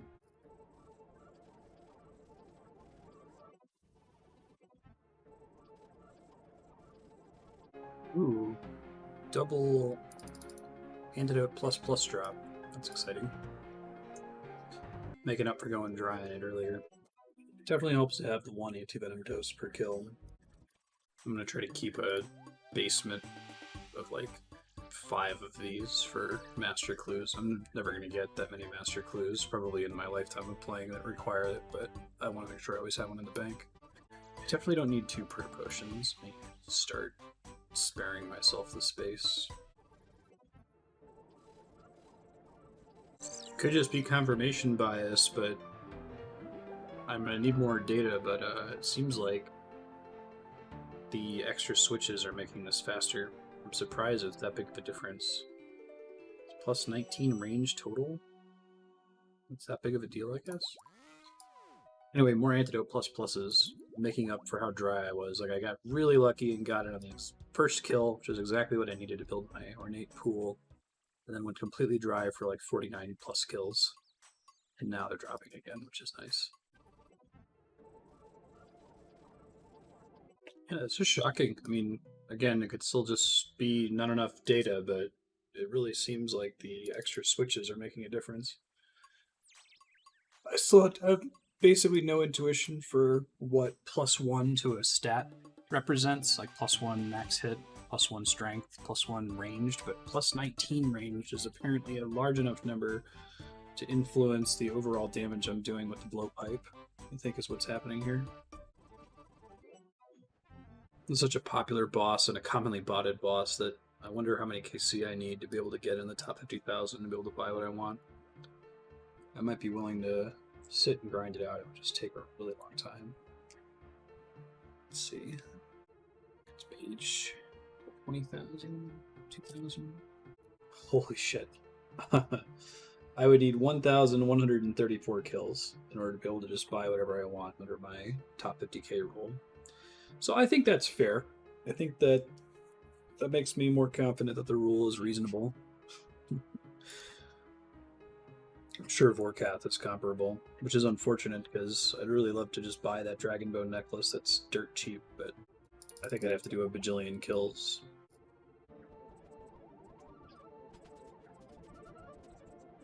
I hate when this happens. Sometimes you click on the melee form and it makes you run somewhere. It's like you misclick when the animation's happening or something. It's deeply frustrating.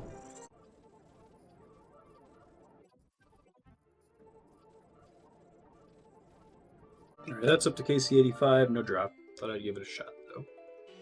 To get a bajillion chaos runes, which I think I also need for charging this staff. Okay, now I need to figure out what the hell I'm doing for barrows.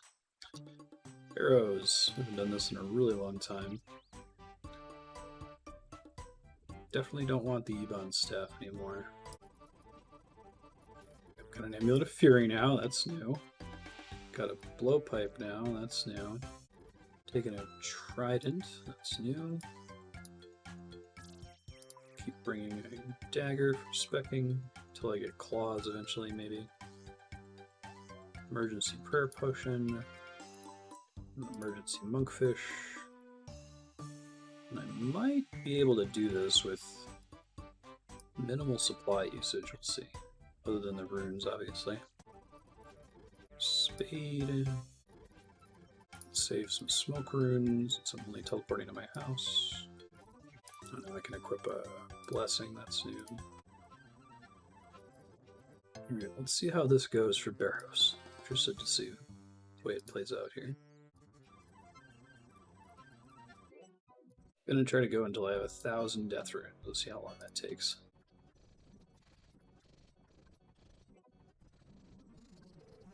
Well then, I got an item. I can trade that in for another item. They really like to give me arms pieces for whatever reason. Yeah, that's my third hood. Let me just confirm that really quick in the adventurer's log. Well, thank God for equivalent exchange. I don't know what I'm going to get with that yet. I think Torags is the next thing I want to go for because it's tanky. Carol's is supposed to be pretty good too. I need to have a better understanding of the use cases for each of the different bodies, so it's either going to be Carol's or Torags. Probably Carol's first, the top and the skirt. But anyway, that's cool. Go ahead and bank this for now. Figure out what I'm going to trade it for later. I probably need to get at least one more piece before I pull the trigger on which one I want. I think you take Carol's whenever you need magic defense, and you take Torags when you need physical defense.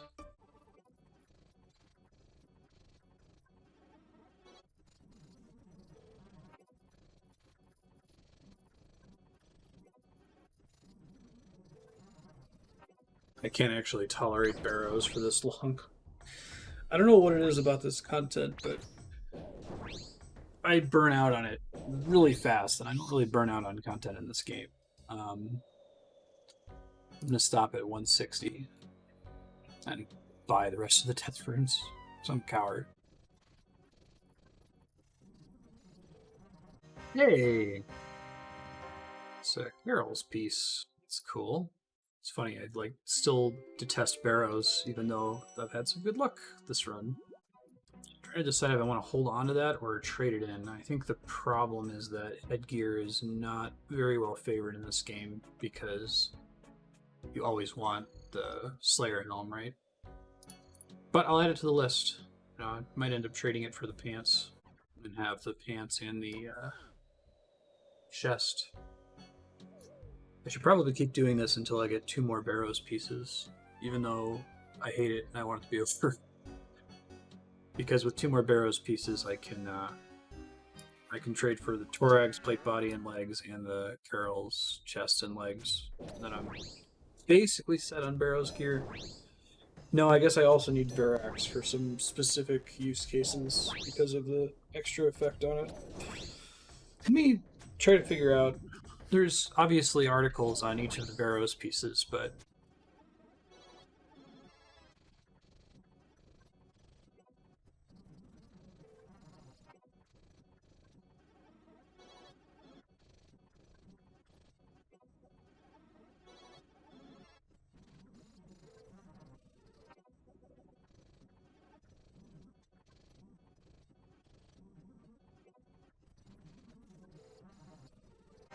$445 death runes. I got to 160 KC, but I'm gonna keep going for a bit. Try to get a couple more pieces, or at least 1 more piece. Okay, I did some discussion about barrows gear. Here's my understanding. It turns out Torags is kind of useless, pretty much across the board. Carol's would have been useful if I didn't already have the Armadillo set, but now that I have the Armadillo set, that's generally better. I guess there are some cases where Carol's is nice in melee content because it has no attack penalty for melee. However, the difference between Carol's and God D'hide is so minimal that God D'hide is fine and actually has the prayer bonus on top of Carol's. So Carol's isn't really worth going for either. That removes Carol's and Torags from the stuff that I'm looking for. Still discussing here in Discord. Yeah, okay. So we don't really need Carol's anymore. Don't need Torags. Verak, we want Verak's skirt. I guess that's like the best. It remains good in melee for a really long time because the prayer bonus is so high, like I was saying earlier. So I'm definitely going to exchange one of these two pieces I just got for a Verak skirt, probably the extra arms hood. After that, I only care about full set bonuses. The individual pieces aren't terribly important. The only other piece that's potentially useful on its own is Verak's helm, which I guess is useful in the Inferno if I don't have full Justiciar. So I might consider doing Verak's skirt, Verak's helm with the two pieces I have on me right now, the Carol's headgear and the extra arms headgear. After that, since I'd already have two pieces of Verak's, it would be worth finishing the Verak set. The reason being for wilderness bosses like Callisto, I am eventually going to want to get to 50 KC on all of those bosses. And I guess having those set bonuses help a lot with both of those bosses, Vedion and Callisto. After that, Guthans has some corner case applications. The healing effect is nice on things like Bandos for topping off on health without needing to bring additional supplies, but that's a little bit more corner case. There's not any content where you absolutely need Guthans. So, the plan is Verak's skirt, Verak's helm, complete Verak set, and then complete Guthan set in any order. That means that I need 2 more drops to finish Verak's set, with the extra pieces I already have, and then I think 4 more drops to finish Guthan set. I have to take a look at what I actually have in the bank in the collection log and in my equivalent and exchange document to see what I've got room for to trade.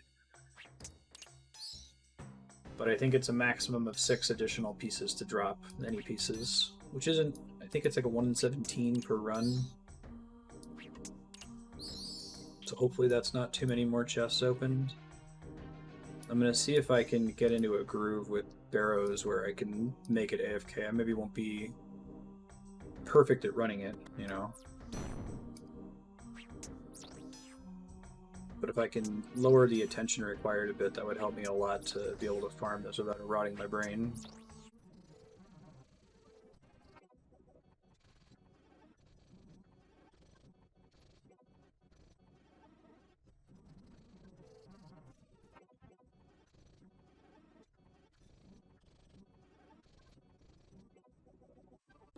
Oh, so I still have 2 pieces of Guthan. I don't think I realized that I had those banked. So really I only need 4 more drops. I need 2 more to finish out Verak's set, and then 2 more to finish off Guthan's set with equivalent exchange, and I never have to go to Barrows again.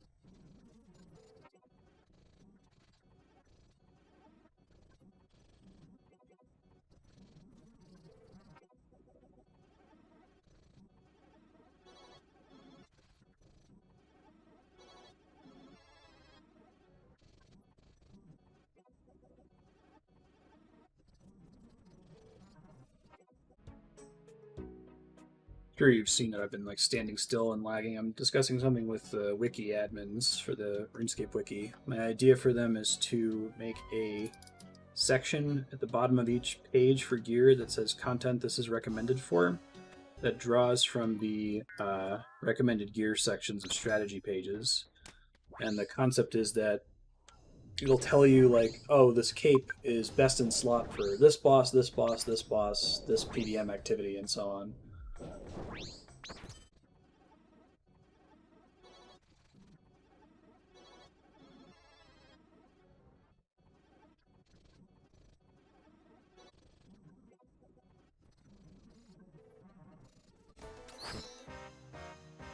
Hey, please scroll. Do that real quick. Need a break from talking with the wiki admins here.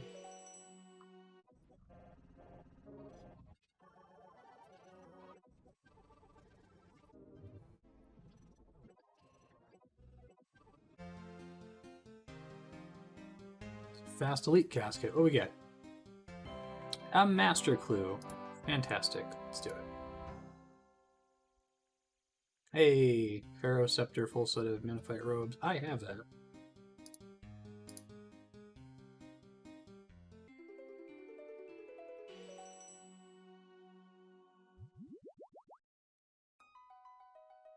Just deposited my money.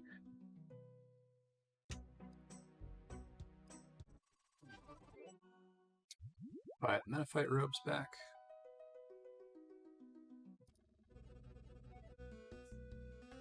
Go, full set of Manaphyte.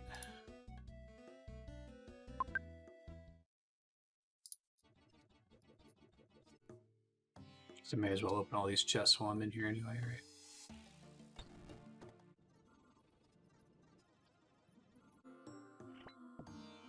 Alright, I got the Pharaoh Scepter step. It's pretty easy. I'm just looting everything while I'm in here, because you may as well, right? Alright, and that's everything. Go ahead and bank this gold stuff for charging the scepter later, maybe. I might toss it at some point.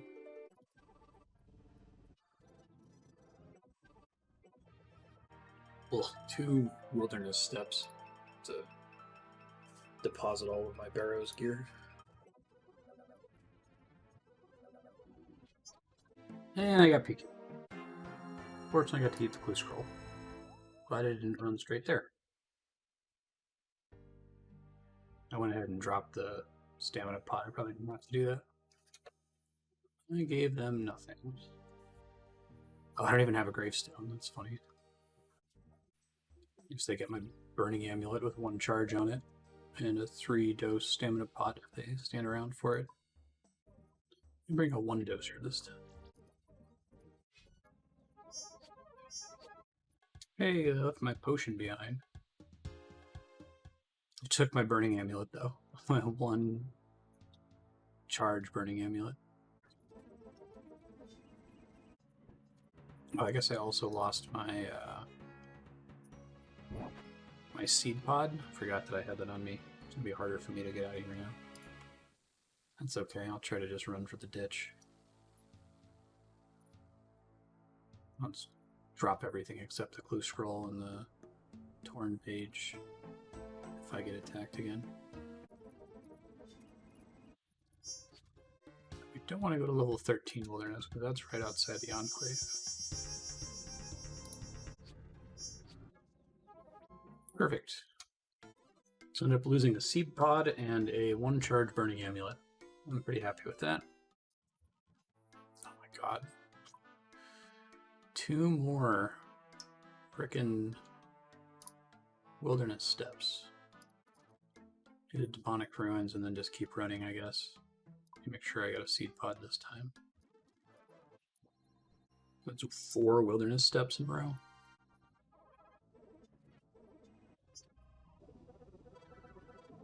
Sherlock. Fuck, I got the fire remains one again. Alright. Fortunately, I saved the silver key.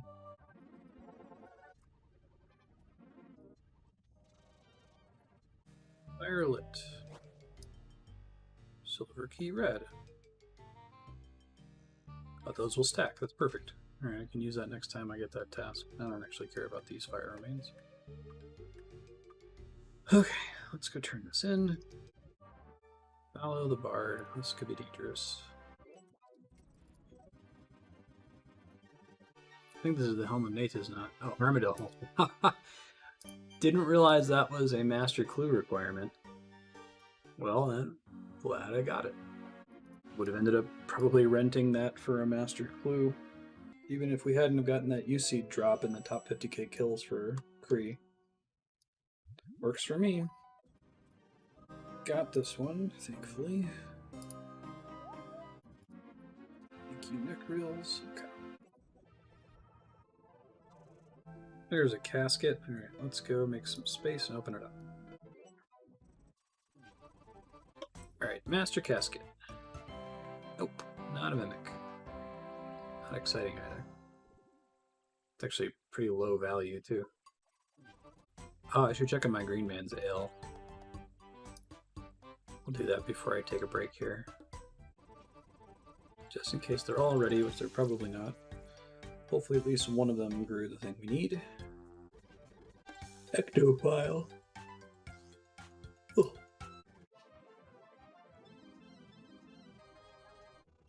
Changes the text if it's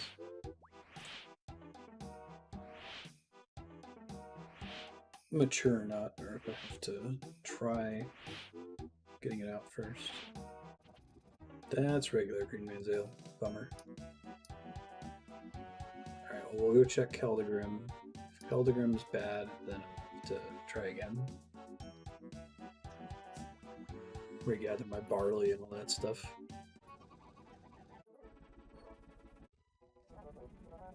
I think they're both wrong. Shoot. Don't want to do trouble brewing. I also can't bail out on this. This is a rental thing. Guess it means I'm glad that I rented it before instead of waiting 5 days for it to not work. Yep, that's just the regular type. Alright, I gotta figure out what I'm bringing then. It's 2 buckets of water, some money for the yeast, 4 Harlanders. If I do it one more time and neither of them are mature, I'll go do trouble brewing again. I just really don't want to.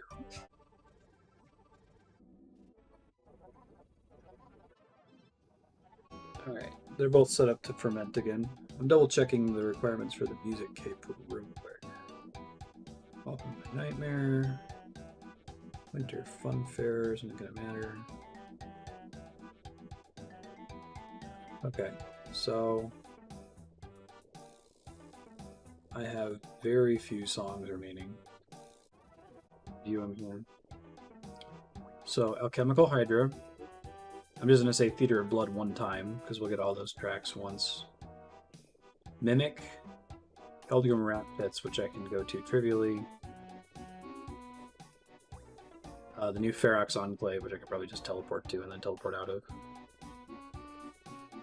Sorceress's Garden, those are like the only minigame I haven't done. The Gauntlet. Dondekin's Mine, I never actually went back in there after doing the quest, so I can do that at some point. The Inferno. Gotta try a game of Last Man Standing, or at least go to the lobby. Cerberus. Old School Museum. The Varrock Rat Pits.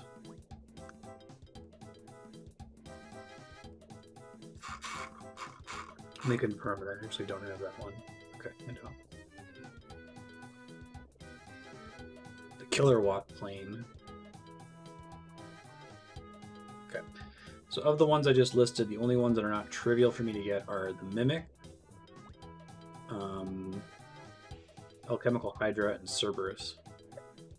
So once I have those 3, I should be able to get the rest of them. I think I can get everything from Fear of Blood by spectating. So I think that means I need to take Slayer to 95 for the music cape. I need to be 95 to actually be able to fight the Alchemical Hydra and get its song. I don't think you're allowed to walk into its room without the necessary Slayer level, although maybe you can, because I think you can walk into the Abyssal Sire's room without being able to fight it. Let me take a look, because that's a lot of extra work. I'm going to want to unlock the Alchemical Hydra eventually anyway, because I understand it's pretty good money. But I don't want to have to do it for the music cape. Try to do that real quick, and then I'm going to go take a short break. I got to do something kind of AFK day in order to edit a video, so rather than bursting Dagonwald, even though I went to all that trouble barrowsing to get death runes, I might just go cannon it. And then see what the next task is and try to fish for something pseudo AFK like specters or gargoyles. Now, let me see if it just lets me in the room. I'm also curious if it lets me in the Cerberus room, but I'm going to get access to Cerberus anyway. I can boost to fight Cerberus now if I wanted to with a Hellhound task. Assume the Hydra's aggro you, but I'm not sure. Okay, pray just in case. Yup, they sure do. The door is notorious for getting jammed. Hey, I was able to get alchemical attack. Okay. Cool. So really, at this point, it's just the Mimic. Everything else I can get right now if I wanted to. As soon as I get an Elite or Master Clue Casket that turns into the Mimic, I could unlock the Music Cape, which would be nice because then I get a Fellow the Bard teleport. So I might end up actually getting it before Diary Cape is done. Okie doke, I'll be back. See ya. Hey, I have a bunch of editing to do, so I'm going to go do something AFK. We're going to cannon those Dagonoth and then pray for another AFK task after that.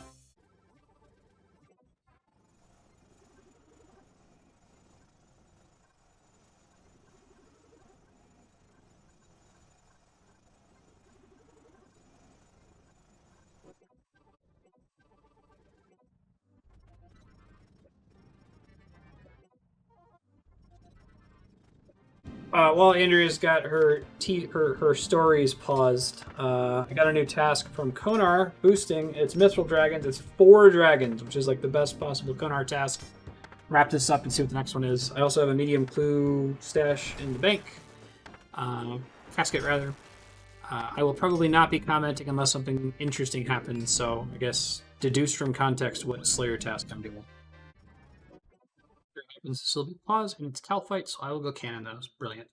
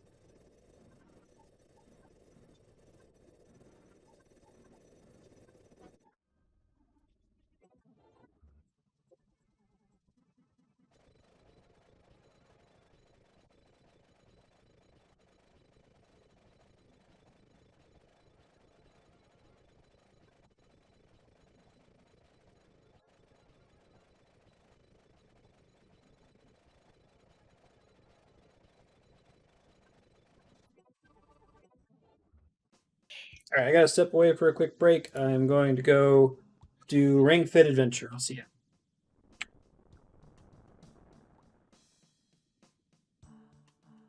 Hey, good morning. It's a new day. I'm gonna finish up this Basilisk Knight task.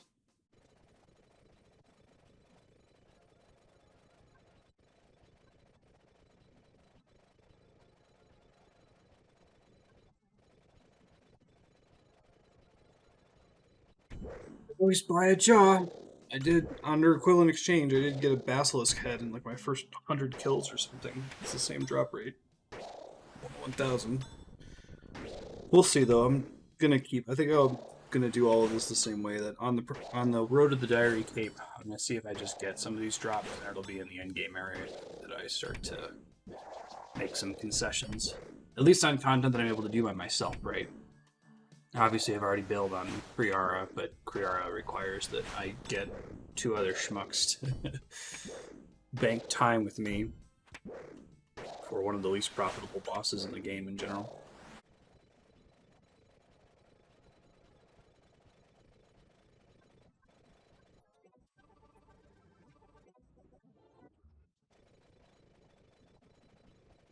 Shoot, I bring fire runes, so I can't talk.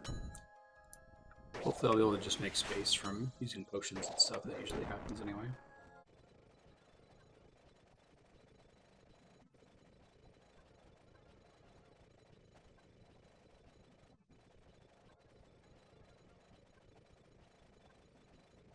Mystic hat. I saw a yellow thing and got excited.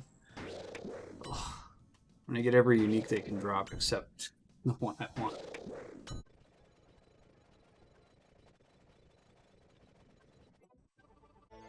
I having a big space problem already. I'm gonna roll over to the Grand Exchange really quick and see if I can sell some stuff to save space. I also have a bunch of alchables, so I can also alch some stuff. But I do have some things that are obvious, like pages I can sell. Oh, while I'm here, let me grab Virak's skirt because I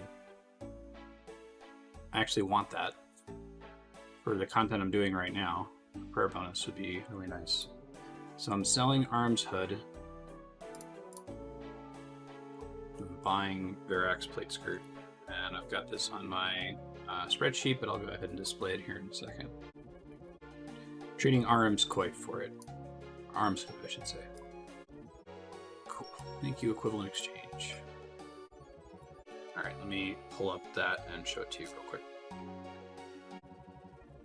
Okay, here it is. Virak's skirt for Arms Hood. Go ahead and say trade complete. Yes. And then Carol's Coif will go for Virak's helmet, but I'm going to wait to bother trading anything else until I actually get enough pieces to finish the set. So 2 more Barrows pieces. Otherwise, there's no point. Okay, so that's updated. I've got the skirt. Let me finish alching this stuff and go back and finish up the task.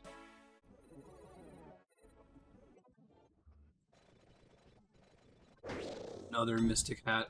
It hates me.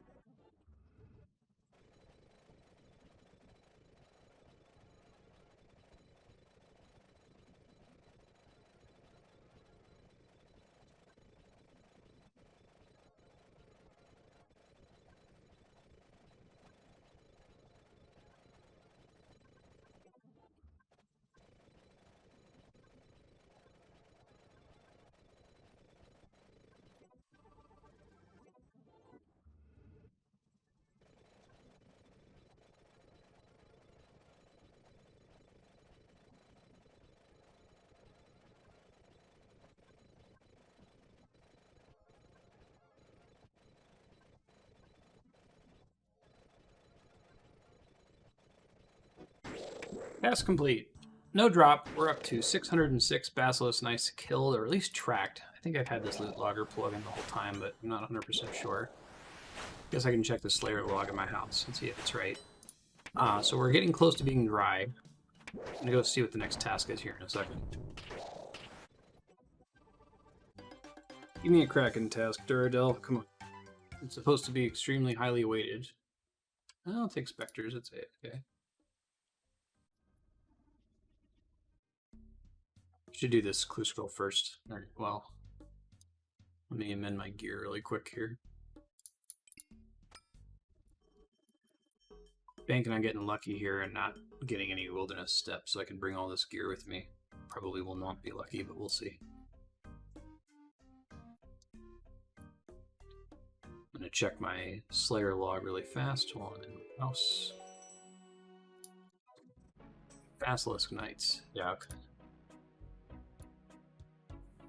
So I killed a few that didn't get logged. 41.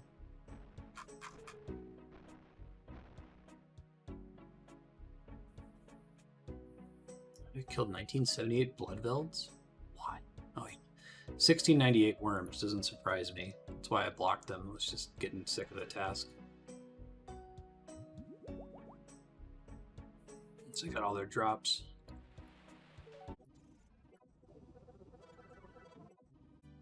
Oh, and we got a wilderness step. Fuck. And it's a dangerous one. Alright. Such is life.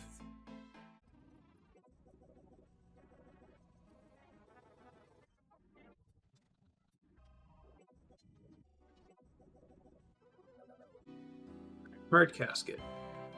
Nothing interesting. I'm gonna alch some stuff and then go do the Spectre's task.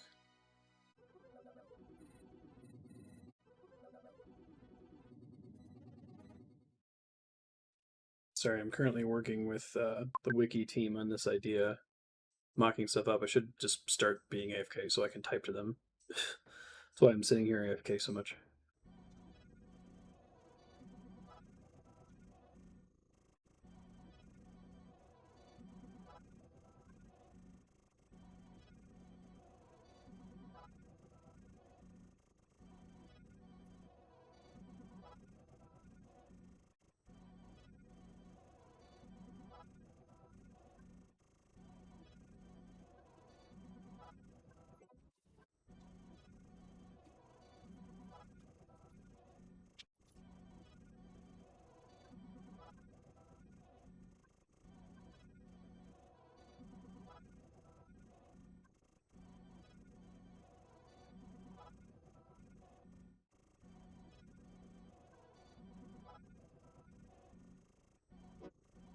Task complete, and I got a clue scroll on one of the enemies I was killing on my way out, so I'll go see what my next task is and check that out here in a second. I also need to empty out my herb sack. It is full of Paralanders and Terrapins. Hey, the Cave Kraken boss. I wish they would just given me Krakens, but yeah, I'll do 35 of them, that's fine. If they had given me Krakens, then I get like 200. Alright, I gotta gear up for that really quick. Well, let me do the clue scroll first. Be right back and grab my lunch.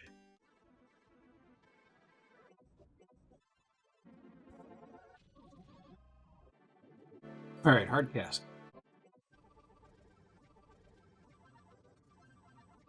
Okay, the wiki says to use Umidil, I guess because the Kraken's magic is so low that it doesn't matter, but yeah, it's a magic stat of 1. I'll give it a try. I might have to swap this back out to arms. I think the idea is that you need the magic defense.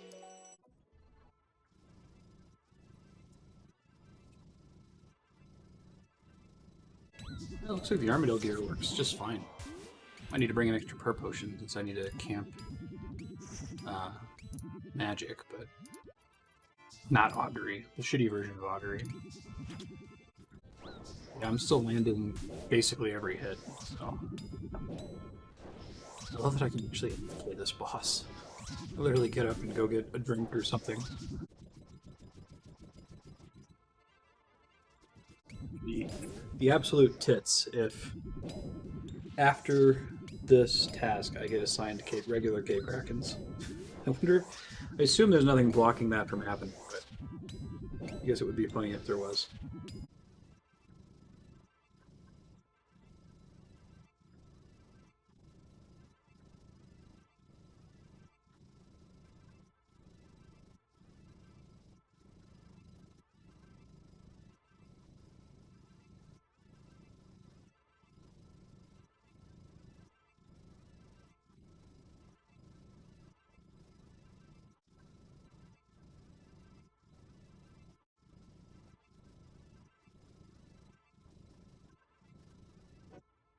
Task complete. Ran out of food at the end, but it was still incredibly doable. And we walked out with a hell of a profit. Even just from the Sandfew serums, like 140k versus the 25k it took to come in. Go see what the next task is. It would be wonderful if it was Cave Krakens. I would be so happy. 4 antidote plus 2. It's always good. On Cave Krakens. Oh, I love this game sometimes. I'm so excited I got a Kraken boss task followed immediately by just another Kraken task. That's really funny. Alright, bring a few prayer potions this time. I'll probably still have to leave early. And I'll burn some Dark Crab and stay in there a little longer. I think that's it, right? Oh, what a boss.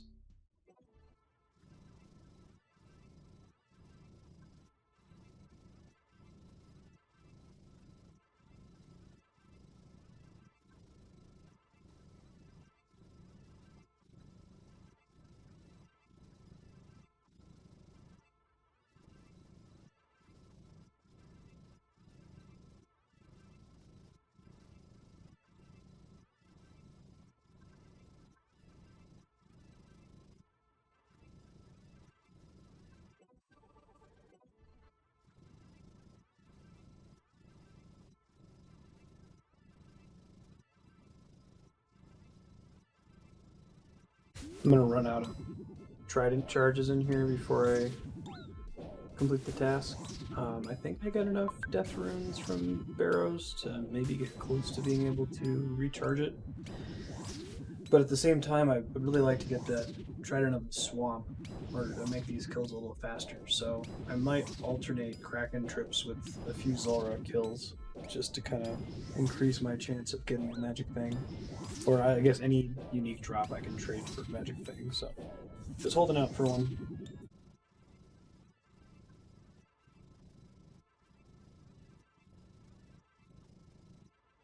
Trident charges, I'm going to try to recharge it real quick and then maybe do a few Zulrah kills. Can't stomach a ton of them, so just a few.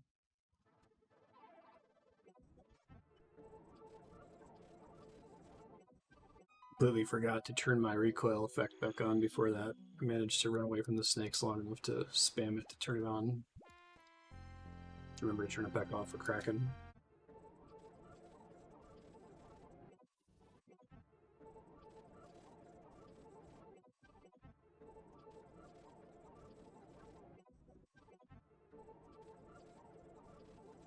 Holy shit.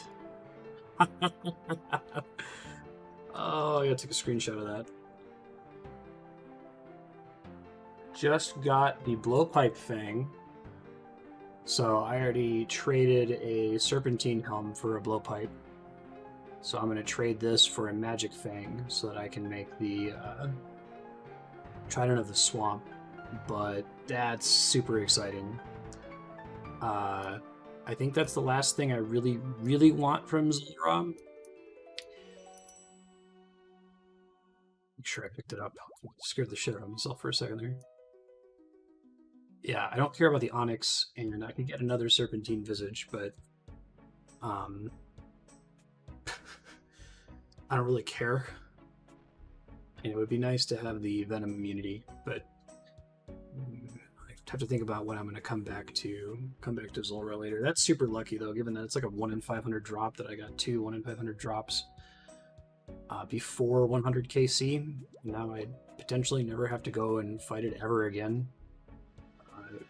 Could not have hoped for a better drop. Let me update the equivalent exchange document. We're just going to consider that Tanzanite Fang is my own drop.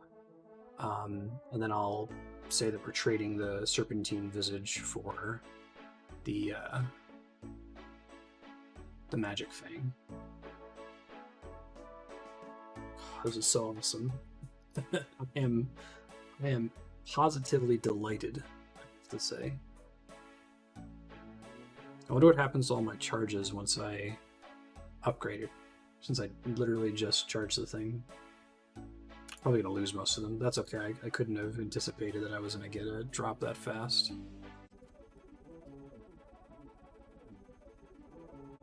Sell the Tanzanite Fang.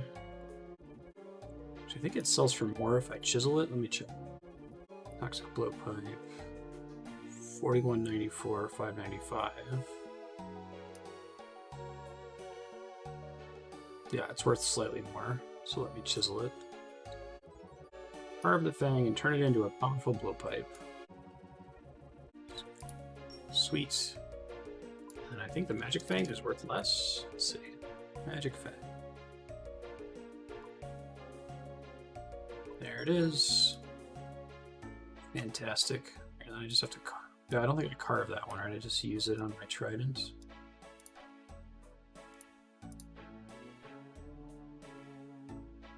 Craft the Fang into a charged trident. Okay, I think I lose the money, but I get the runes back if I uncharge it.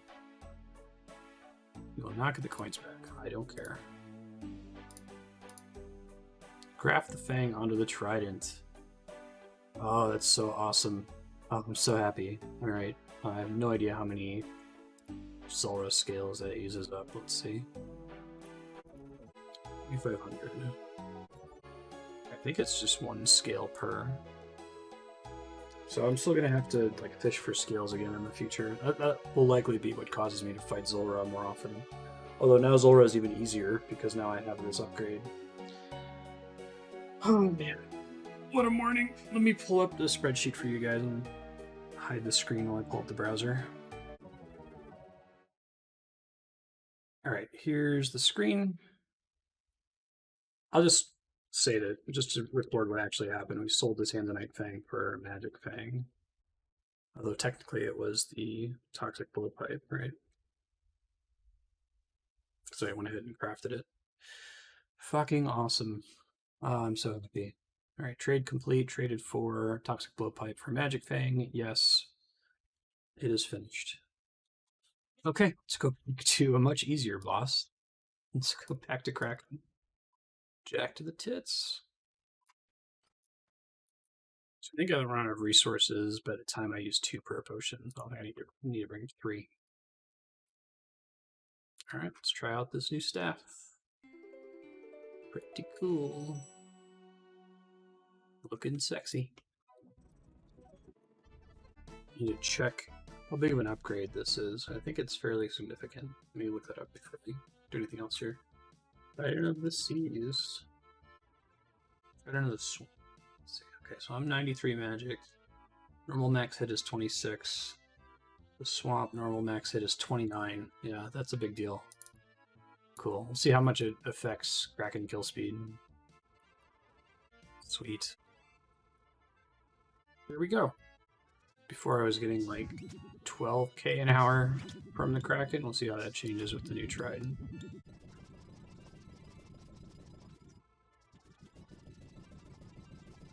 Holy shit, the Kraken would be poisoned? Oh, that's even better. I didn't realize that was a thing. So glad I decided to leave to do some Zulrah in between trips. I don't know if I would have inspired myself to go do Zulrah if it wasn't for this boss.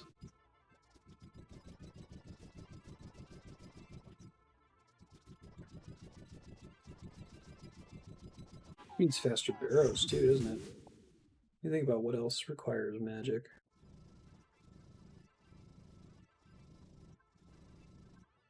Unblock Black Demons so I can make a Tormented Bracelet. I need to check what level crafting I need for that. Detonite Bracelet. Crafting 95. I would need to get 5 more crafting levels. Oof. I just hate Demonic Gorilla's tests, to be honest. They're very stressful.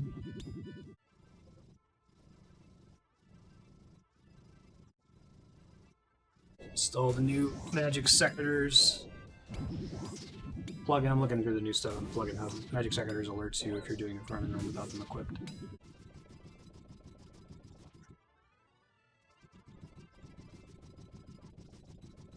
Dragonstone ring. Interesting. Unhighlight that because it is not an exciting drop, but I think it's somewhat rare. I'll double check the drop rate in a second. 1 in 120. I guess it's the same drop rate, amusingly, as a harpoon and a bucket, which I got 2 of back to back. 1 in 400 is the tentacle that we need. I'm probably going to keep doing Cave Krakens until that happens. It looks like Cave Kraken's definitely a block task, so I might be able to block them once I get the... We'll do this as a plan. If I get the tentacle to drop, then I will block Krakens and unblock Hellhounds and start doing wild pipe boosting for Cerberus whenever we get that task. I have to do Hellhounds at least until I get a unique drop, preferably the Smoldering Stone, because that's the one that I need to pay back for the Master Clue. But it's likely I'll have to do a shitload of Cerberus. I don't know that I want to keep Kraken blocked though, because I like how AFK this is, even though it's only like 14k Slayer XP per hour. And I've done my calculations assuming 20k an hour. It's still Slayer XP, it's still passive magic XP, and it looks like it's pretty good money too.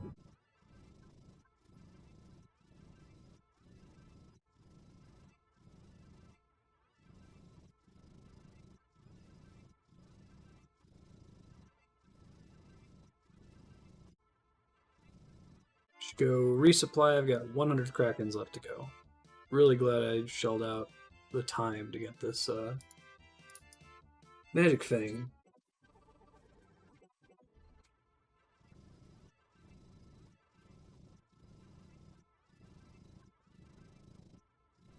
Second ruby, I want to say. Yeah, it's like a 1 in 1,000 drop. I know complaining about the red drop table is silly from a statistics perspective, but I don't know. It's interesting to think about. My wife's about to be in the living room doing some jazzercise, so I probably won't be able to come off except to announce a particularly hype drop like a full trident or, more importantly, tentacle. Nothing new. I've already been quiet for most of this. Just a heads up. I think I'll be at this for a while. It still takes a while per kill.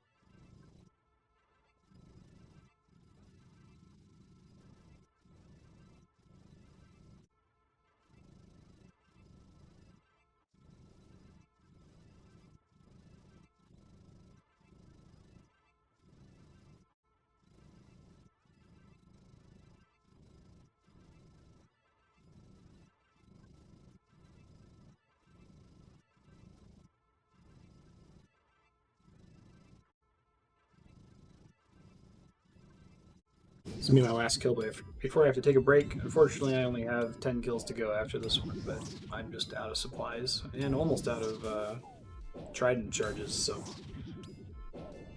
be able to compare my profit, I guess. Please don't let me die now. I'll be so stupid. I think the boss can, if the boss hits, it can technically hit for like 30 or something. Okay. Very good. I'm going to take a break, come back, probably won't have any commentary, and I'll finish those last 10 kills. And that was the episode. So yeah, we got some good drops there, learned a new boss. I think that things are going to get a little bit more exciting going forward. Obviously, the Slayer grind is slow, and very slow. And there's often not anything interesting to report. So we might still get a couple more skilling videos where very little happens and it's, you know, primarily fast forwarded. But hopefully we'll get a few more like this where there's a decent amount of bossing and drops to look forward to. Thanks again for watching. We'll keep up with the weekly schedule. I hope to have a video out no later than Monday or Tuesday in the worst case scenario, in case my rendering crashes overnight on Sunday. And we'll be doing leagues next year. And I'm going to think about compiling all of my screenshots into like a slideshow to kind of showcase what's happened with the group Ironman from beginning to end. Because I think not having actual video content isn't going to particularly matter to the way people consume RuneScape content. I think if I just show a series of screenshots and comment on them, I can kind of reveal what that journey has looked like so far. So maybe we'll get to that sometime next year. I'm not going to make any promises on that one. That might be something that I'm editing while I'm playing RuneScape 3 sometime in 2022 or 2023. But thanks for sticking with it, folks. We'll see you next week. Bye.